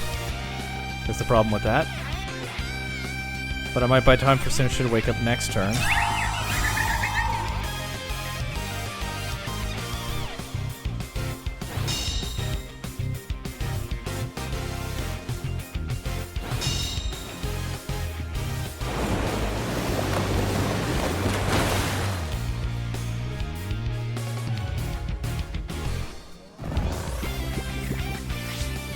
There's a chance that Sinistcha wakes up next turn.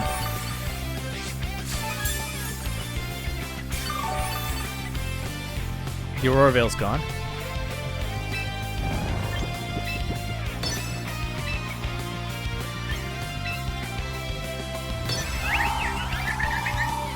Please wake up, Sinistcha.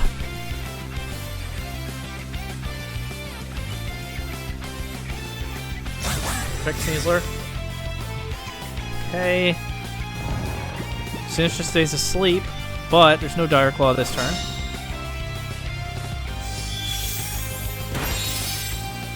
That still does so little. Wow.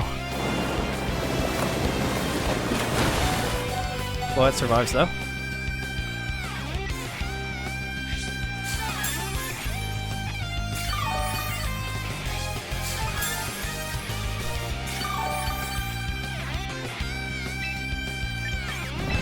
I'm gonna go for a Matcha Gotcha here and protect Floette. Gotta get what damage I can on this Melodic.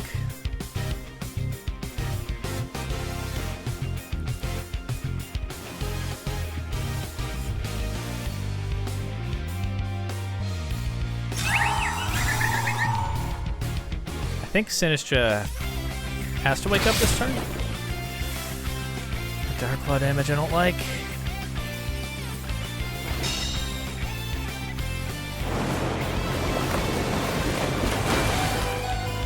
Okay, but Sinistcha still survives the turn.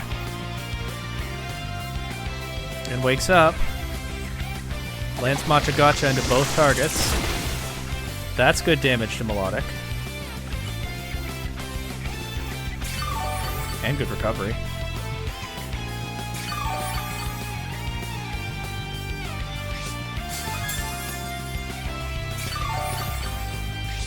That's still going to be out of range of Moonblast, maybe? I don't know.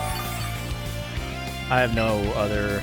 There's nothing else for me to do here. Rage Powder, Moonblast, Melodic.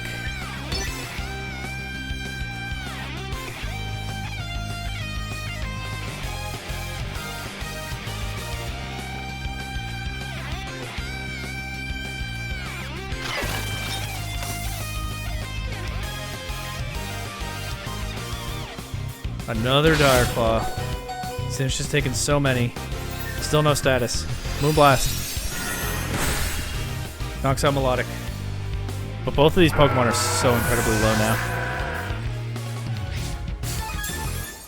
I can still lose to like Aerodactyl in the back or something.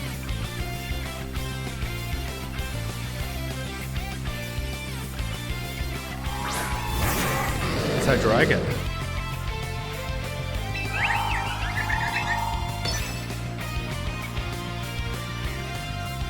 It has Protect, right? Even still, I think Dazzling Gleam is my best move here.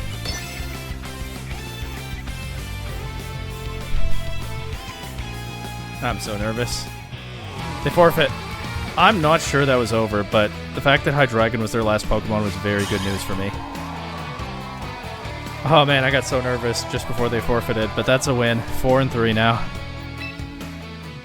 That one was closer than it needed to be because of both luck and misplays on my part. But we got there.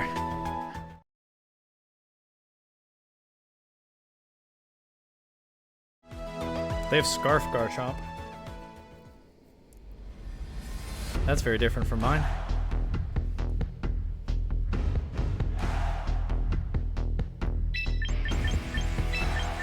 Here's a lead I don't use super often, but it's pretty useful sometimes.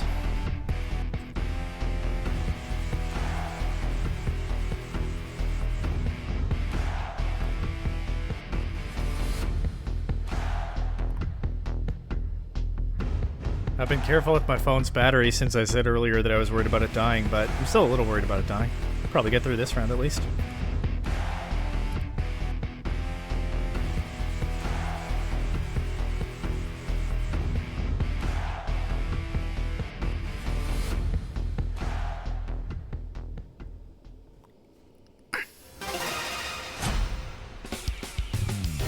Floette admirer. Well, there are a lot of Floette here.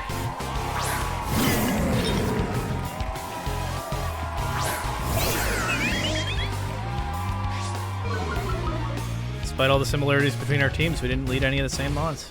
Okay.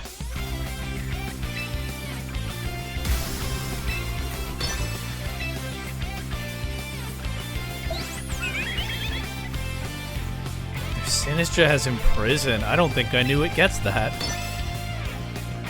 That's tricky. They can imprison my Rage Powder and Matcha Gotcha. Imprison Rage Powder actually would be a big problem into their Sneasler, potentially. Hey, Solving Dragon, I hope you're not watching this. If you are, solve it yourself. But yeah, that is something to worry about later, down the line.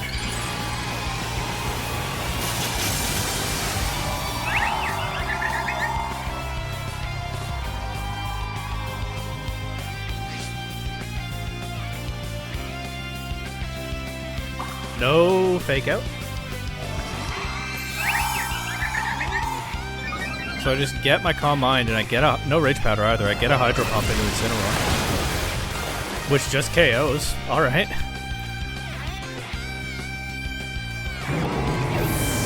What does Sinistra go for? Trick Room? That makes sense. I'm guessing I'm not about to see the Sneasler or the Scarf Garchomp though.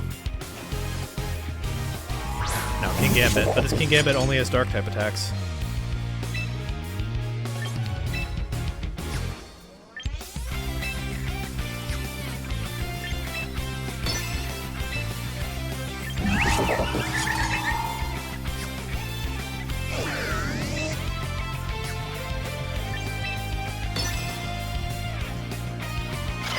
Okay, yeah, they Rage Powder. I went for Moonblast for more damage than a King Gambit, or to potentially get rid of Sneasler. Sinistra, can't speak right now. Sinistra. They get a Swords Dance off of that.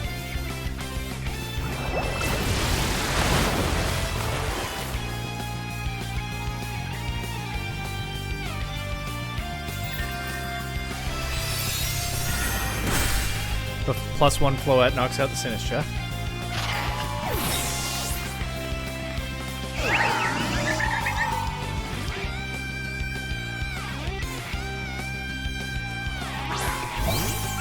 Now get their Floette.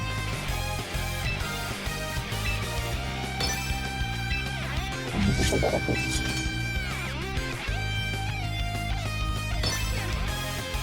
in case.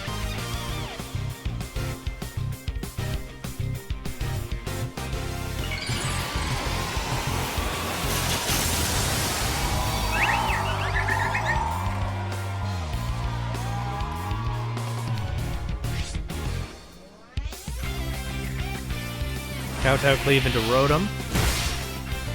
KOs. But now I get my Moonblast into King Gambit. My Floette does move next. It might be slower than theirs, we don't know. Could be a speed tie. They go for Calm Mind, so both of our Floette are at +1, but then I still have 3 other Pokemon.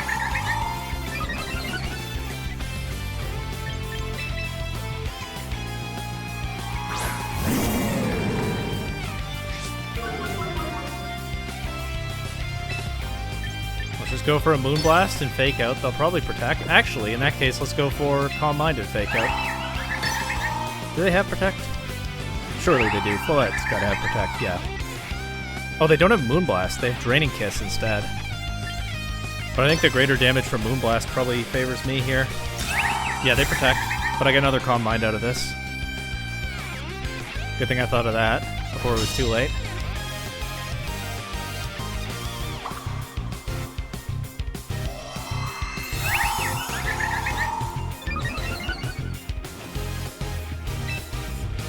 And then I Moonblast and Flare Blitz.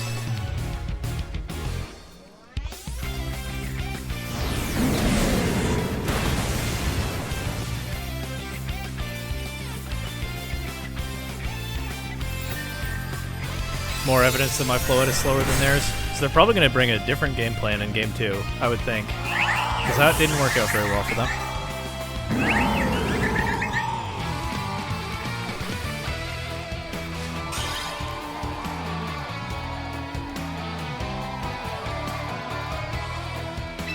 I could see Sneasler stuff.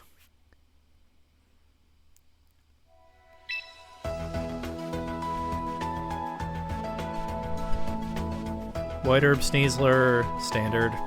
White Herb Unburdened Sneasler.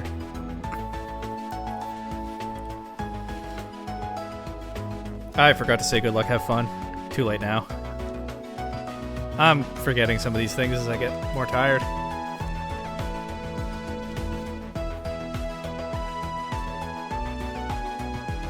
That sucks, though.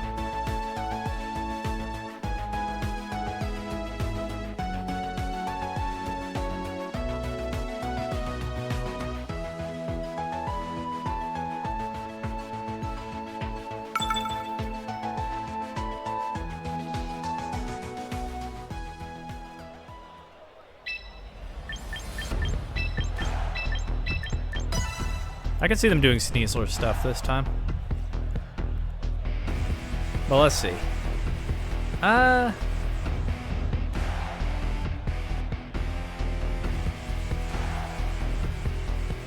I could have considered locking in something different from what I did, but I still feel pretty good about it. We'll see what answers they have to it.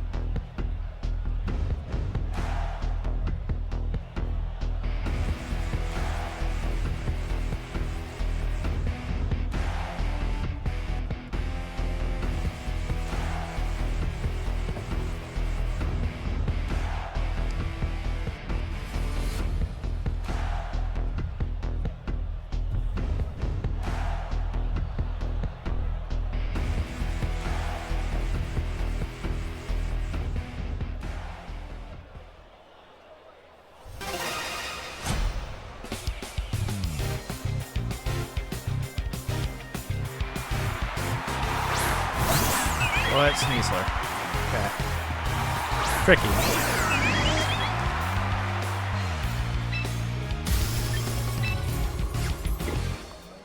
It doesn't really matter, but I'm gonna not Mega Evolve just yet. Let them set up their own Fairy Aura.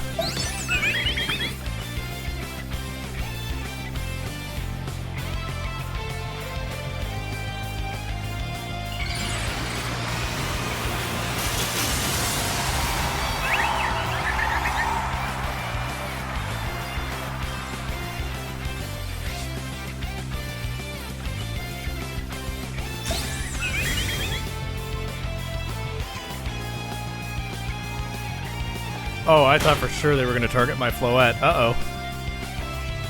Oh, I just spotted the Macaw Mind when I could have kept up.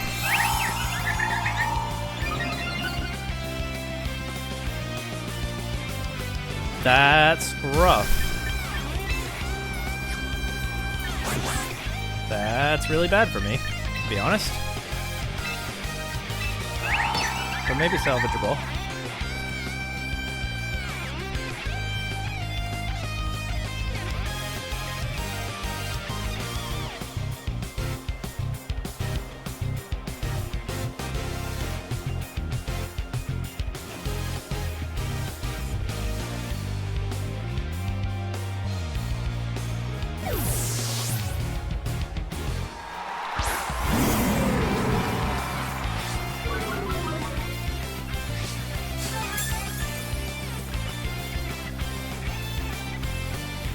Yeah, I don't really get the Intimidate, but they Dark Claw that slot.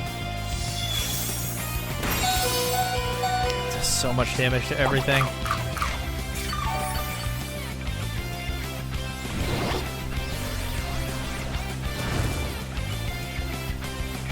If I had just Calm-Minded turn 1, I'd be in a much better spot here, but I never imagined that the Sneasler wouldn't try to do something to my Floette that turn.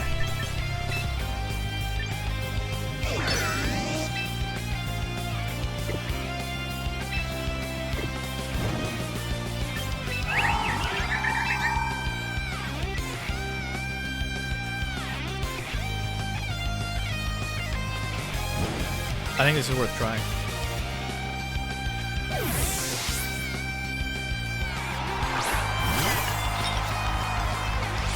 Get some recovery on Incineroar.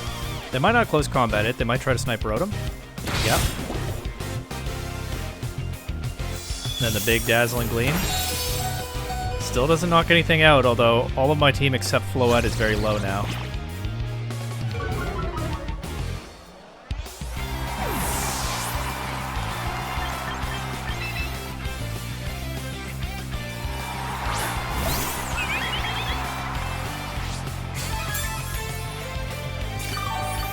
I'm probably cooked, but let's see if I'm somehow not.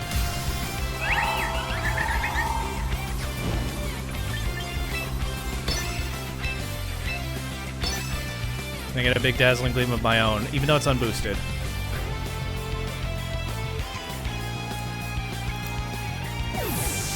Sneasler switches out. Incineroar's here. Not great. It's so funny when the Flower Veil denies the Intimidate. It doesn't matter at all because Sinister doesn't care about being intimidated, but just a funny interaction that incidentally ended up on my team.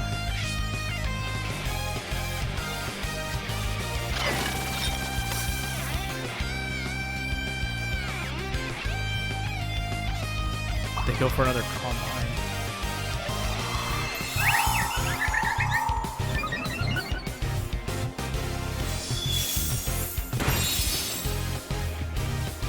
That does so little without any boosts on mine.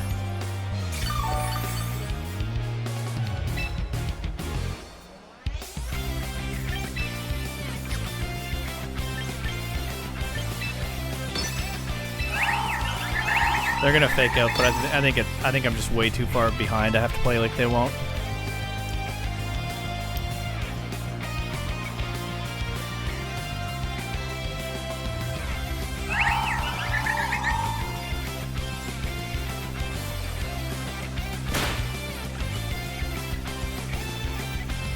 They're just setting up like crazy. What?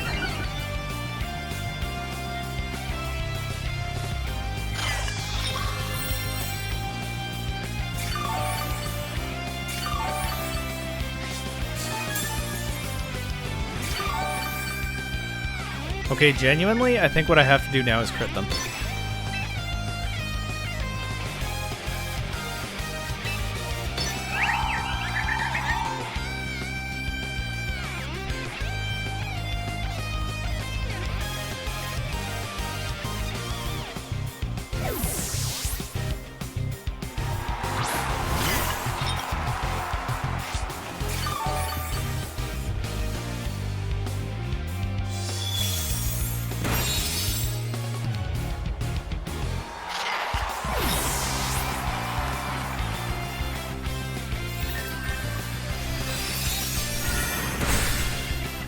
That does so little. Yeah, alright, this one's over. But I'll play it out in case it's somehow not.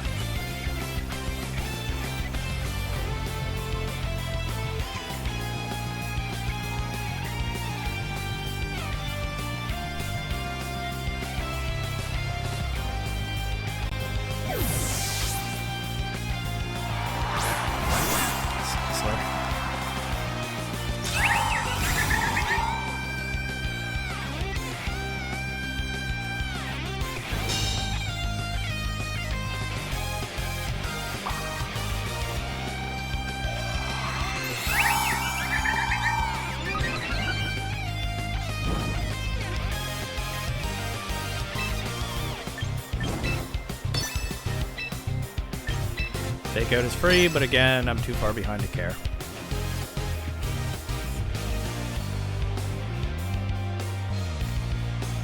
Oh wait, maybe I had a better play.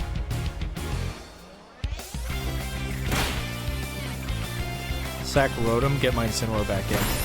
That was a better play. Okay, but I didn't take a KO this turn. But yeah, if I preserved the Incineroar, it'd be better. I'd still lose, but it'd be somewhat more playable.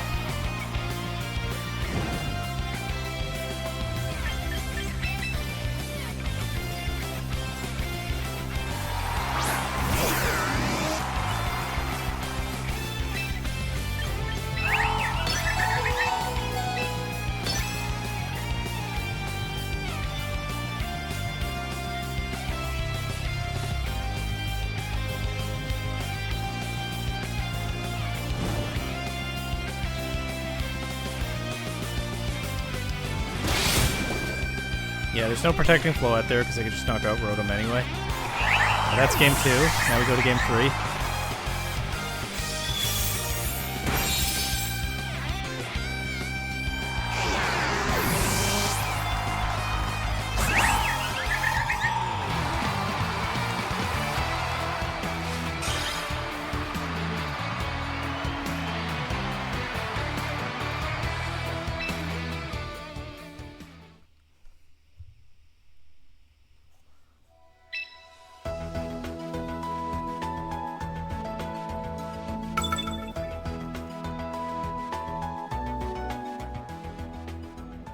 I mean,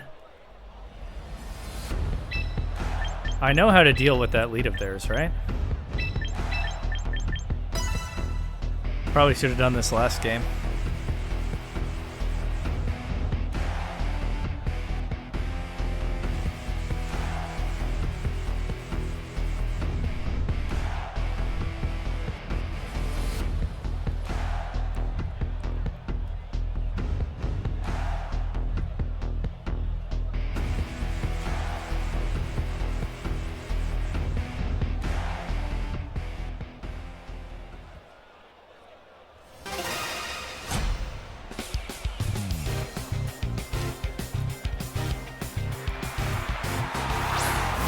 Sneasler Floette.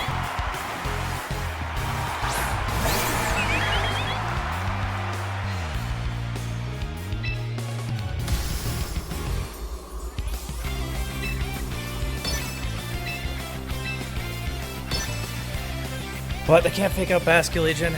I can wave crash them.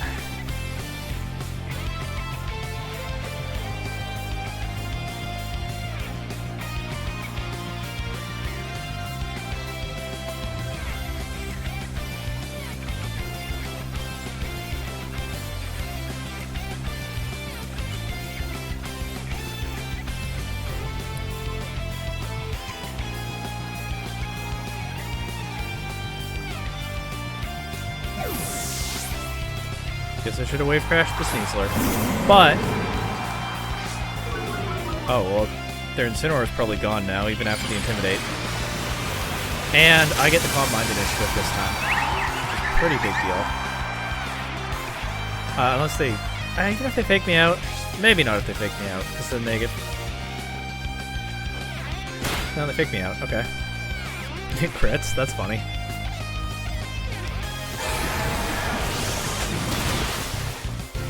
Okay, Incineroar surviving that is pretty bad.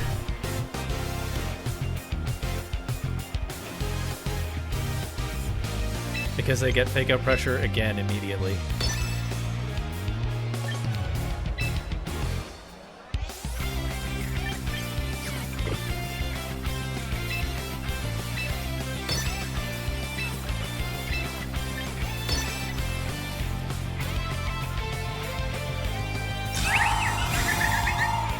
They don't protect or switch the Sneasler. I was afraid they might. They do go for another fake out into Floette. I got my wave crash into Sneasler. It's -1. It doesn't KO. They go for Dark Claw into Basculegion. Sleep.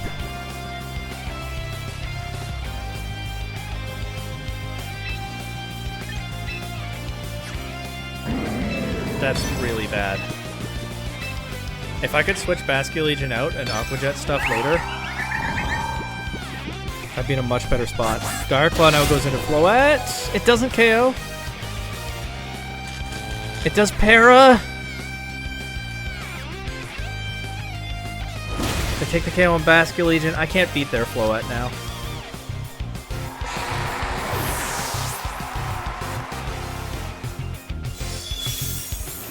Maybe I can. There might be a way.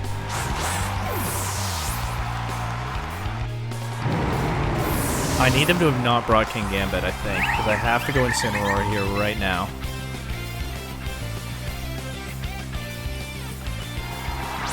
Floette, and...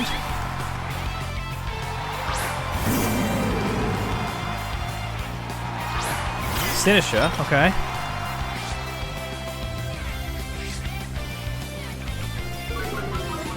Again with the Flower Veil interaction. I'm going to read a Protect on Floette and just try to get rid of this Sinistra immediately.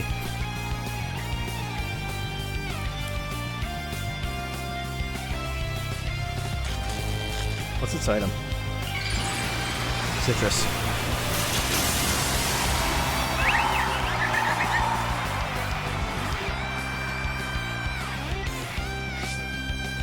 This was so doable if I still have Basculate Legion, but I don't. They don't protect, they just Calm Mind.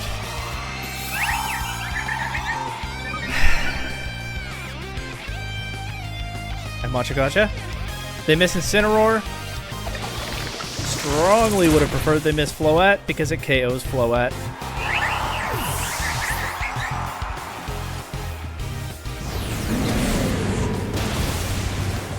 And Sinisha takes the Flare Blitz, of course. Too bad I don't have a Moonblast also targeting it.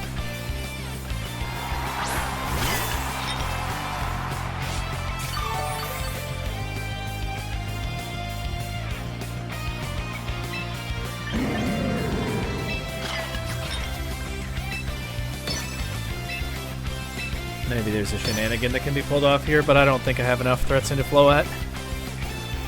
And they can Rage Powder me.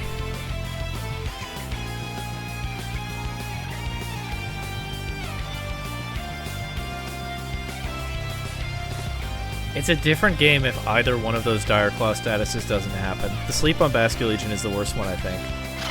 But the fact that they got two perfect statuses back-to-back is really rough.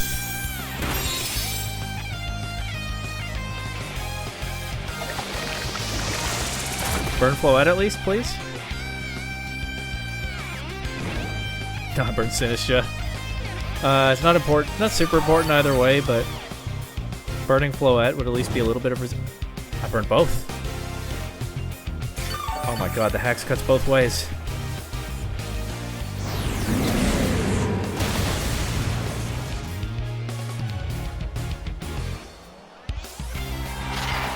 Okay, wait, hold on. This might be doable.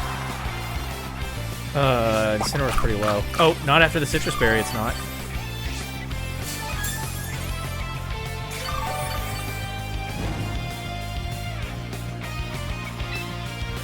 Ready? Protect. Parting Shot. Parting Shot. I think that might make the difference. Getting that drop. If I can keep Sinistra around, I can click Life Dew. Dazzling Gleam. I need Incineroar to take this pretty well. That's probably not enough. But what if it is?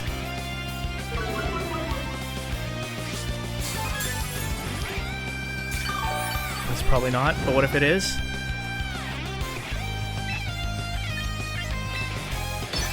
Obviously I can't protect Incineroar. Okay, I think it's Life Dew and Parting Shot again.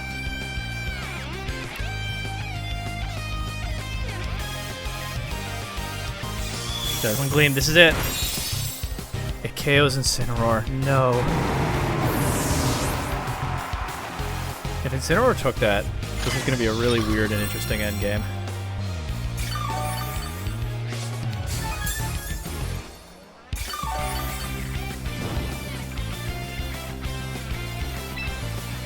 The problem is the Floette is pretty free to keep clicking Calm Mind, and the second problem is I don't have any significant damage into it anymore.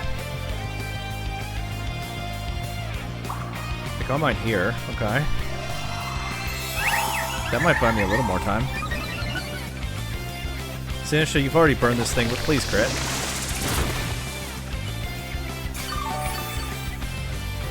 No. Oh, but it's single target Dazzling Gleam now. No, I think I'm probably cooked. But I'll play to whatever else I think I can find. I'll protect here.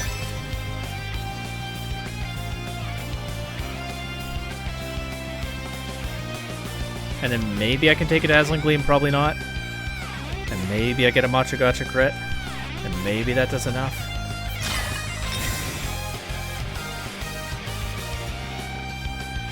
Draining Kiss. Oh, they have Draining Kiss, right. So they get recovery from that.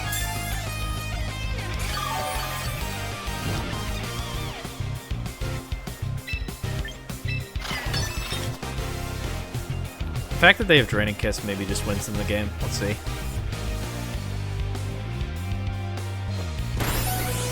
It's so different if Incineroar just takes another Dazzling Gleam, but I guess that was asking a lot. Crit.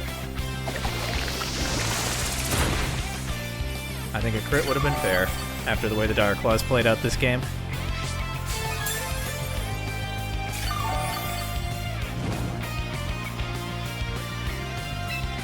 Now I protect, and then I go for another protect, and I still, even if I get the double protect, I still lose to whatever fairy type attack they want to throw at me after that.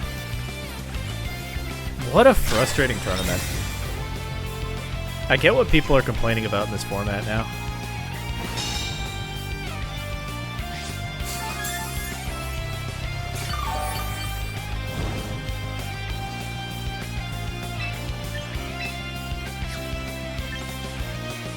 Did I just get a double protect?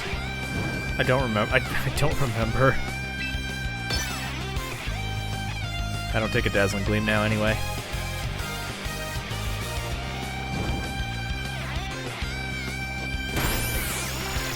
Frustrating tournament. Okay. 4-4. 1 round left to try to go positive at least.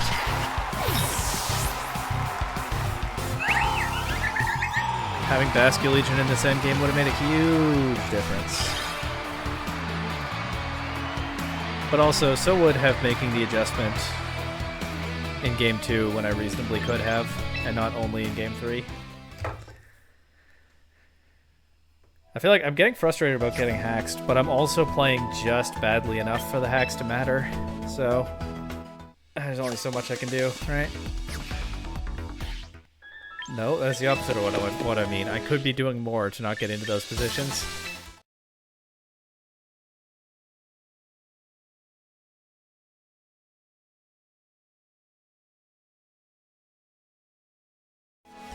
You cannot script this. It's Frostlass King Gambit. The one time today.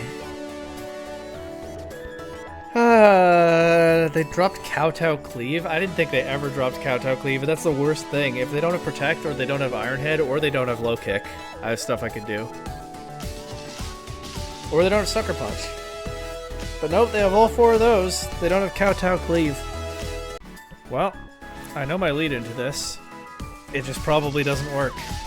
King Gambit without Kowtow Cleave might be more manageable if I can get rid of the Frostlass.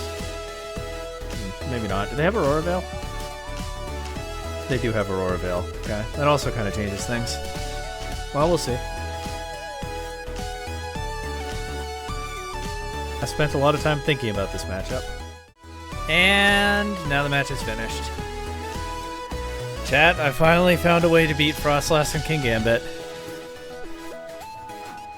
They didn't show up.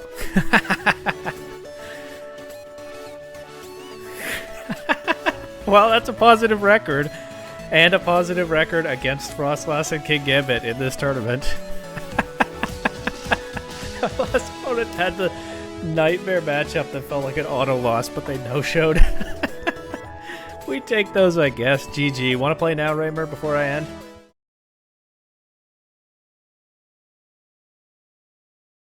I won't look, but don't give good commentary. Alright, I'll try to give bad commentary.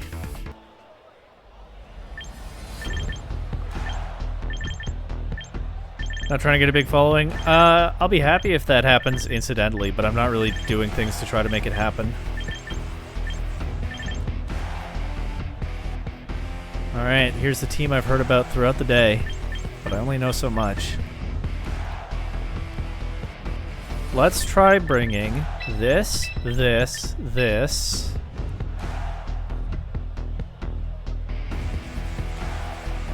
and this.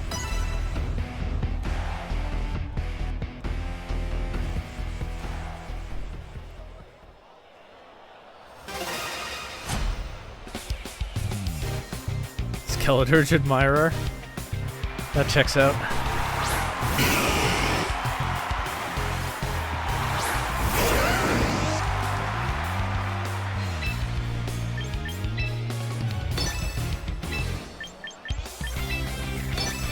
Well, I know from your earlier chats which one is the Mega. Not that that makes a huge difference in this position. Also, I could probably have guessed.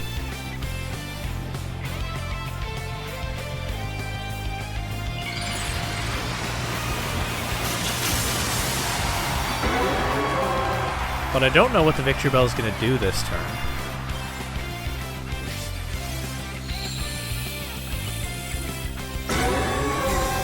Okay. Straight Solar Beam. Into Rotom. Goodbye, Rindo Berry. Goodbye most of Rotom despite the Rindo Berry. Victory Bell, kind of a strong mon, huh? Maybe I shouldn't have left Rotom in. Oh well. I've been at this for 10 hours today. We're making simple plays now, huh?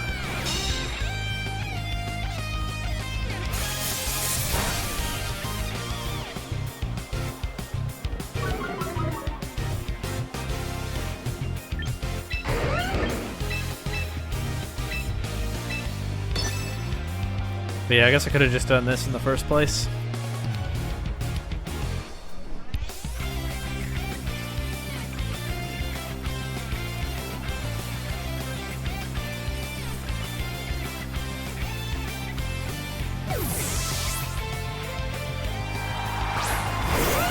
Chomp, makes sense.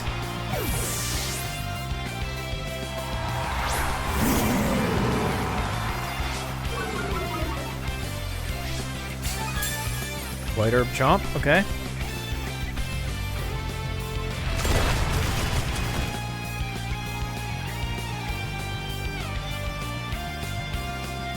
Oh, but after one Electro Web, I outspeed Victory Bell, and this time I'm the one who gets a flinch.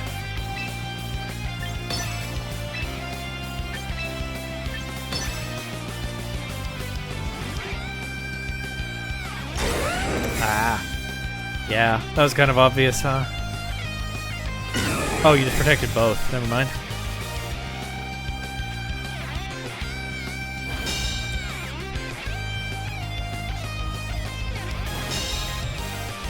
Well...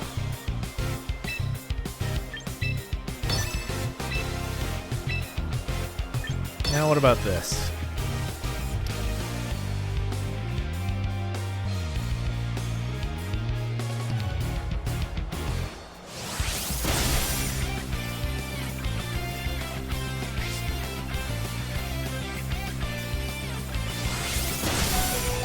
Okay.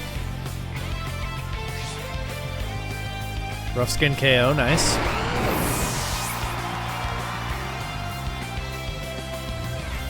This is knocking out Garchomp, I assume. Trading Chomp for Chomp. Probably okay with it. I don't know your last Pokemon yet, though.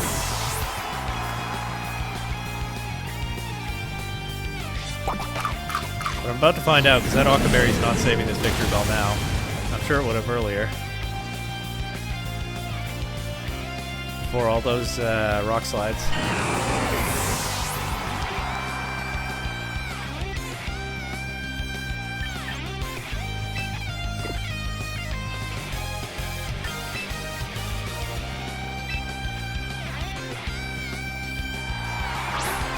Charizard and Weavile. Okay.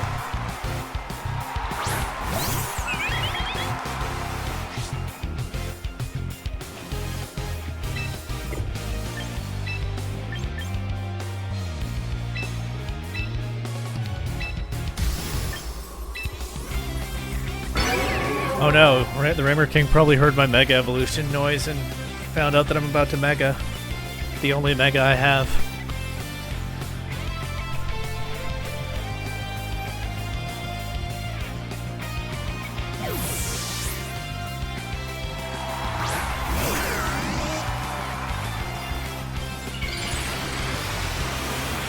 leaked that, huh?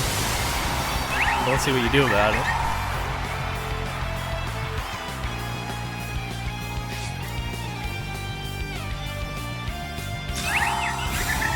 This turn, probably not much.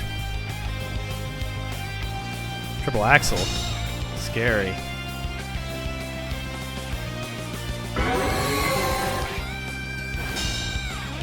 Double floette, okay.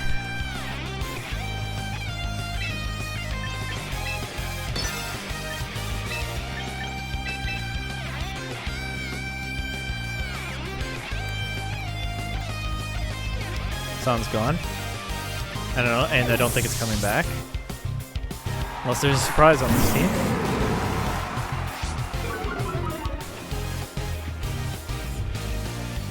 Triple axle misses, that's unfortunate. I don't know how much it would have done anyway, but...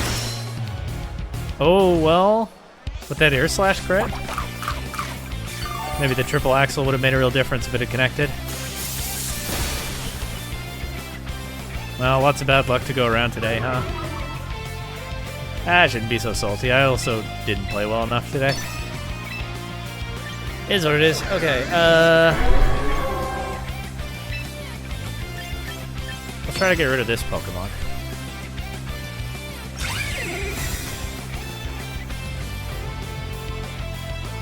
Well, I guess the double protect scouts what I'm doing and reveals which one I tried to get rid of this turn.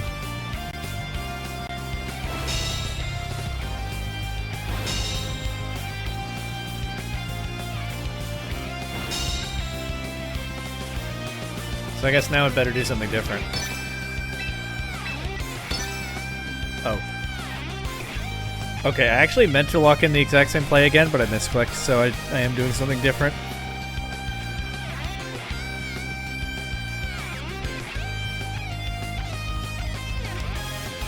Whoops.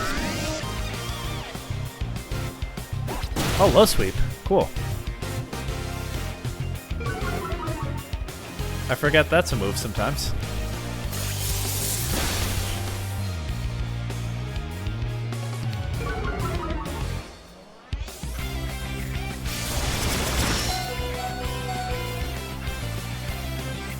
Yeah, that was supposed to be Darkest Lariat into Charizard.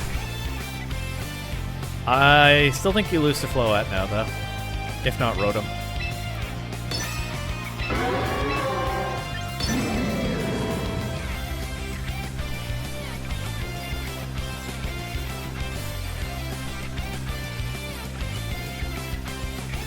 Oh, I missed something. I missed Weavile. Okay.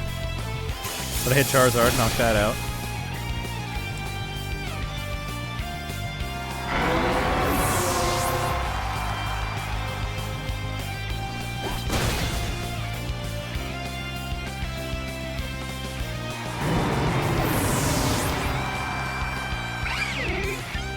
But now Floette gets to be the hero, at least for game one.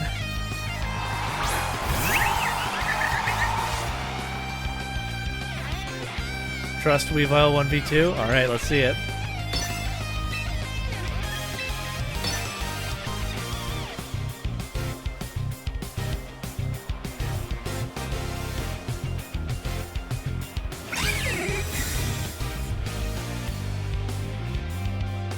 Still thinking of a plan?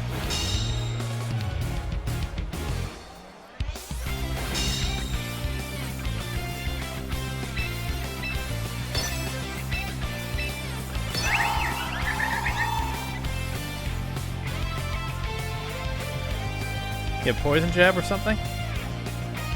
Yeah, probably Triple Axle, right? Like Batman, he needs prep time. Alright, let's see it. Okay.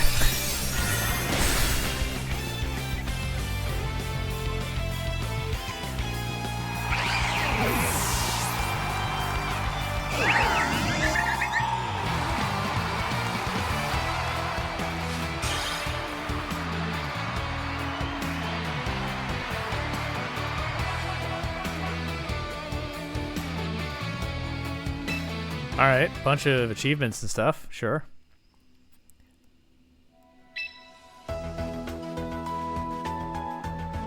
It is a new day, isn't it? I didn't actually play round 9, so that was my first battle of the day.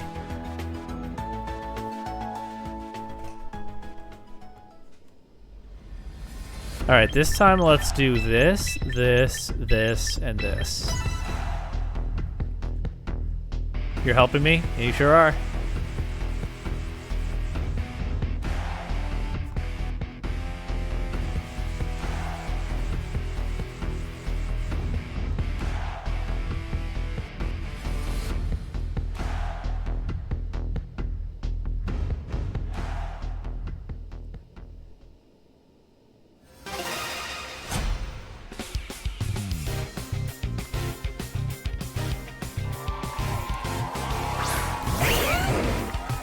Oh, okay. That's different.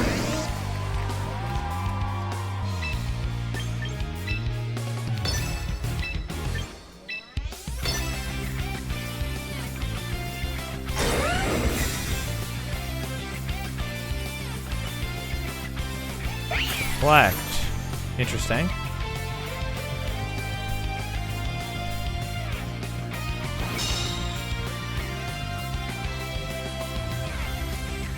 Miss a will-o-wisp. Good start. Alright, well then let's try this.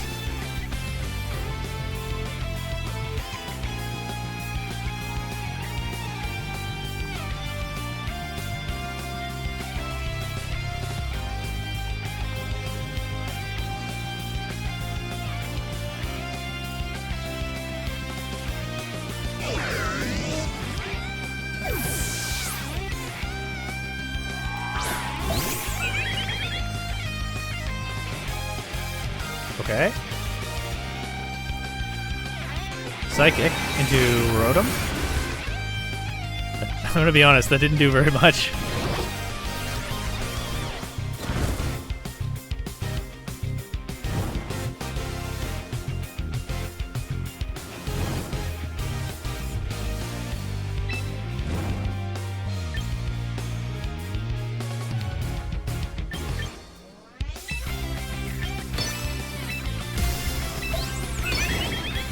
Oh no, I leaked my Mega again.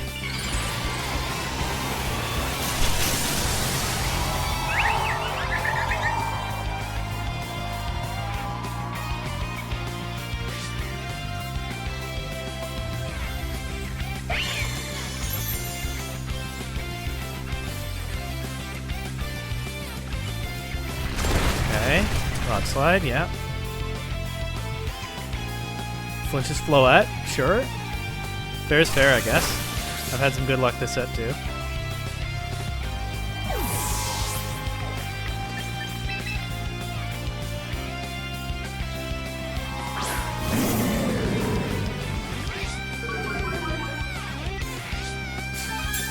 Oh yeah, I forgot about the White Herb. Whoops. Had already forgotten. Well.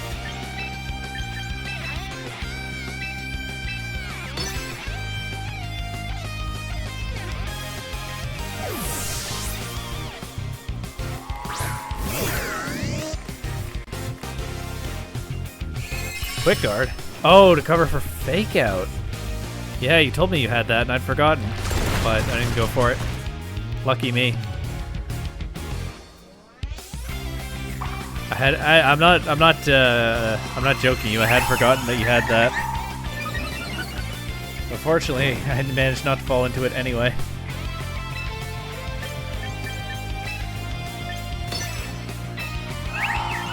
Alright, let's just go for this now.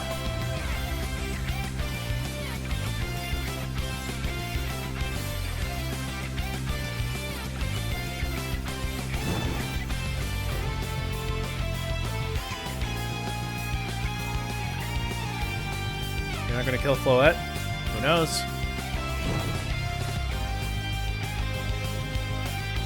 These Pokemon are probably not up to the job, but I could be in for a surprise.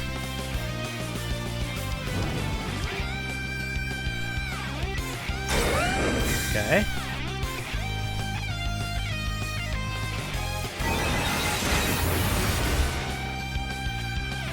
Oh, nice crit.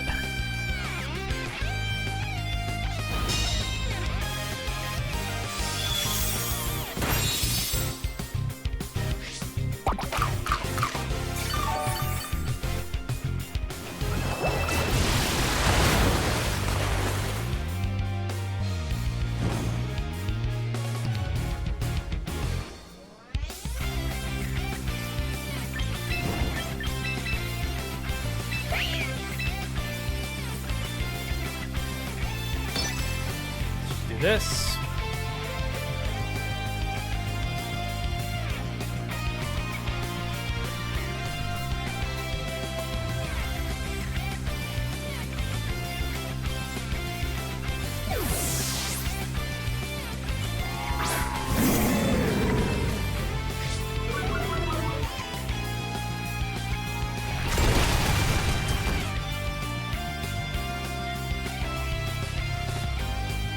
Another crit. If you keep critting, you can knock out Floette for sure. And you get the drop. And you get the flinch. Okay. Alright. I think you're probably going to take out Floette.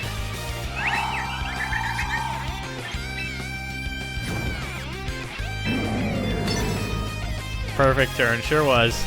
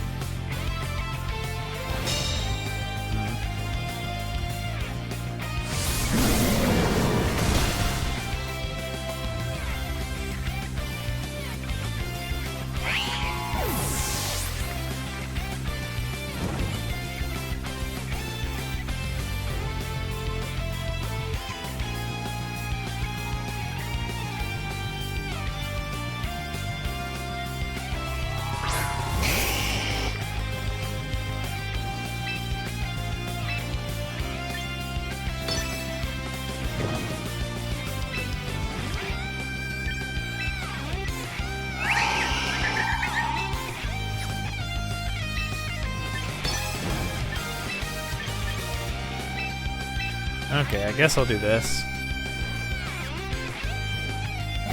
But actually, the Floette being practically gone is a problem.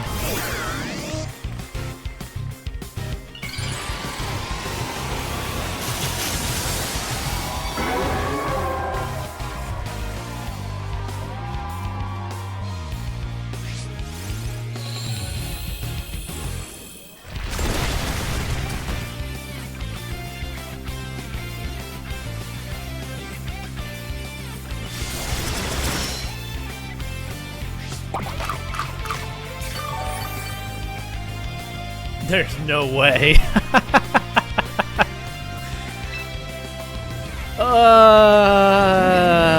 Okay.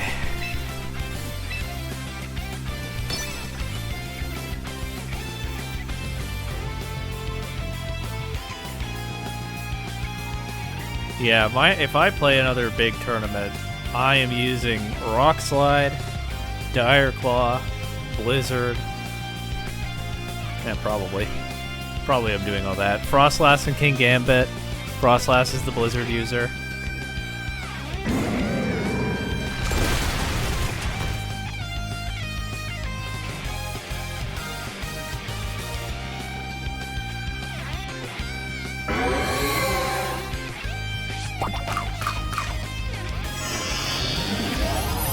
Don't fish for flinches, they said. It's cringe, they said. Well, they were wrong.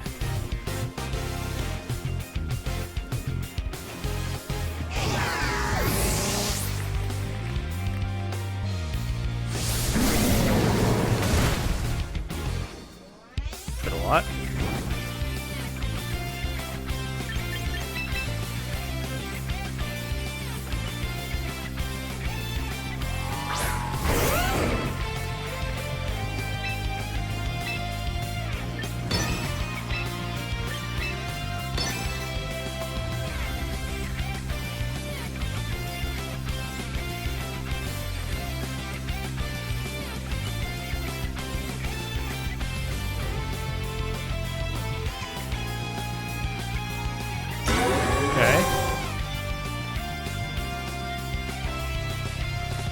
Please KO.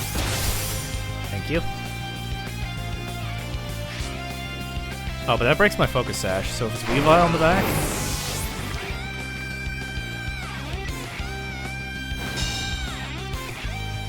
If it's Weavile on the back.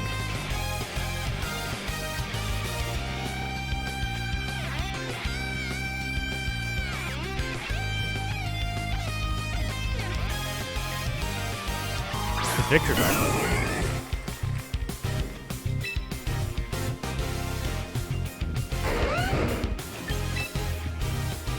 Okay.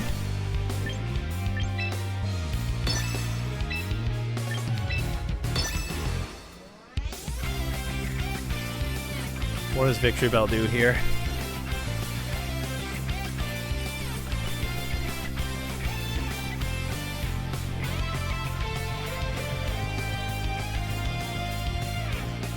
Solar Beam into Garchomp, presumably.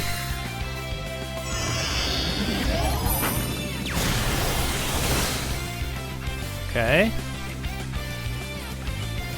Thankfully, I don't miss my Rock Slide into anything. That should be GG. Let's see it to be sure.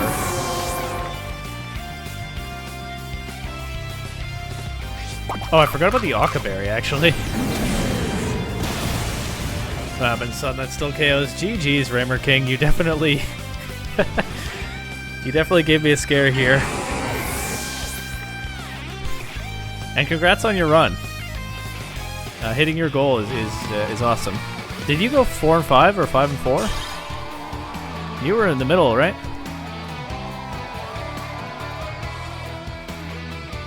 Four and 5. Hey, that's great. That's even better than the goal you set. All right.